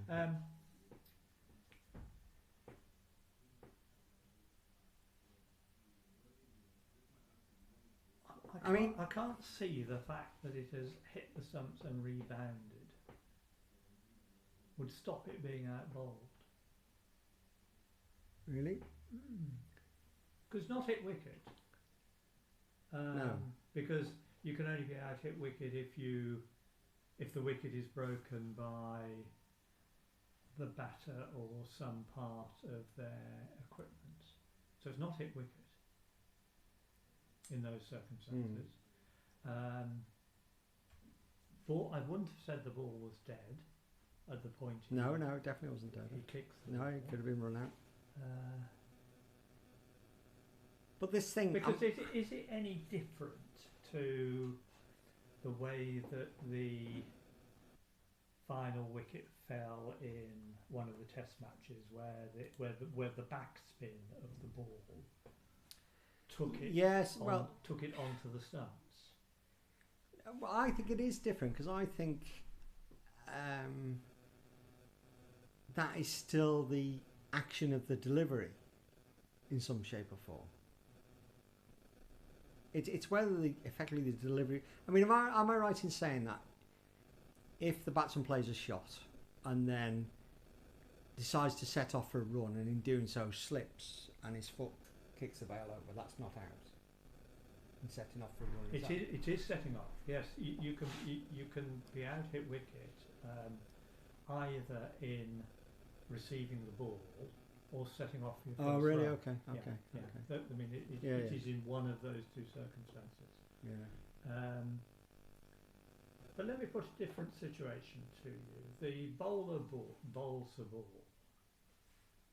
The ball is starting to trickle towards the stumps. And the batter, in trying to stop the ball hitting the stumps, inadvertently kicks it onto the stumps. His foot makes contact with the ball, and the ball then hits the stumps, and the bail comes off. That's out bowled, isn't it? Yes, I would say that's out bowled. Well, I think you think this is the same? I think it's the same situation. Yeah, maybe. Maybe. It's one of those where you think, gosh. But my initial reaction was, well, why isn't that bowled? And I think it is bowled. Okay. Well, fair enough. I'll give you that. It just seemed very strange, and nobody queried it or argued it.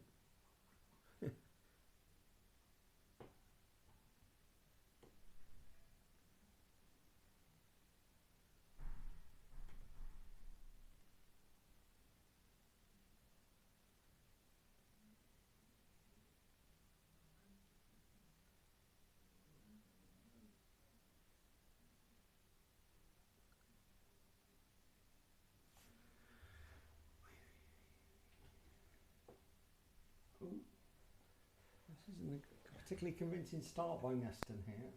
The bowlers seem to be on top, don't they? Yes.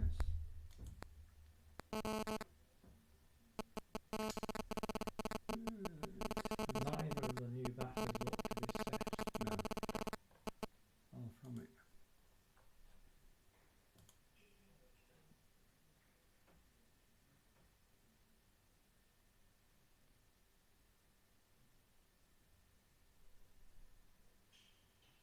Oh, my goodness me now. What a strange shot and delivery that was. He turned as if it was flying way down leg side, didn't he? He was just going to leave it, but then it hit him on the hip. Bizarre. It seemed to strike him quite a long time after he turned his back on it. Yeah, I think it's... he got deceived by the pace, short-pitched, slower one maybe, I don't know. Anyway.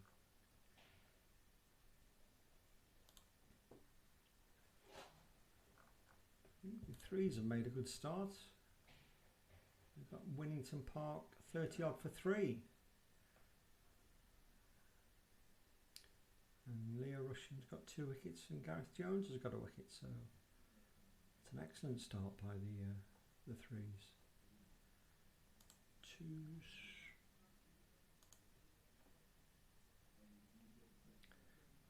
Tudor 46 for 1 off 12, the twos. Chasing 164 to win.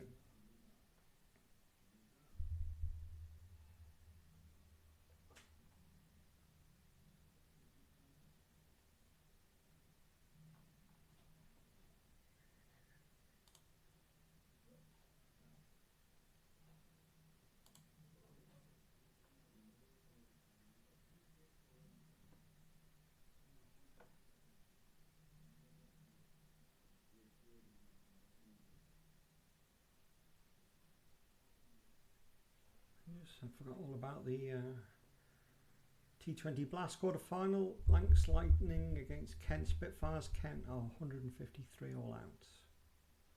So Lancs favourites to win that one.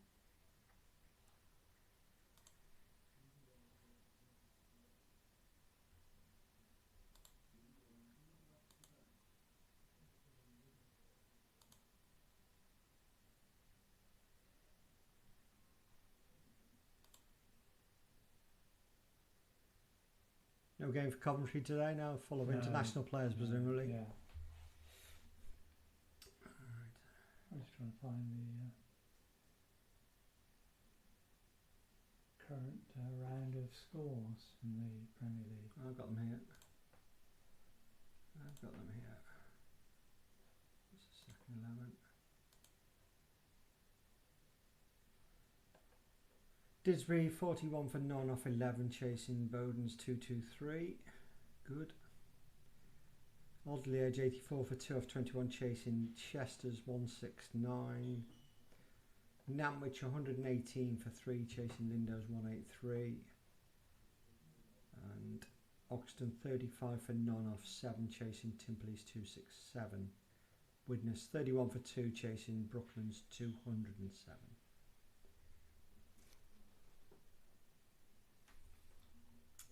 So who are the contenders to go down? Oxton, aren't they? Bottom 2 are Widnes and Bowden as it stands before today's game anyway, and Oxton are just a couple of points ahead of them. So those 3 are the contenders, and they're all. Widnes are probably in the best position. They're only chasing 207. Oxton are chasing 267, and Bowden are being chased by Didsbury, but only chasing 223.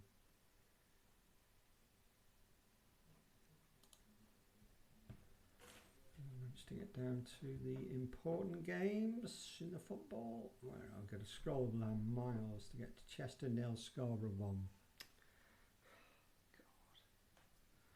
that's half time.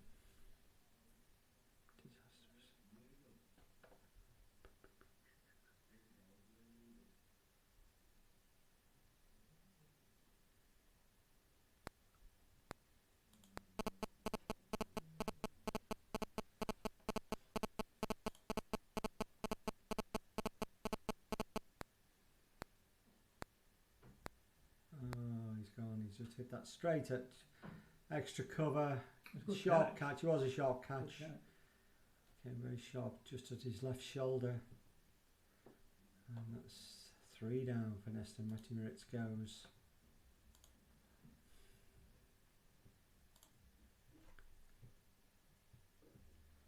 He's out for 4. Get a good view of the catch here.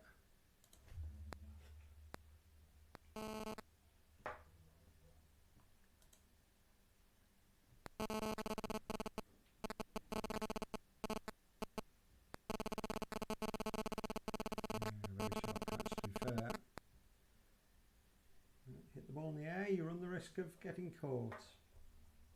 Fed up of saying it. There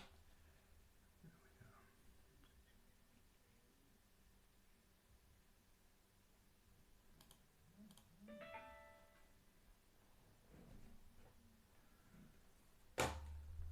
Cheadle of 48 for 2. 2 down. Excellent. Another wicket for Hack. Well played. Well, they looked dead and buried a couple of weeks ago, but win last week. It looks like their rivals today are going to all both lose. They're both chasing over 300. So potentially, if they could get home and win at Cheadle, they might even get out of the relegation zone today, let alone put themselves in a good, reasonable position for next week. And who's their last game? It's a good question, actually. I don't think it's anyone hugely. Let's see if I can find out.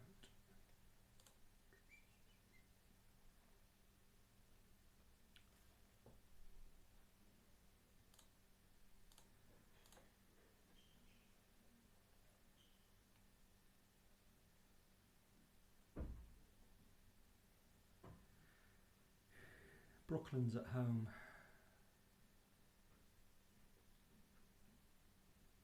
New batsman here is Zach Rogers. He's coming in at number 5. Is David Hurst playing today? Yes, he is. He's obviously saving himself.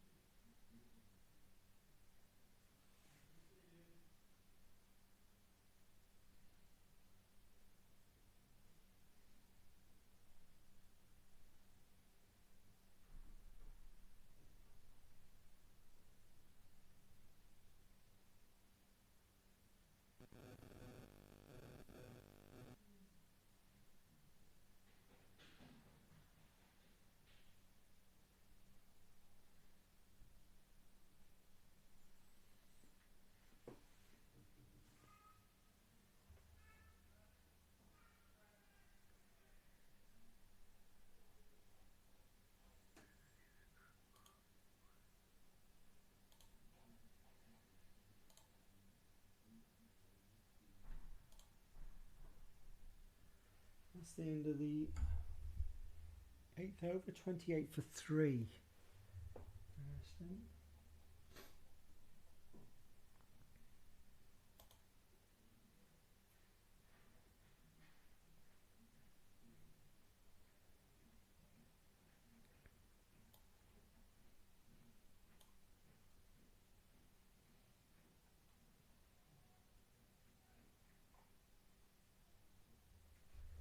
Next Sunday, John. Yeah. Next Sunday, it's the National Under 18 Girls T20 Finals here.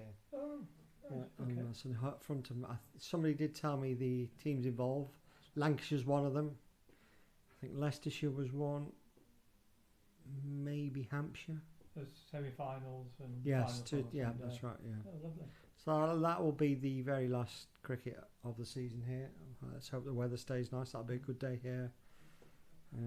That's next Sunday. So it's probably a fairly early-ish start, 10:30, whatever.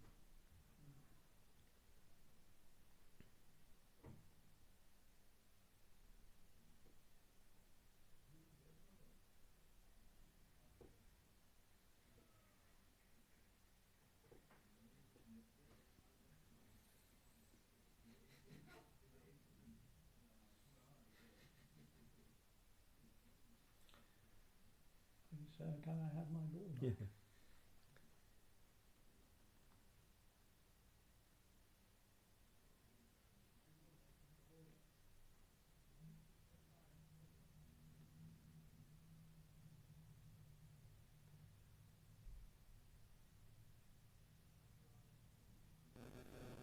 They seem to be bowling at a length that is making it hard to Yeah, get the ball yeah, away. yeah, yeah. You know, just yeah. short of a length, Yeah. isn't it? Yeah. Well, to be fair, Matty Stewart did early on for us, open the bowling bowled. His first 10 overs straight through, very, very well indeed. That one squeezed away past third slip. They're going to come down, it's not going to reach the boundary, but they'll get 2.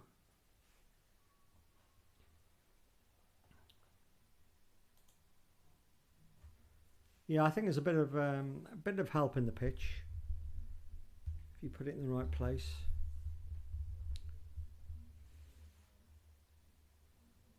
But look,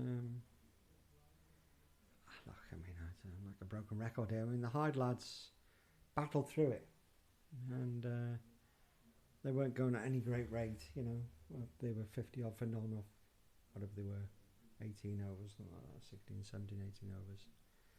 In recognition of that happening, And did it get easier when the ball got soft? it would appear it seemed to get easier. You know, well, it definitely did. No two ways about it.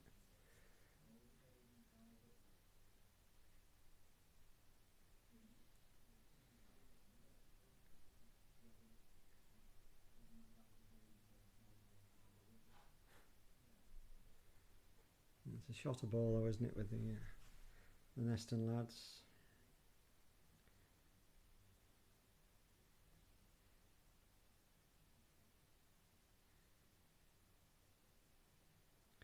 Even 9, 30 for 3 off 9. So,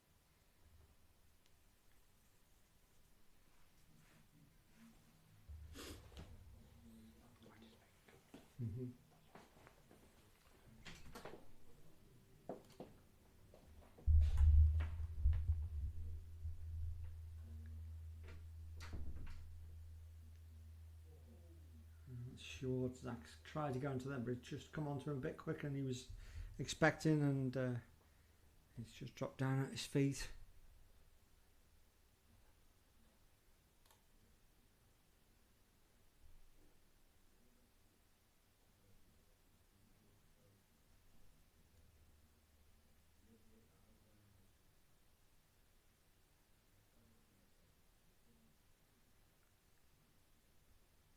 But just checking Zach's alright.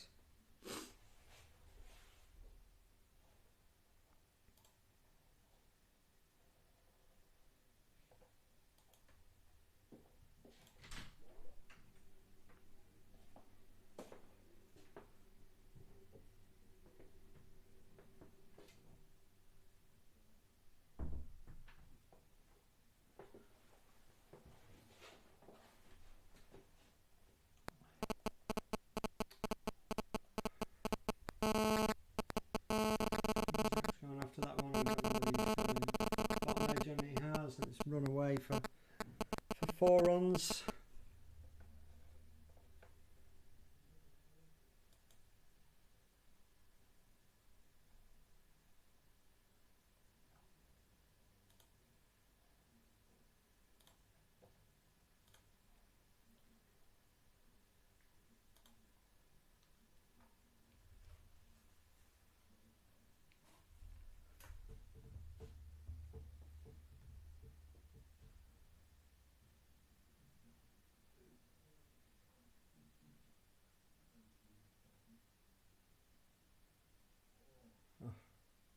Again, that's come quickly on to Zach. I think he tended to just leave that one go by, and it's just maybe struck him on the gloves and popped up. But a bit of pace around Luke Young here. There's 2 balls there that he's the batsman's had to hurry. Oh, he's been rushed into a shot. He's bowling downwind though. Yes. No, that's right.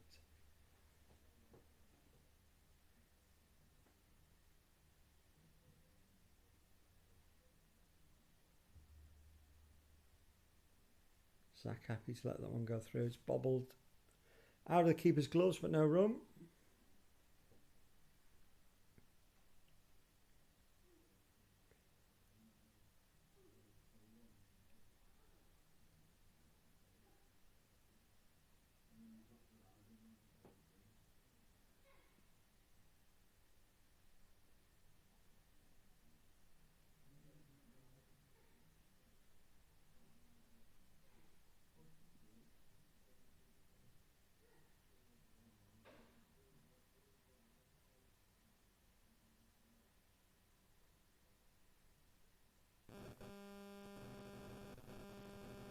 That's gone all the way through the keeper. Zach just left it, and I think the keeper's standing a long way back, and that one died on him, and I think the second bounce has done for him, and it's gone straight through for 4 byes. Very gratefully received.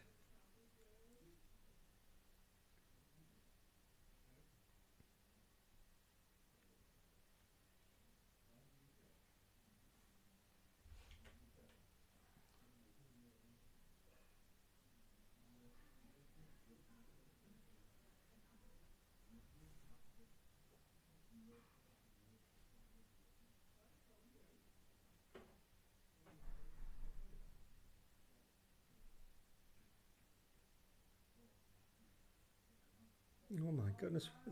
Sachs pulled that one away, and that's that same fielder again, is it? I think that, it's hard to see, but bounced in front of him and then took a wicked bounce. He tried to push it over the crossbar in the end. That's 4 runs.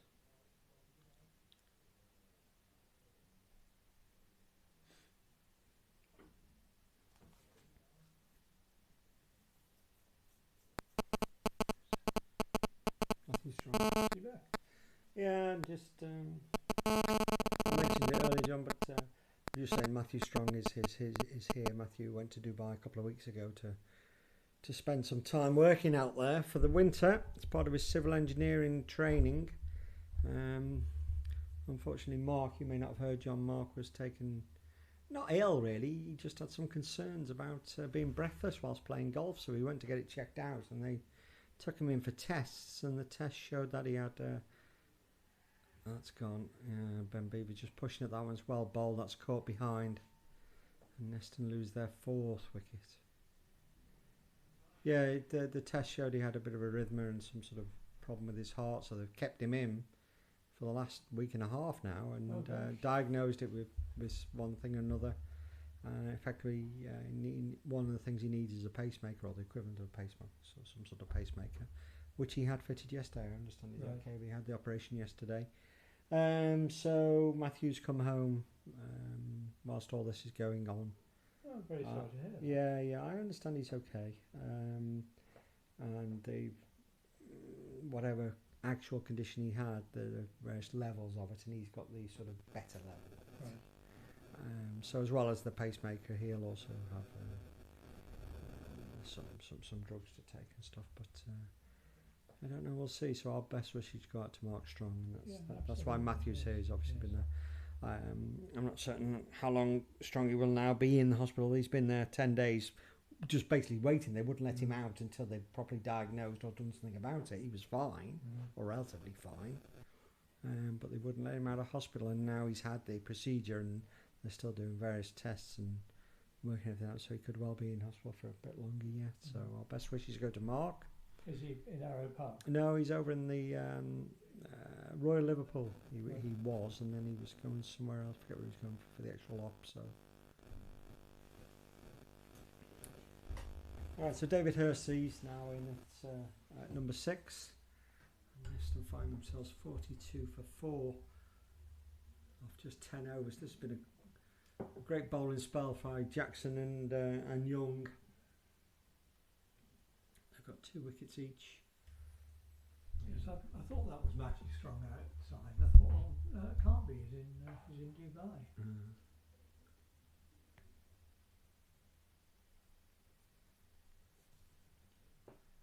Alright, so yes, now we need to rebuild this innings. We need to get up.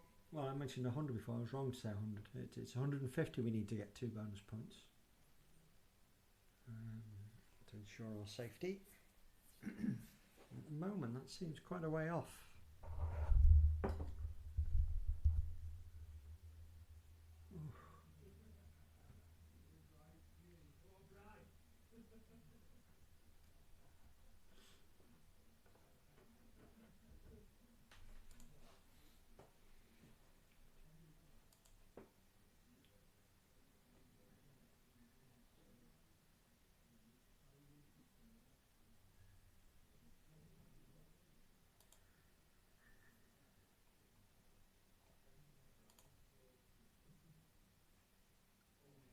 Fielded. Well fielded. Beautifully fielded. Yeah, great bit of fielding in the gully there. Yeah.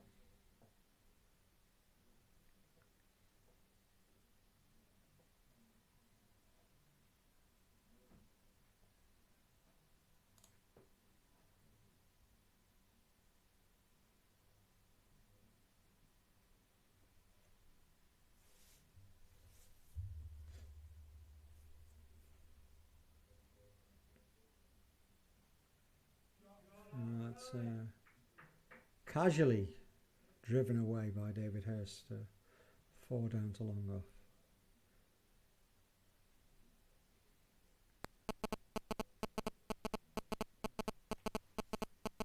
That's the end of the 10th over. 46 for 4.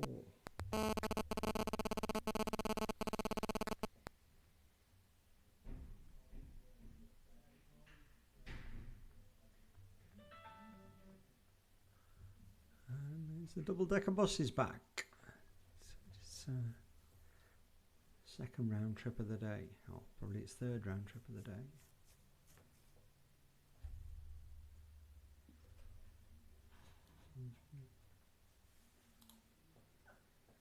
Third wicket at Cheadle, a third wicket for Hackett.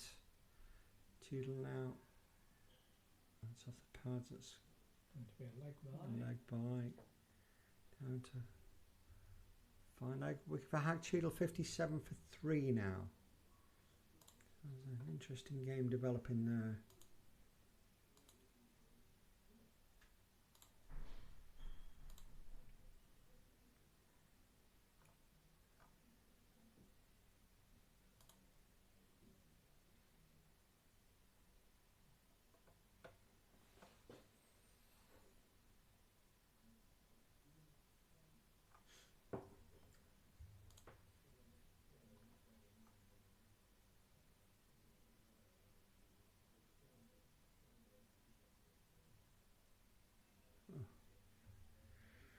They don't look comfortable, do they, out there? It's too fair. It's a good piece of bowling.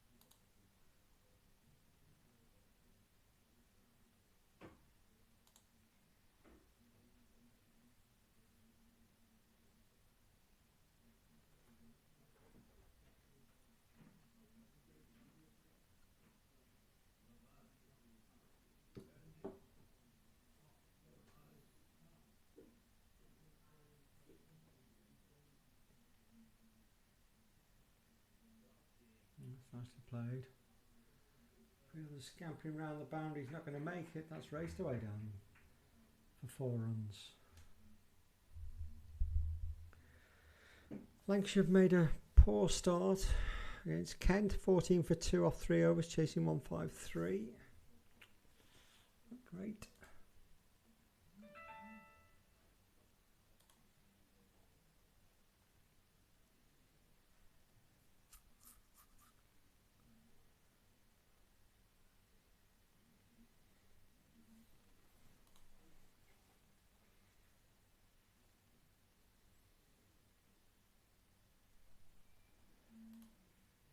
Is it finals day next Saturday then for the T20 Blast?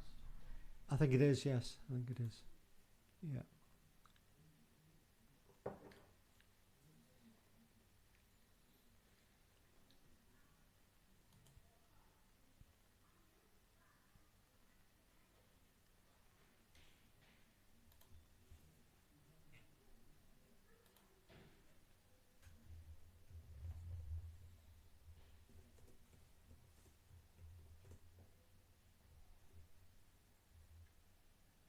Oh, appalled.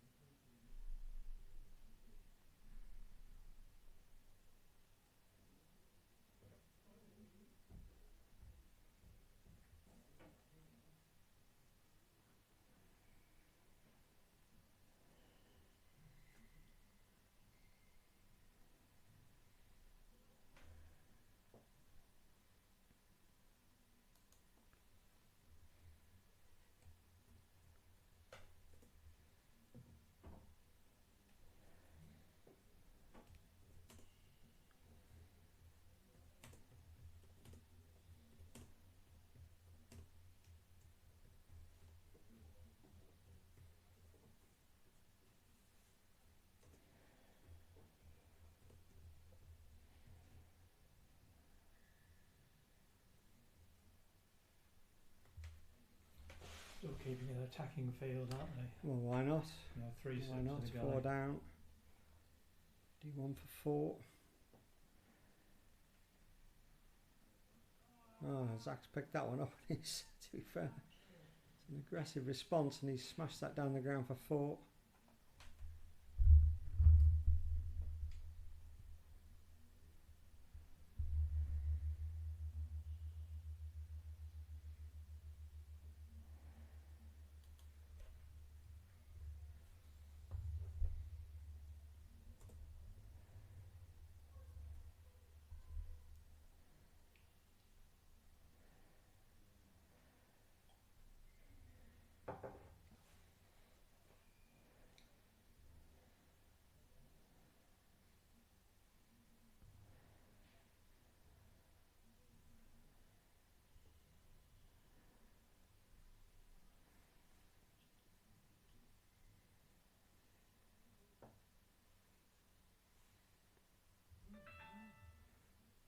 Just a single.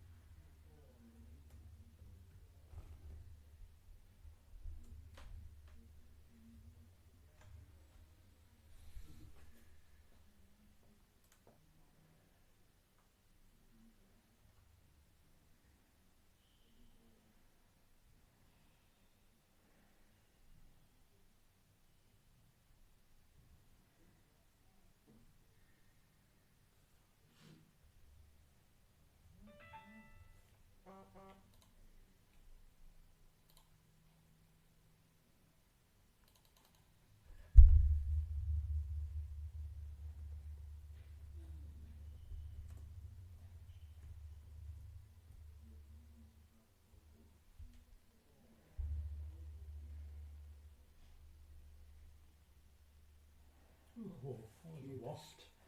Yeah.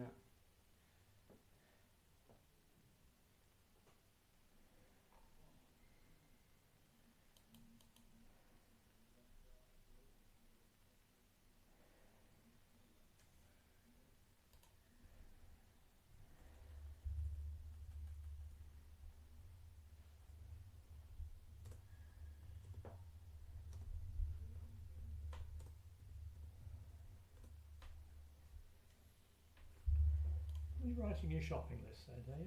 No, I've Wendy just messaged me. She's decided to listen in, and she's complaining that it's a very, I don't know what the word is, dull. Or no, are we not being lively enough? No, it's not that. There's just that there's no background sound. She says there's no sound of the cricket or anything, and there isn't since we moved it inside. We only have the one microphone, which is a microphone specifically for talking into, and it's designed not to pick up background music. And I haven't got the sophistication to have a second microphone to pick up the ambient sound of the crowd or the cricket or the birds or whatever. Maybe that's something we need to look at for next year.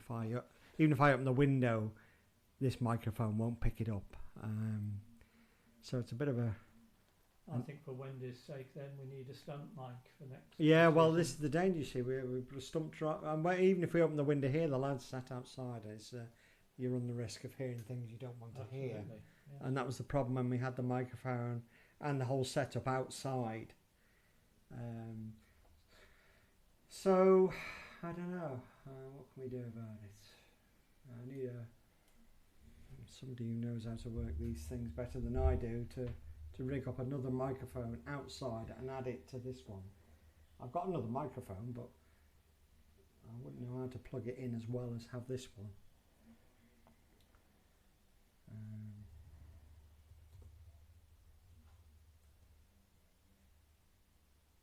Ooh, where's that one gone? Is he taken? No, it's gone away. And it's like 4 wides, 5 wides.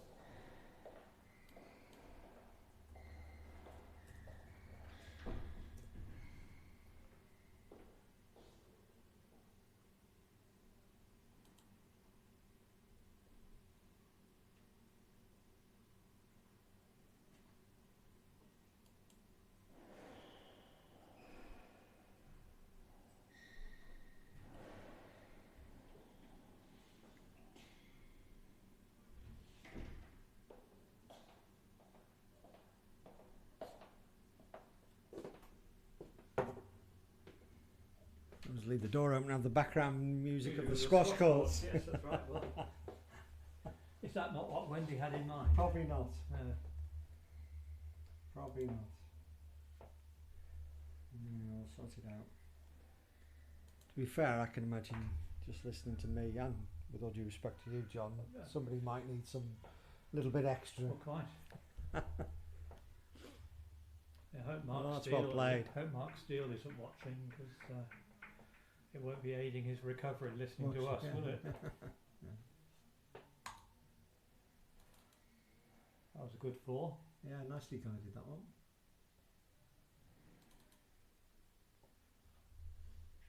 We're only at 5 and over. Yeah, well, this is it. I mean, the way we play, I mean, the run rate is unlikely to be an issue. It's keeping the wickets intact is the problem.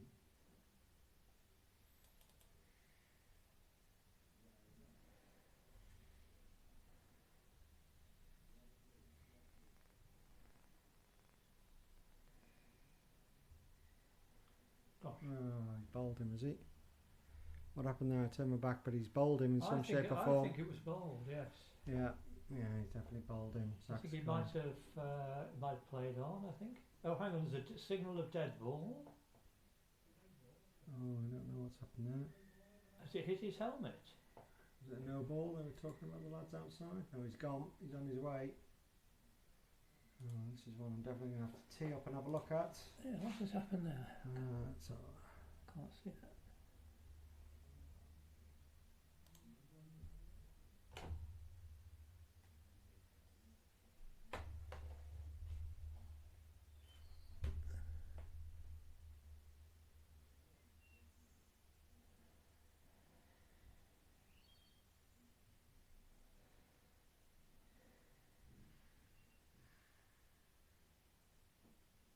let's see. Sure, that wasn't a full top. What's happened there? That's. It's hard to work out on the screen what's happened there. That seems very high. Whether it's bounced, I can't see if it's bounced or.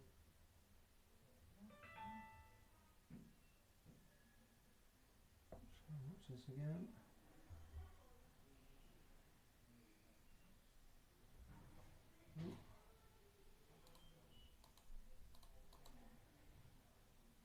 Can't see where the ball is.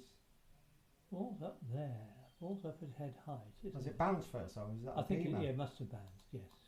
Yeah, because and then what's he? Is it hit the back of the bat? It must have either hit the bat or the gloves. It'd be interesting. Because he was definitely bowled, wasn't he? Yes, yes. It's dropped down and hit him. Ricocheted onto the stumps. So in some ways, a little bit unlucky. Because if it's touched his helmet, it would have been a dead ball. But presumably it can't have done. No. Yeah, dear.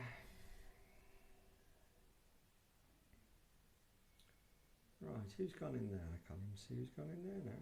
Guy Bradshaw. Guy Bradshaw's the new batsman. And Neston find themselves at 65 for 5. Now, Chris Rigg, the umpire's coming across to the scorers, maybe to just check. Yeah.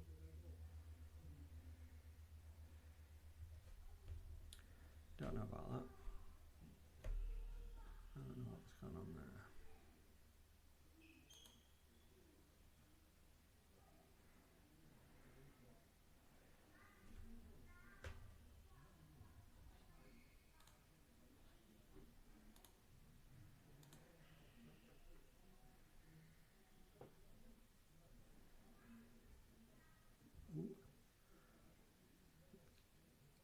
Put it away down to backward square leg for a single of some sort off the bat, yes? I shall go and see if the lads know what happened.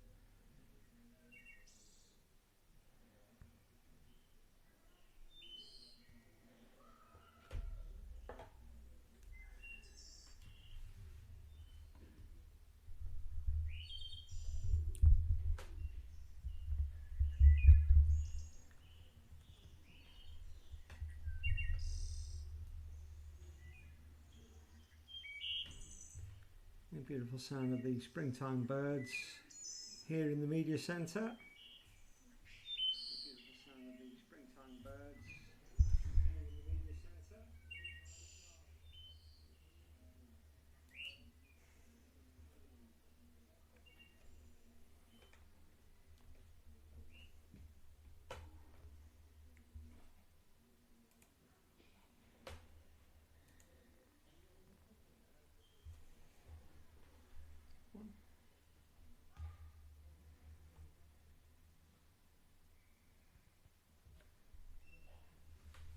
I can see John Clark outside, so clearly the 4th 11 game is over and he's nodding to say that the Fours have won. I'll try and get some more details of that.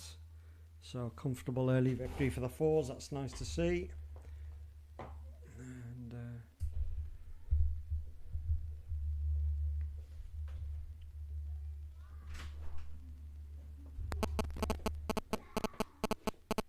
And what's the verdict, John? The verdict is that it was out hit wicket. Hit wicket? Yes. What he hit the stumps with his bat. Oh, really? As part of that, and the umpires were checking that the ball had not been above head height. Because if it had been above head height, it would have been a no ball. Right, okay. Oh, well, there we go. Wasn't clear to me from here, my eyes aren't that good.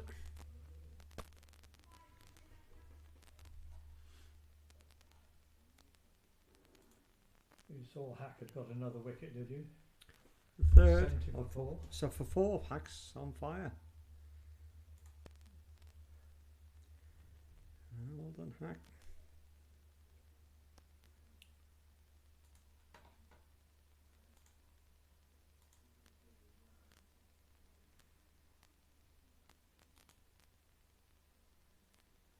It is indeed. 4 for 25 off 11 overs so far.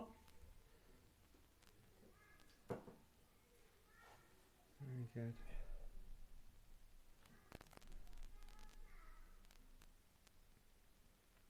It's not bad for someone who's retired at least twice this season. Yeah, at least twice this season and several times in previous seasons and several more times I would imagine along the way. Change of bowling here. After a good spell from Luke Young, we've now got Bow coming on to bowl. Left arm, slow left arm over the wicket.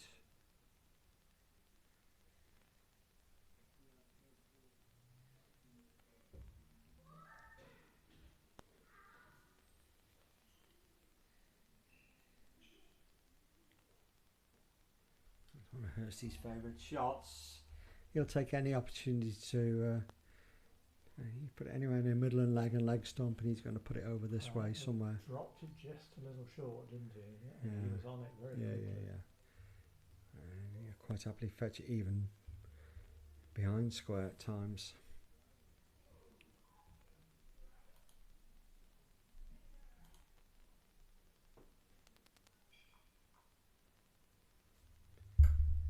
Kennington Park are making a bit of a comeback. 63 for 5 off 25 overs against our third 11. There's a man down behind squares around for that. That's only one run.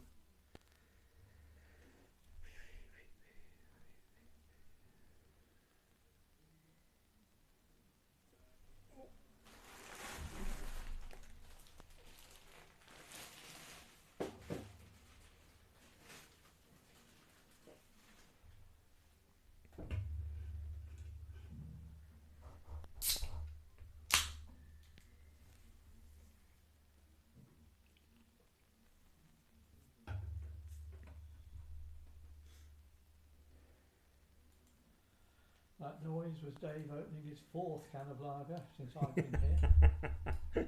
Yes. If I had 4 cans of lager, I would not be able to speak. I would be on the floor.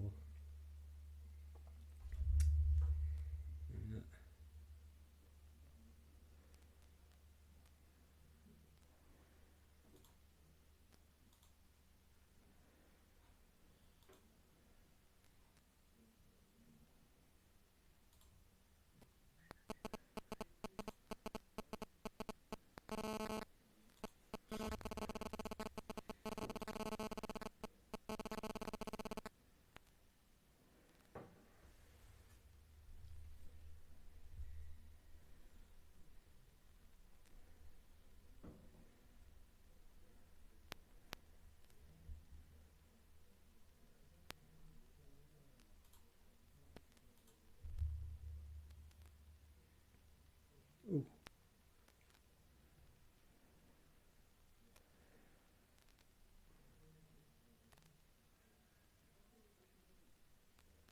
Didsbury now 101 for 2 off 22 overs, chasing Bowden's 223.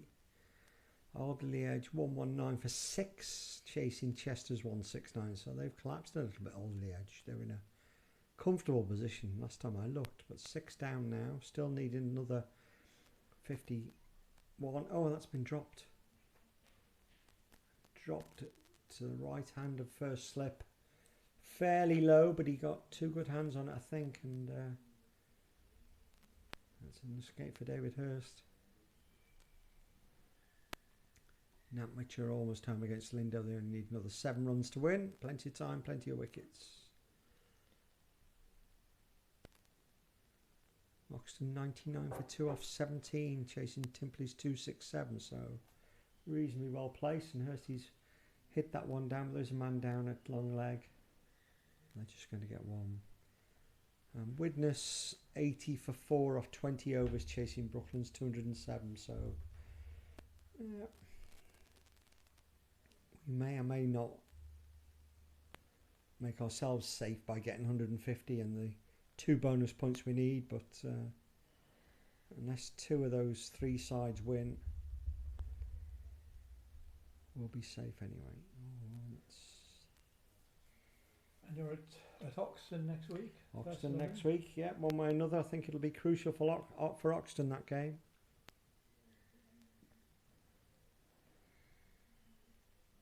Yeah. They've had quite a long run in the Premier League, haven't they? I think Oxton. They've been up and down a bit. I think they've probably been in the Premier League for the last 5 years, is it? Something like that. Guy.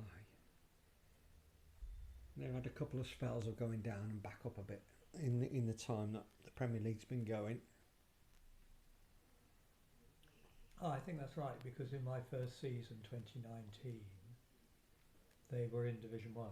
Yeah, probably. Yes. Something like that. Time always merges into one for me. I can never remember how long ago anything was, but they've certainly been up and down a bit, Oxton.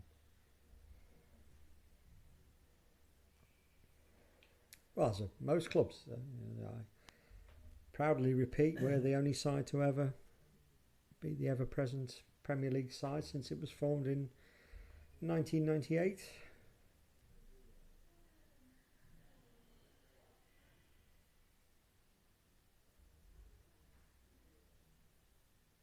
was initially set up over 2 seasons because there are new clubs coming in and 1 or 2 other things. Just as watch the bus go up the road. they didn't know who the 12 should be to go into the Premier League side. So they set up one, I can't remember now, I think it was one really big division of about 22 teams. Well, it would have been 22 teams probably. That's four.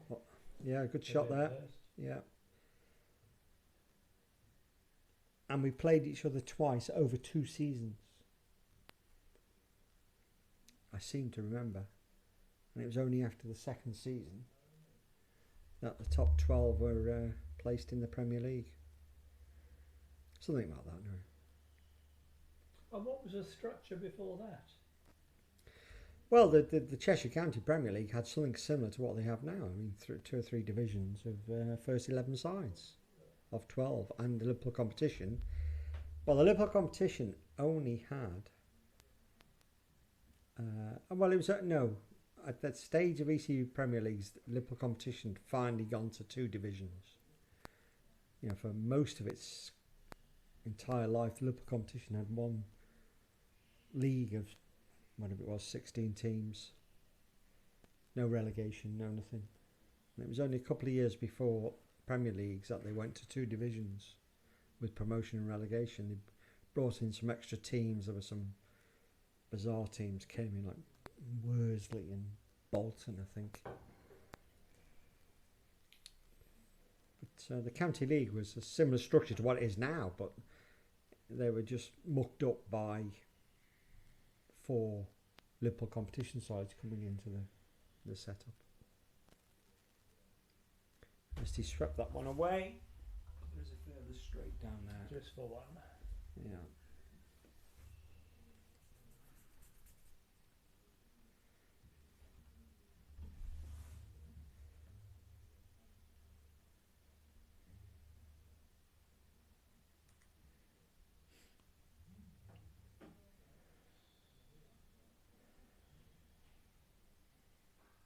That's a good shot. Just for one. Just the one now.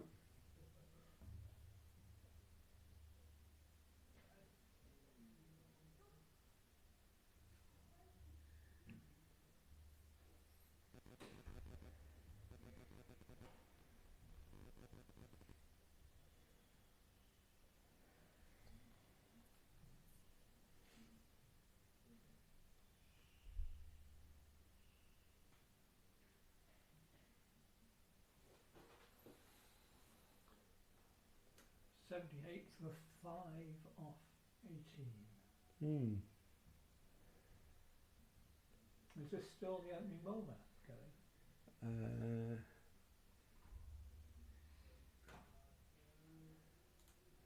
Yes, it is. Jackson.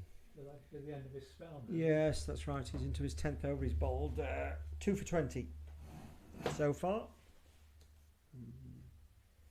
Well, really well.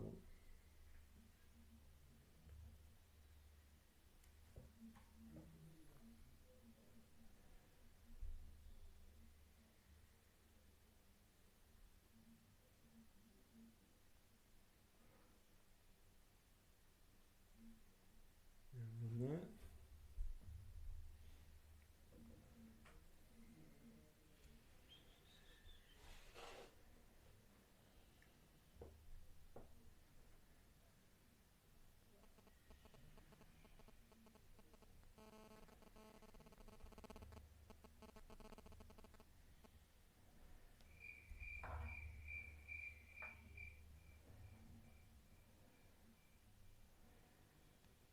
Beating the point fielder, but there's still only been one.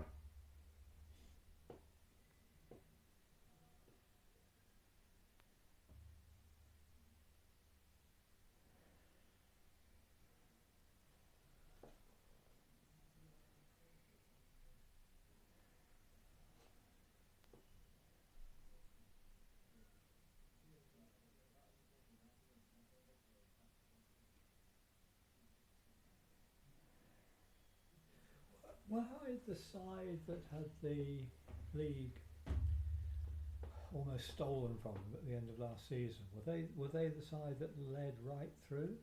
That was Hyde. Yeah. That was Hyde. They were in a right old battle with. Let me remember. It was Nantwich. It was Nantwich. And they were more or less not certain to win it, but they were favourites all the way until they got to that very last weekend.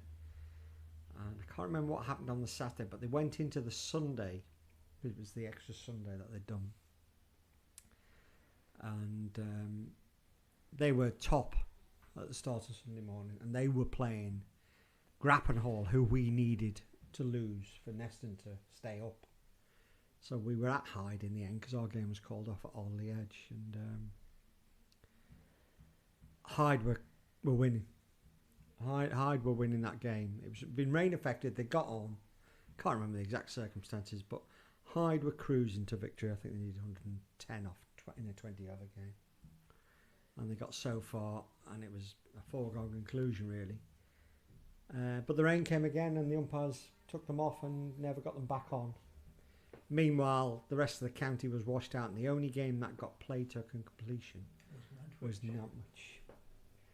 And I mean, fair play to Nantwich. They'd invested in one of these super soppers from one of the county grounds, and they'd managed to get their ground playable, and they won their 20-over game, effectively what it turned out to be, and leapfrogged over Hyde. And you felt really sorry for Hyde. We were there because it's a lovely shot, driven powerfully through the covers, 4 runs to Guy. Yeah, you felt really sorry for Hyde. They would have been worthy champions, and Nantwich stole it from really. That was a funny old weekend.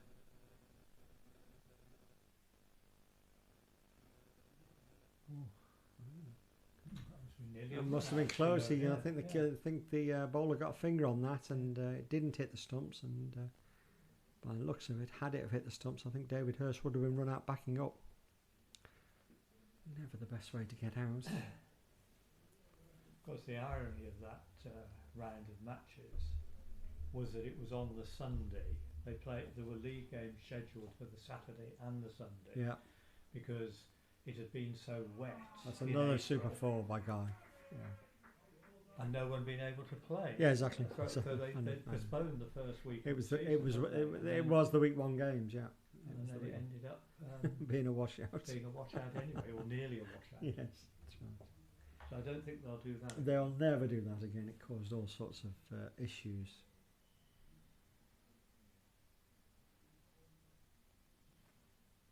Did you see Hack has got a fifer? Has he? Good old Hack. First ball after drinks.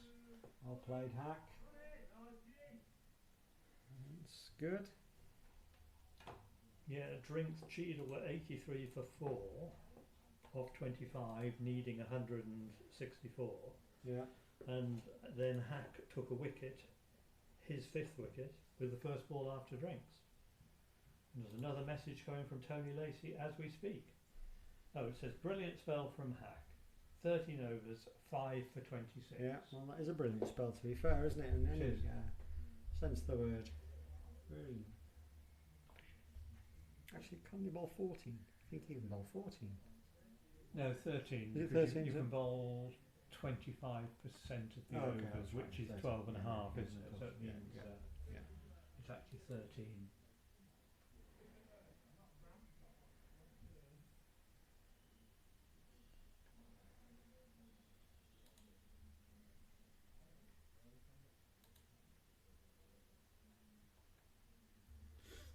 Wendy says hello, and she's not complaining. She's just an observation about the sound. Well, I was wondering whether we ought to get a soundtrack of a tropical rainforest. I've just sort of looked at downloading soundtracks, but it's a little bit too complicated to sort out today. And I did download the Tweeting Birds. What would you like?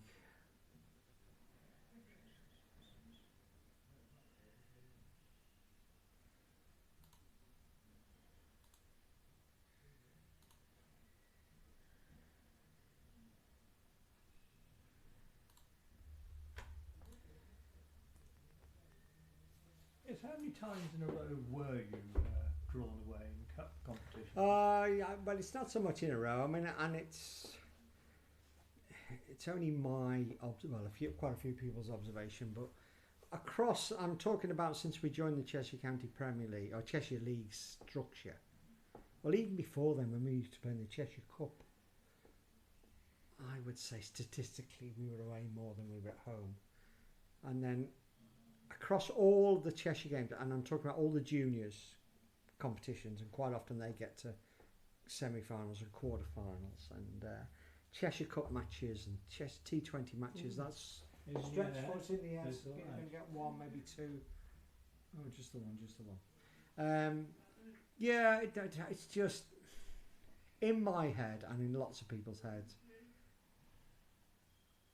We have been drawn away far more than probability would suggest you should be. And I'm talking about times when the league will decide they'll toss a coin in your absence, and it's a wide ball. I've seen it. I have seen recorded tosses. Right. Yeah. Well, you hate to have to ask because it means you're doubting them. Whatever you sort of trust them, but and you know the one the other day which I commented on may have been a purely genuinely 50. It's always only 50-50 on any given time, of course. But when you've got 15, well, however, 20 odd years, what are we, 27 years since we joined the Cheshire setup, and even before, when you've got 30 odd years of anecdotal or you would sort of expect feeling. it to be even over that And period. look, maybe I'm misremembering, I don't know, but I would, and it's hard to go back and check everything now and see where we were, but and I've seen all the junior ones as well, so I would say we defy the laws of probability. So, yeah, we've always found it to be a very East Cheshire centric setup, put it that way. Even before we were in it, or especially before we were in it, and even since we've been in it, we thought that might change, but I don't think that's the case. And I think it's down to, again, it's no great accusation, but there are times when if they're arranging semi-final and final, the organisers know they've got to organise umpires and things like that. They have more contacts. Most of the officials of the league are from the eastern side of Cheshire. They know the umpires from the eastern side of Cheshire. They know the grounds if occasionally it has to be neutral grounds or whatever. And I've got to be careful. It's not an accusation. I just anecdotally and my memory and others as well would say, oh, here we go. We're away again, for goodness sake. How can that happen? And of course, almost, most people will agree with whereas the best, or one of the best grounds in the country and in the county anyway, so you'd like to think that people want to come here and... Well, you see being think highly of Neston. Yeah, absolutely. Well, we're having their finals day here. Exactly that. They love it here. I mean, because it's not... it can't be particularly easy for any club to get to. Geographically, it's not great when you're doing a national finals. I mean, but it's worth the effort. But that's right, and I think most people accept that once they come and see what's here now. There are lots of other good grounds and nice grounds around, but when you add in how good is the second ground, you're going to struggle to find anywhere better in the north of it, in the country really. So.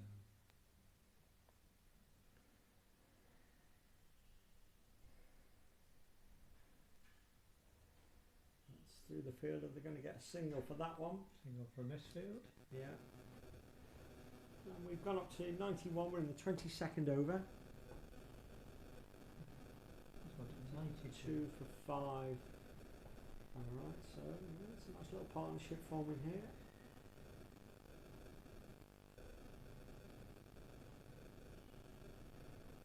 It's guided away. Benefit of the doubt, it's guided away for 2 runs to Guy.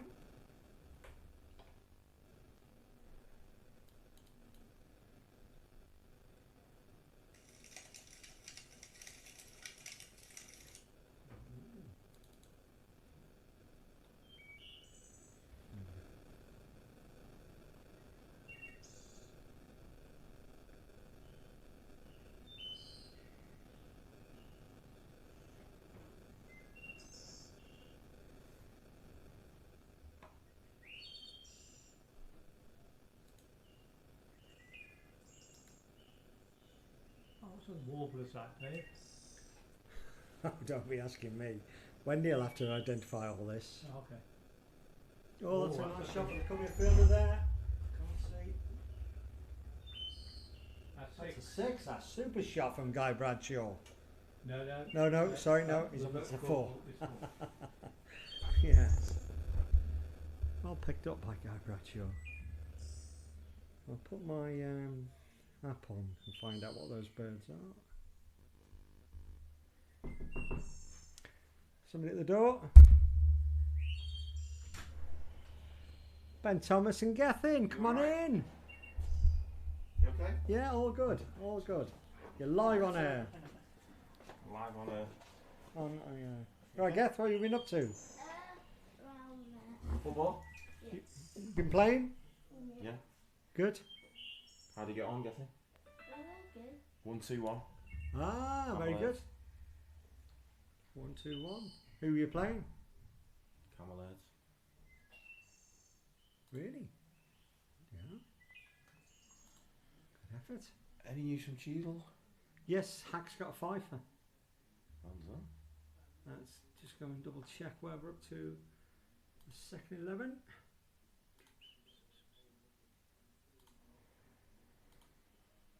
All over on the back. Long time It's all ago. right, yeah. Yeah.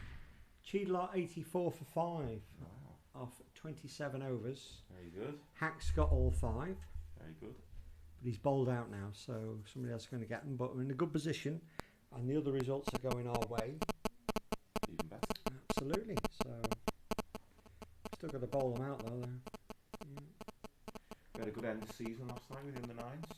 Oh right, Had a okay. bit What of did we an do? internal game. Yeah. And the under 11s was good. That's it now. Finally, the under 9 season is over. Sure. Real Oh, on shame. the Actually, we were Irby all- tomorrow. The girls. girls. So we've got 2 teams. Oof. The shot. Shot that's gone past the mid-wicket fielder. A catchable height, but too quickly for him to even move.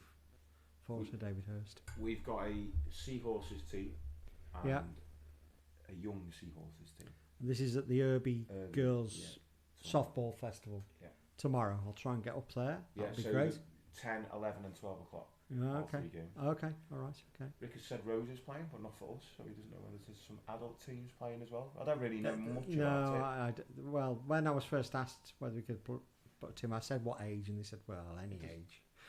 Well, The girls will be fine. It'll be fine. Oh, Yeah. the younger girl, yeah, it might be it'll be a learning curve.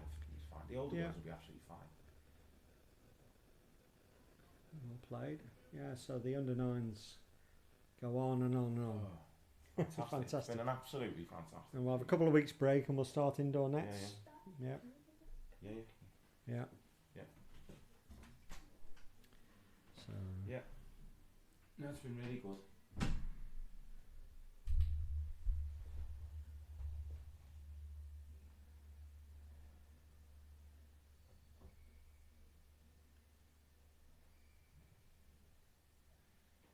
Shot. Great play shot. Guy Bradshaw. That's punched away through extra Great cover. shot, right? And we're going to come back for two runs. So you didn't say any of the start of this innings, no? Yeah. Been Yeah. here since 2. Oh, okay. It's a good opening spell from their bowlers, very isn't good. it? to I be mean, a fair? good Yeah, operator, yeah, not- yeah, yeah. There's not many better opening partnerships, is there? No. Fair play. And Guy's Guy. going to be out. He hasn't got hold of that one. It's just lobbed up to backward point, and I'm afraid Guy's gone.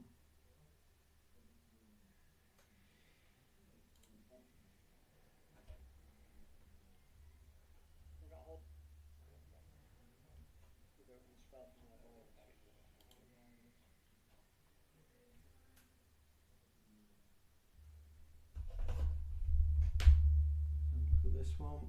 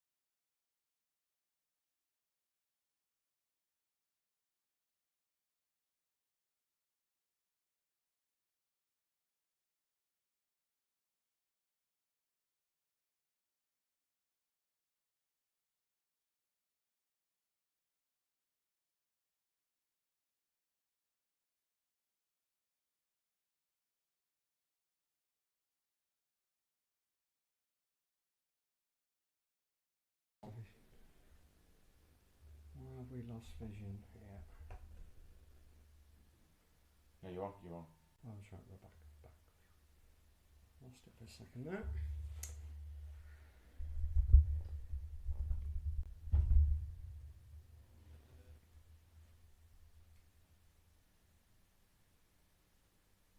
Oh, Tom.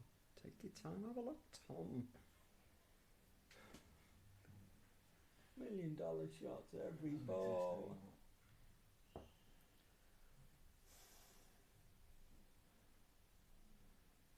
One game to go. I'd say nothing. Yeah. Actually, got tickets for Everton next week. Have you? Are you I'm going? looking forward to it. Yeah.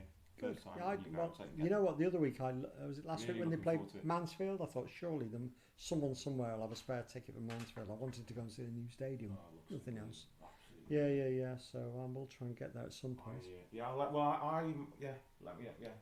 Johnny Brown's the man to speak to. I Apparently. suppose, yeah. Well, of course he is. Phil Dickinson. Surely he can sort the chairman out with a ticket. Yeah, right, good point. Yeah, good point. I think if you're listening, I'll Brownie, come on. I'll get him a ticket for the awards night. Yeah, Ticket there you awards go. night if he gets me a Can you ticket. get me a new one at hospitality? There you go, Brownie. If you're listening, come on, That's right. look Yeah. after us. Yeah, no, I'm looking forward to it. It'd be really good. Yes, he's cracked that one away through down to the That's very scorebox. well. A lovely shot. Yes, he's looking in good form. Touch wood.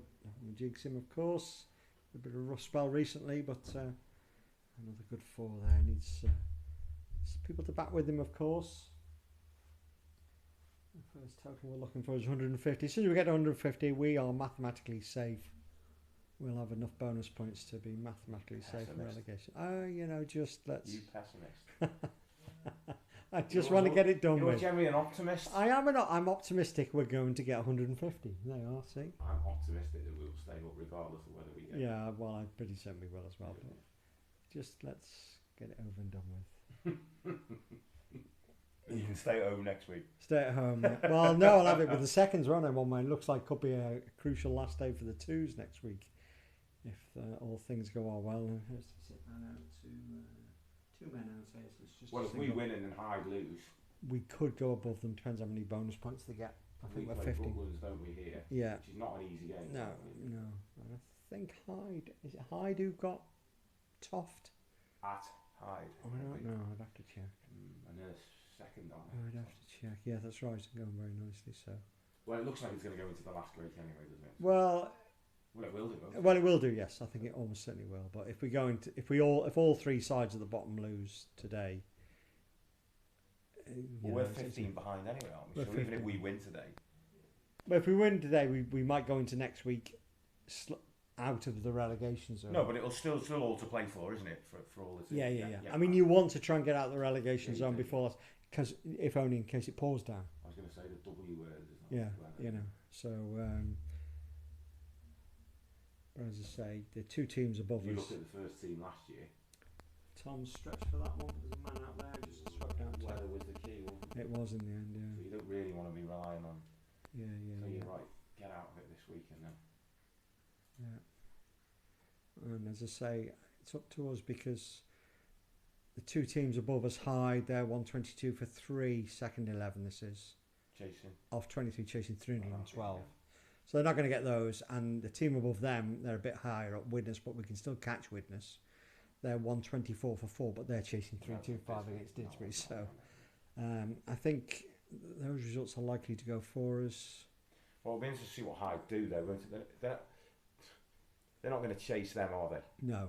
So it's a points game for them now, isn't it? You would have thought. Yeah, well, How many if they were sensible, yeah. you'd try and get what? Well, you try and go 200 plus, wouldn't you? Well, if they get 200, they'll get 3 bonus points. If they get And then how many for the draw? I can't remember what you get now. Oh, there's no draws. No. Oh, it's sorry, winners, where are they? winners. Oh, Oh, Tom's picked that up, and that's you beautifully flicked away. Hey, Tom Jones, like for 6 runs, super shot, Tom Jones. His timing is impeccable. Very talented. That's right. So there's no draws. So actually, that works in our favour now, doesn't it? Really? Yeah, absolutely. Well, there's never any draws in the second. It's only the Premier League that says draws. Yeah. Tom stretch for that one. That's gone for 4 as well. Crack through the covers. Get him up the order. It's, well, he has opened, hasn't he? Got the 30 odd early in the season, so I don't know if these lads have got drinks ready. What are the chances? You are not going to do I'm drinks. not doing drinks, I'm going to knock on the window. Drinks ready. Yeah. Behind the first team, they know what they're doing. Sure they do, they- Yeah, sure. Yeah. What have you got for you? Sure, yeah.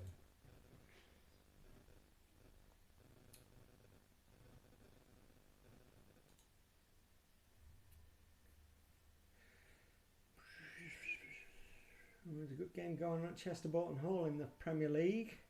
Chester Boughton Hall 169 all out. Alderley Edge 154 for 8 with 8 overs to go. Who's your money on? Good It question. depends Actually. if they're not out. Let's have a look. Who's out? Who's not out? If they're not out. Valentine's 18 not out, and on him then, Mackenzie's 1.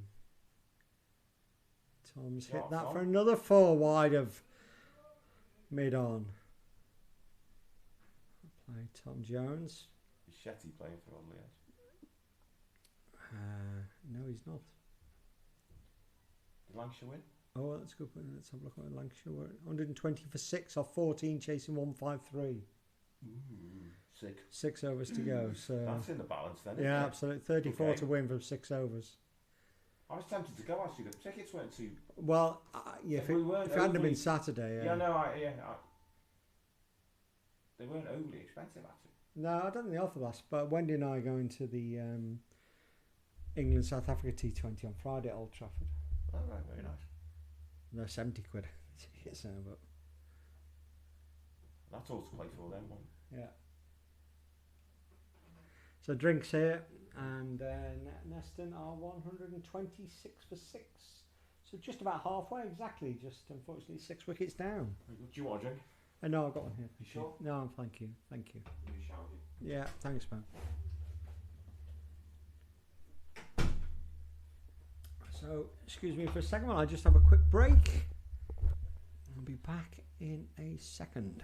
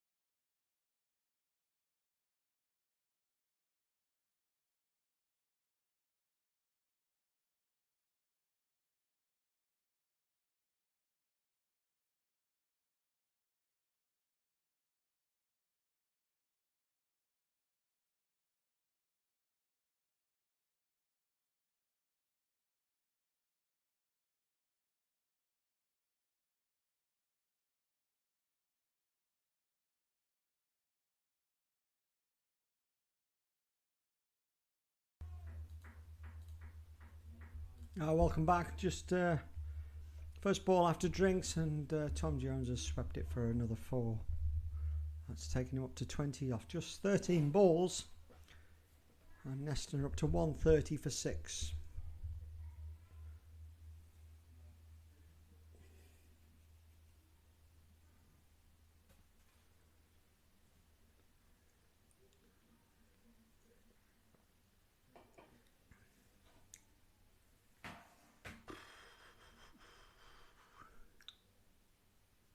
Oh, and he's hit that one straight at mid-wicket, all along the ground.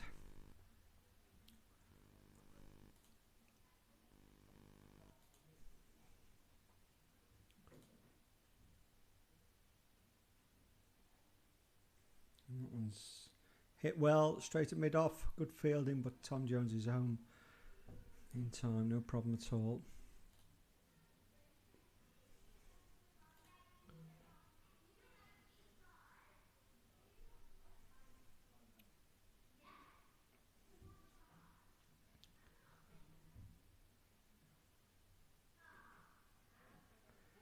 Keeping a careful eye on the first game, likely to finish in the Premier League today, and it's a close one at Chester Boughton Hall. Chester scored 169.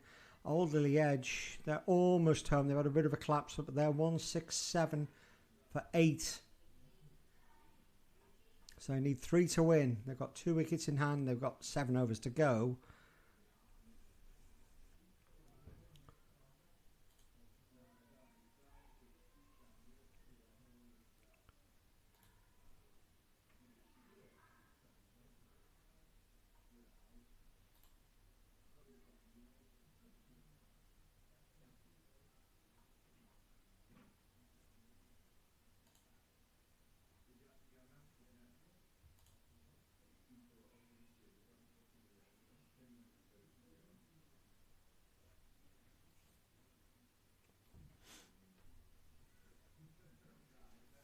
I was wrong. The first game to finish in the Premier League, Namwich have beaten Lindo. Now Lindo 183 all out. Namwich have got them for 4 with 15 overs to spare. So a comfortable win for Namwich there.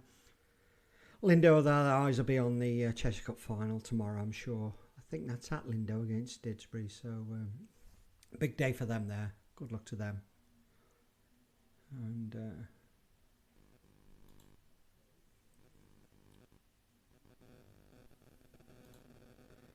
bowler from the road end is O'Brien. He'll be bowling to Tom Jones.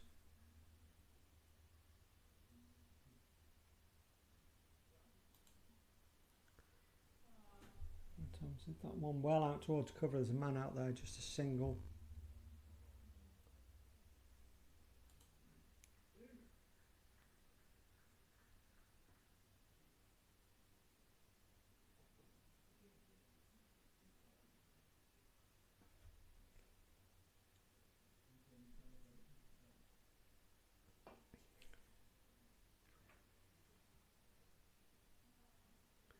Nicely clipped away by David Hurst. The man down at deep square leg. That's another single.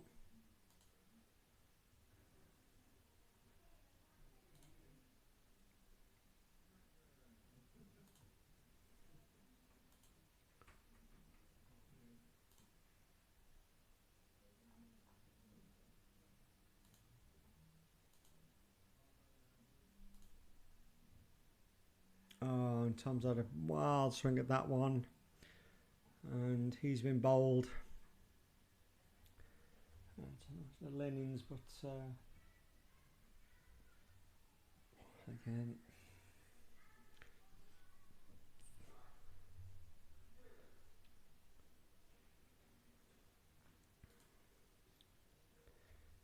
Tom goes for 22 off just 17 balls, bowled by O'Brien. And now it's Kai Jackson who's going to come in and make his first 11 league debut.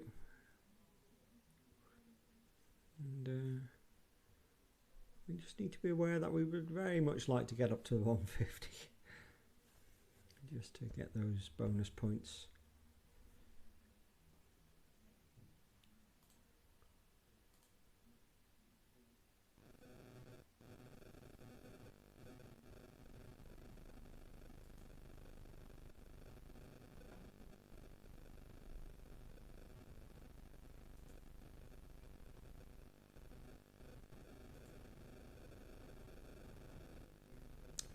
Good game going on at Cheadle. Cheadle now 112 for 6 against Neston 2s, chasing. They need 164 to win. So that's another 42. They've got 15 overs to get them, 4 wickets left, so that is a good game going on there, and it's crucial that Neston can get over the line in some shape or form. 6th wicket there went to Ben Danlon. First 5 all going to Chris Hackett, but he's bowled out now, Chris, so they're going to have to find wickets from elsewhere. Well left by Kai.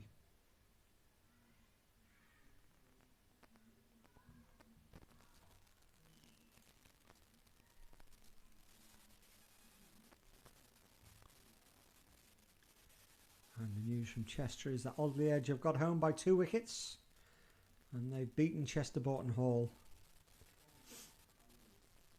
Chester will pick up, what will they pick up? 6 points.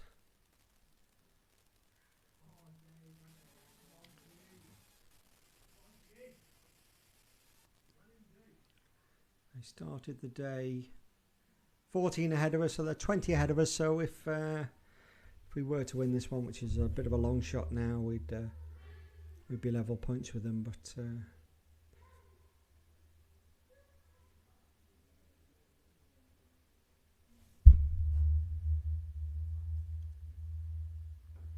well watched by Kai.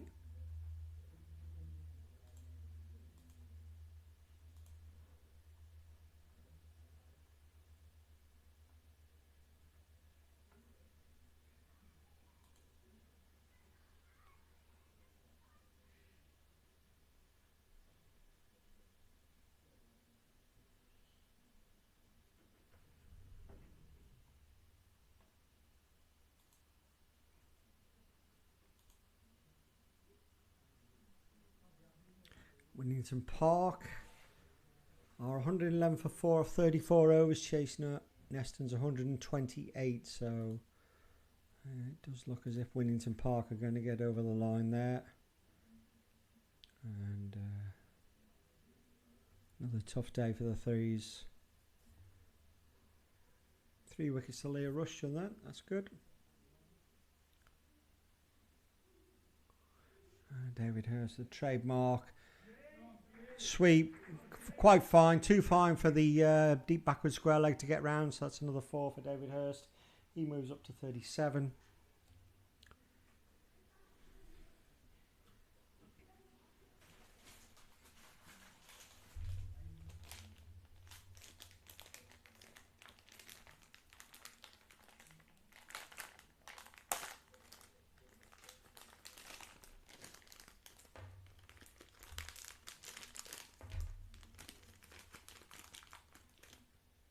Gone for it again, he's hit it again.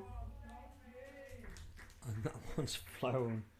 Not far from the fielder, but another 4.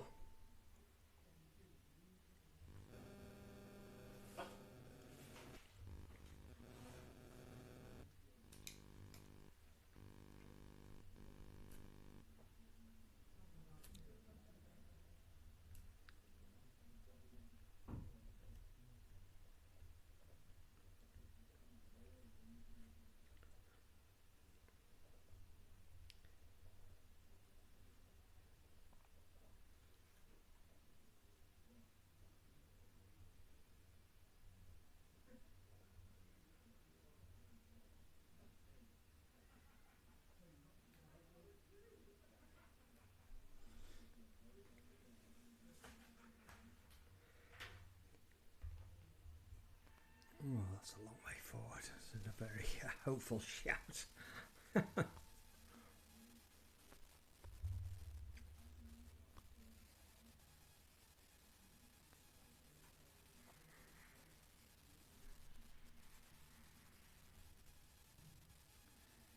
Cut away out to the deep cover fielder. Another single.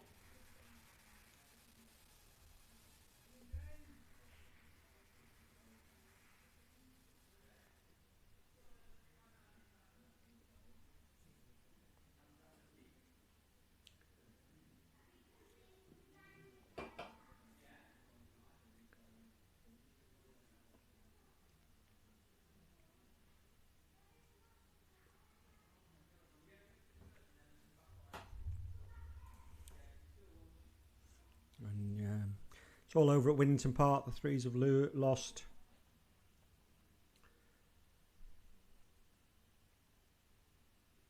Nice looking shot by Kai there. He's off the mark. First runs for the first team.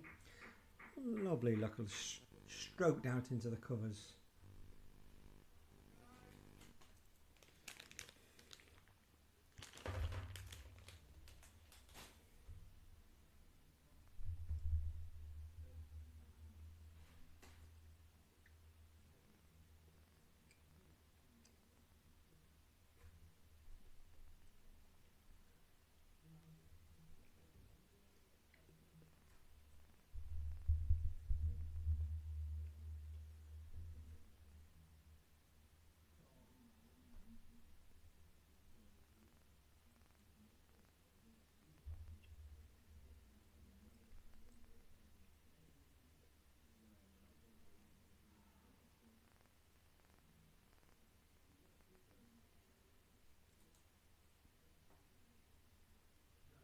It's a shame there's no stream from Cheadle. That'd be a really tense, nervous finish going on there.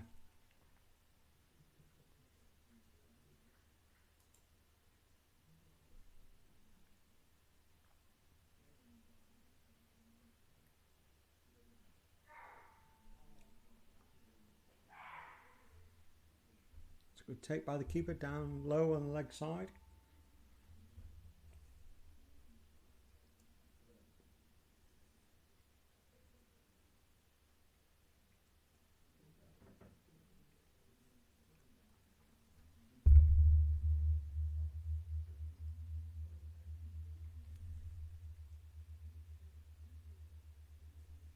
Ooh, that's jagged back.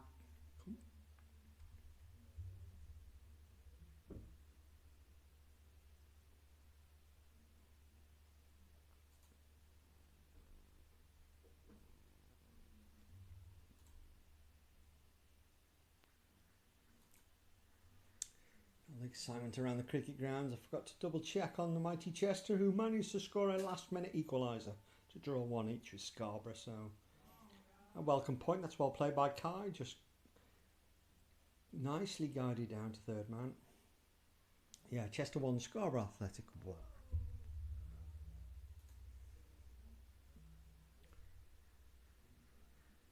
England are 1-0 up against Andorra. Stockport lost. And poor old Tranmere lost 3-1. It's nicked.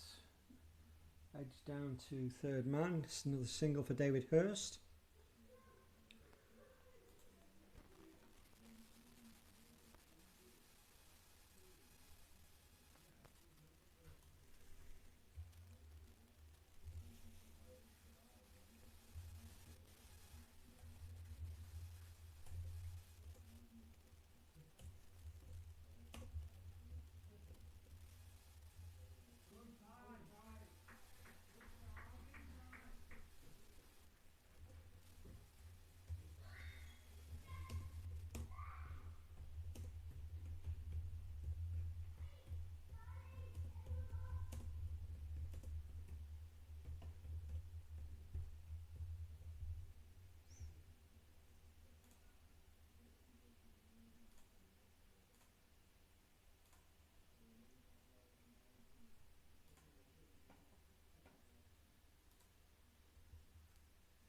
End of the over. That's 28 overs gone. Score is 146 for 7. Chasing 254 to win. So 109 to win off 21 overs. So a reasonable equation in terms of the run rate, except that was 7 down. So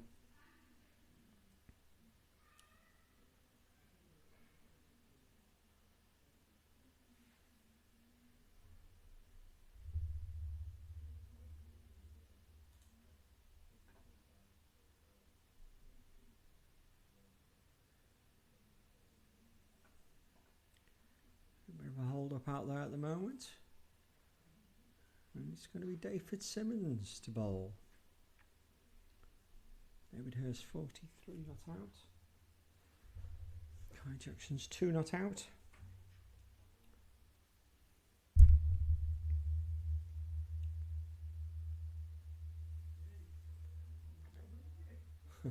That's it, away for what would have been a comfortable single down to the long cover boundary. But first ball the over, David Hurst has decided he's not going to run, he's going to keep the strike. So he's going to run that one because he should get 2 for this. He should get at least 2 for this. He's not going to run 3 and it's not going to go for 4. So yes, just 2 runs there. 1, 4, 8.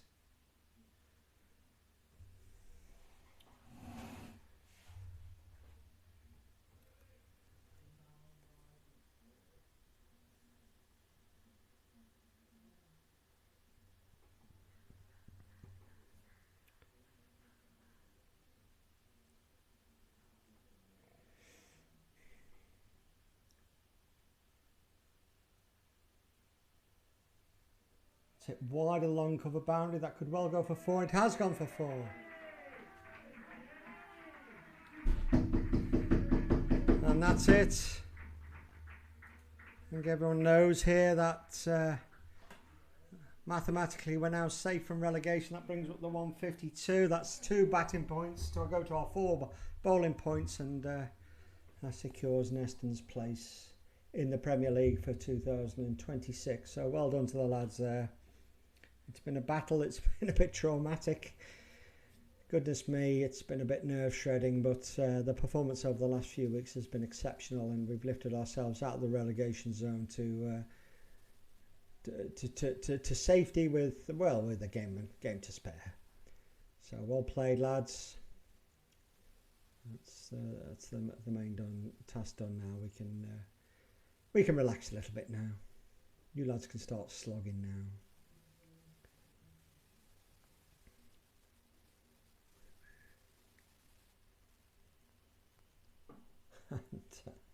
I guess he's going to try now.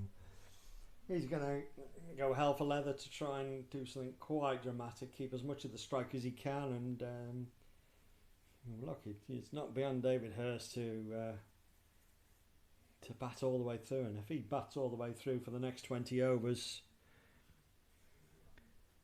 dare you dream. So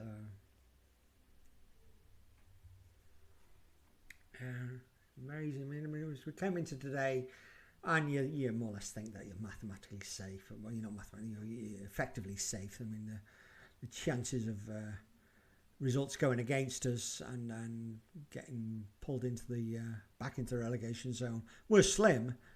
But crikey, you don't realise how much of a relief it is until you actually knock up the points. And it's a very pleasing moment indeed.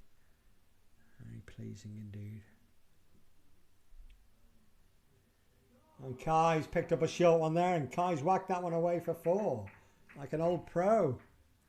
Maybe Kai has visions of staying there with Hursty and seeing us through to all sorts of glory.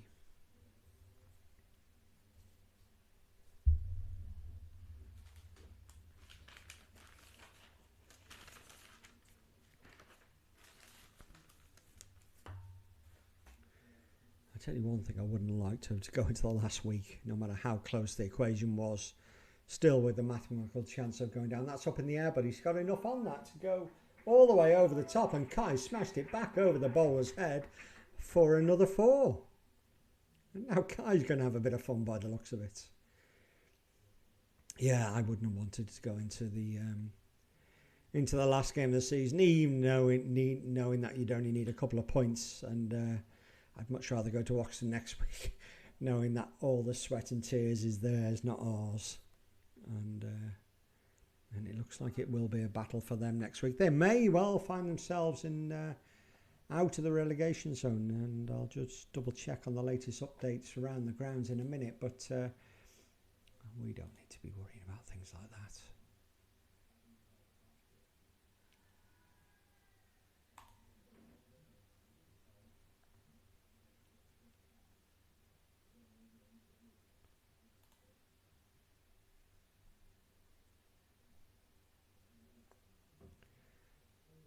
It's looking pretty close to all over for Bowden.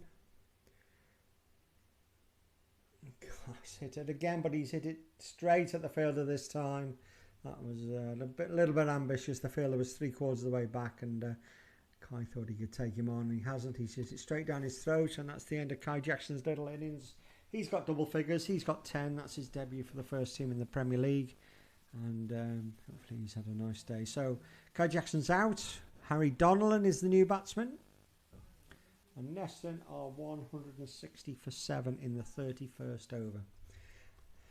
As I was saying, Bowden 2-2-3 all out, and Didsbury, the champions, are 182 for 2 off 36. So they just need another 42 off 14 overs. They've got 8 wickets left. So Bowden, who would have picked up 3 batting points and at the moment don't have any bowling points, looking as if they're going to fall to defeat. We know Cheshire have already lost. We know that Lindo have already lost. Oxton, and they're in a bit of trouble there. 159 for 5 off 32 overs, chasing 267 at Timpley. So Oxton, they would have picked up 4 bowling points and at the moment have 2 batting points. So, and probably for the last time today, there it is. There's the big double-decker white bus on its last journey to Chester, I would imagine. Farewell, white bus. We'll see you next week. What a lovely shot from Harry Donnellan there. There's a man out here, so but David Hurst has decided he's going to keep the strike at that end, and there is no run there. And finally, Widnes, well, they would have thought they had a chance having restricted Brooklands to 207 for 9 in 50 overs, but Widnes 124 for 9 off 35. So it's nice that we reached our target to know that was safe before any other results come in and not dependent on other results, but it looks like the other results are all going to go in our favour, I would imagine anyway, and there's going to be quite a big gap between us and the bottom 3 by the end of the evening. And as I say, we can leave it up to others. See, I don't quite understand that. Hursty turned down the single off the last ball of the last over, but he's got a single there. Oh, well, he's brought up his 50, so that's fair enough. He's taken a single off the first ball, but it was the single that brings up his 50, so that's a great knock by David Hurst. He's gone to 50 in 51 balls, and that'll be a welcome return to form for him. Meanwhile, Hyde Donnellan has just nicked straight to the wicketkeeper. Second ball faced, and Hyde Donnellan's gone, and this is the last throws now. 161 for 9. I'm not certain anyone really cares that much now. Hyde, nothing to play for, but they're going to win this game. And Neston have done exactly what they were needed to do. They've got the 6 points that they wanted, and Matthew Stewart is going to go out, and hopefully he'll hold at one end, and let's see if we can see a few fireworks from David Hurst. But Harry Donnellan's gone. He's out. Second ball, caught behind.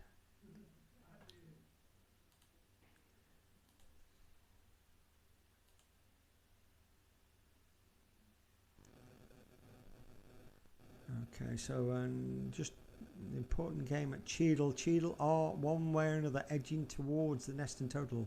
129 for 6 they are, which means that this current partnership, when did the last wicket fall? The last wicket fell at 107, so this partnership was put on 22, and Neston could do with a breakthrough there.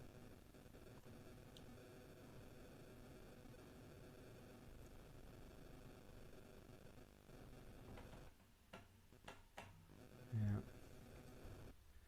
Fitzsimmons to continue. Picked up that wicket of Donnellan, and I said Matty Stewart's out there, and I think he'll quite happily hang around.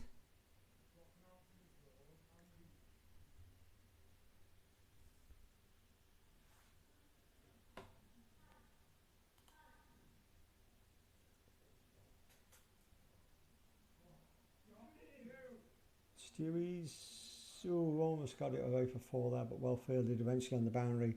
Just the 2 runs.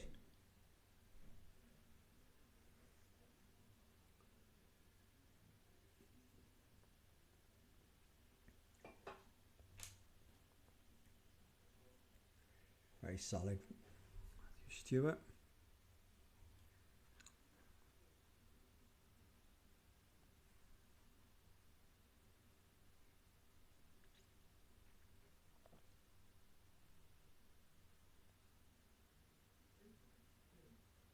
End of the over.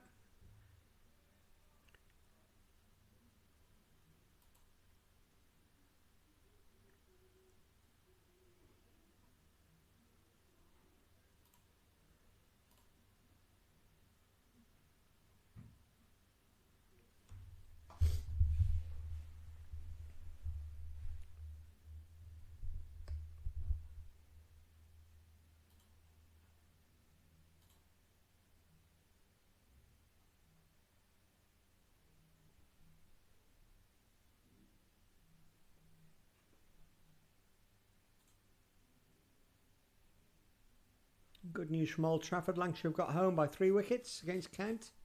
So they're into the T20 Blast Finals day, which I think is next Saturday.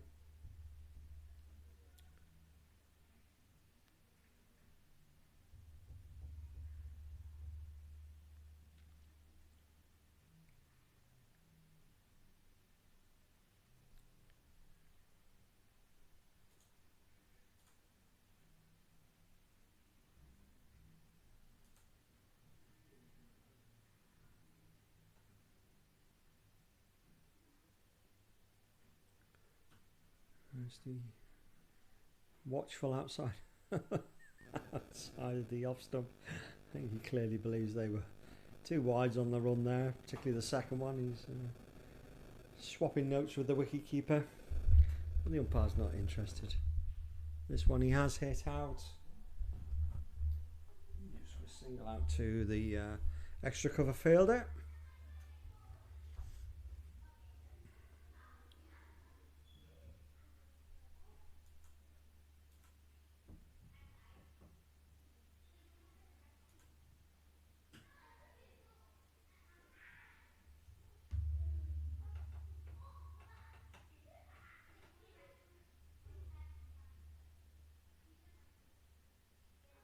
Oh no, Stewie's having a little dip at that one, trying to hit it over wide long arm.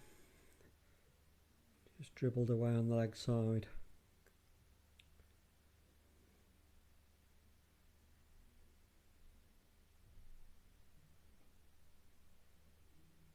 That one is going to be a wide. Yeah.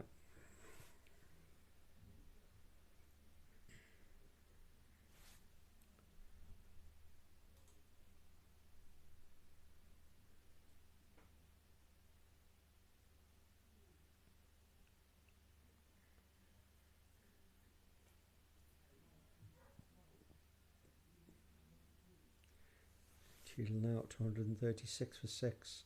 9 overs to go there. They need another 28 to win. That's a wide down leg side now.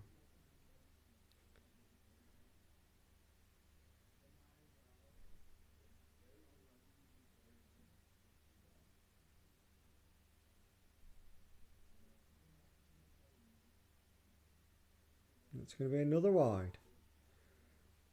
Goodness me.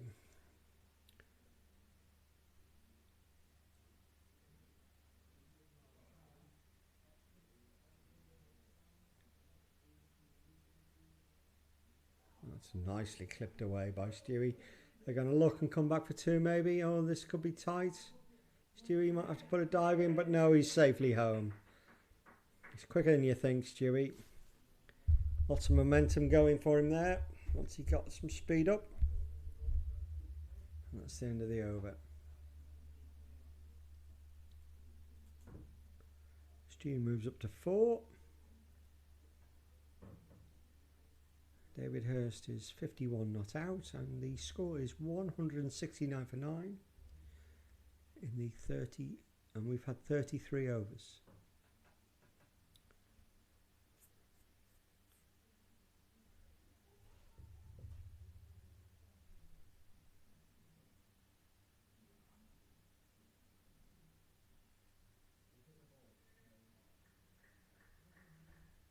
Again, first ball of the over, Hurst not Not interested in taking the single. He'll be looking something to stray onto middle and leg, and he'll be whipping it away. Okay. Dave Fitzsimmons has got a little bit more about him. I think he knows the score. He'll probably keep it outside off stump and force Hursty to drag it round or play on the posh side, and so far he's doing a good job here, Fitzsimmons.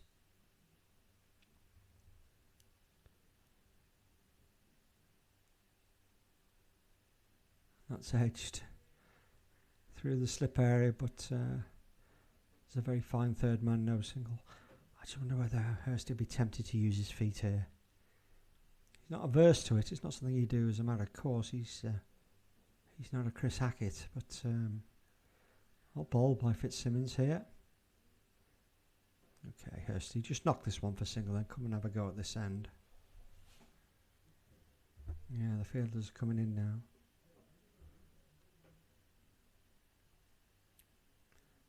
Yeah, so both the leg side boundary fielders are in to try and stop the single. It's hugely critical, but I think that's the plan, is that Hursty keeps the strike. So, but this might tempt Hursty to have a yahoo onto the leg side. There's nobody out there at all now, but he's gone. Oh my goodness me! And the net effect of the fielders coming in from the leg side boundary was that one of the fielders went into a slip, which meant that the very fine leg moved round to a normal third man, and Hursty's hit that one over the slips to exactly where the bloke was before he moved at the very fine third man. But he's got away. It's gone for 4. That's fine. 4 more runs, and the score is up to 173 for 9. 16 overs to go still here. Look, I mean, if we didn't lose any more wickets, if we don't lose this last wicket, my money's on Neston winning. So I think Hursty will get the runs if somebody stays with him for 19 overs. I mean, chances are slim.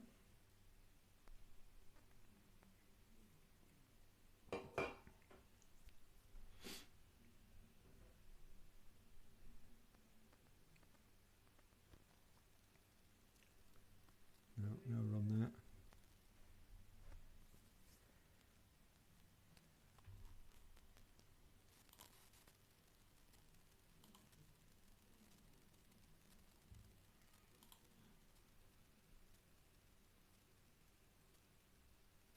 That's going to be a wide.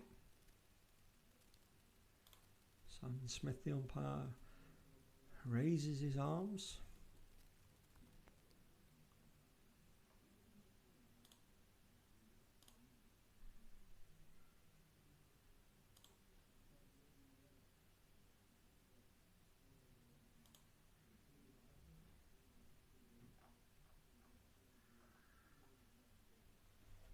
Tudor will continue to edge ever closer to the Neston total of 137 for 6 now.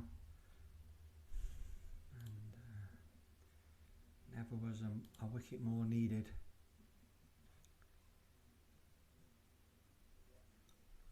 Set up a little bit of a tense, nervous finish there. Stewie's, that one's thrown out wide outside off stump, and Stewie's had a little bit of a dart at that one himself. Missed it, through to the keeper, off the keeper's pads.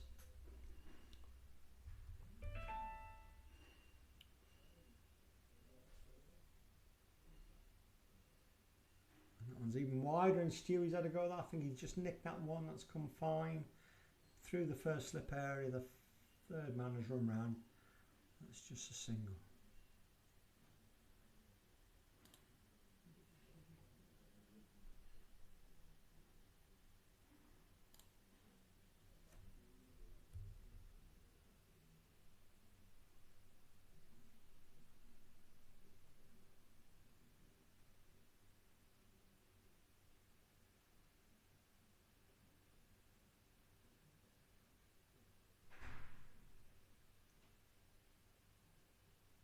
Oh, he's had to go there, and that could be it. Yes, he's going to give that out.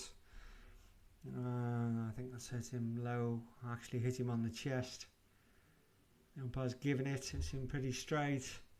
That's the end of it. Hursty's great innings. He's out for excellent 55. He's seen Neston through to Premier League safety, and we can be grateful for that. Hyde have been the best side today.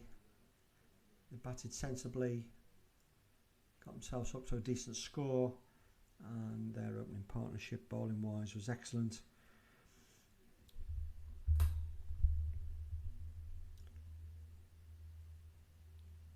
And Neston never got going. There are a few good little starts, quite a few 20s in the innings. Price got 20, Guy got 20, Tom Jones 20 odd, and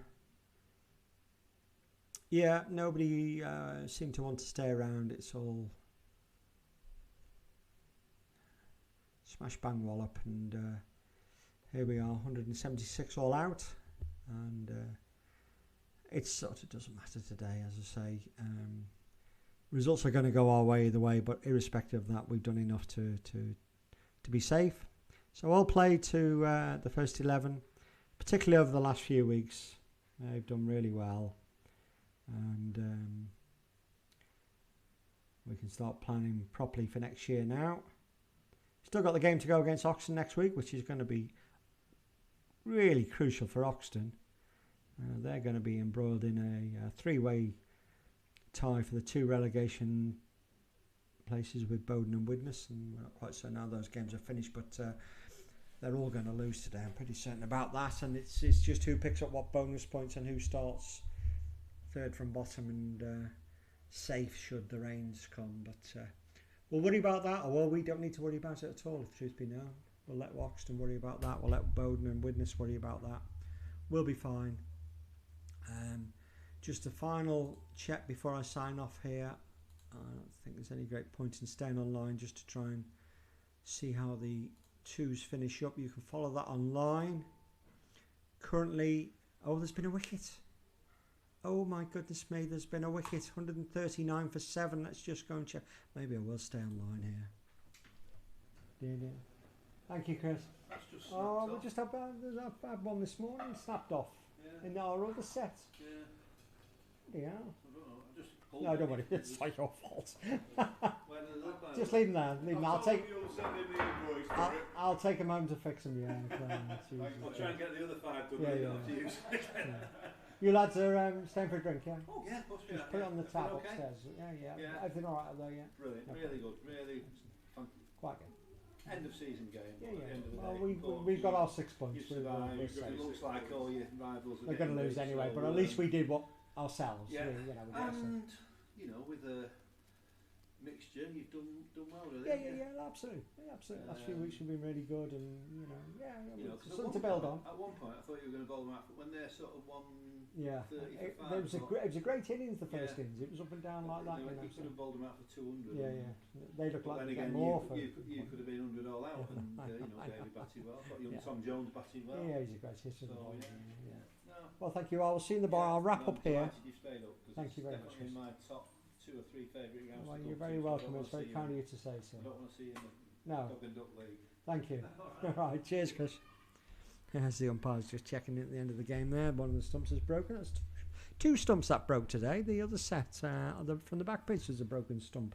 So I'll probably need to fix them up before next week. Right. So, yes, where was I? I was just checking on this wicket at Cheadle. And news from Cheadle is it's now 139 for 7. There's 7 overs to go there. And that 7th wicket has gone to Ollie Griffiths, who's come back onto bowl. He's still got another 5 or 6 overs. He's picked up 1 for 28. So, really game on there. Where are we? 137 for 6. So they need 26 to win. There's 3 wickets left. 137 for 7. A really good game. It's just a shame there's no stream there. I'm going to watch that from afar. I'm going to sign off here for tonight. Depending on what happens with the second 11, I'll probably be commentating next week if it's going to be as crucial as it looks like it may be crucial. Well, either way, I think the way the results are going, we will still go into last week with a chance of staying up.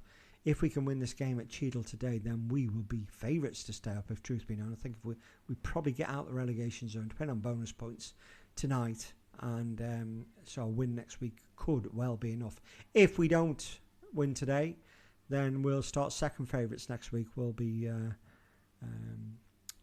behind Hyde and behind Widnes, and we would need them to lose and us to win. So next week is going to be crucial one way or another, and I'll probably be commentating on the second 11 next week, and so I'll be there for that. I probably may or may not go to Oxford. Anyway, either way, that's the end of it for me today. Thank you for joining us, and I will speak to you all next week.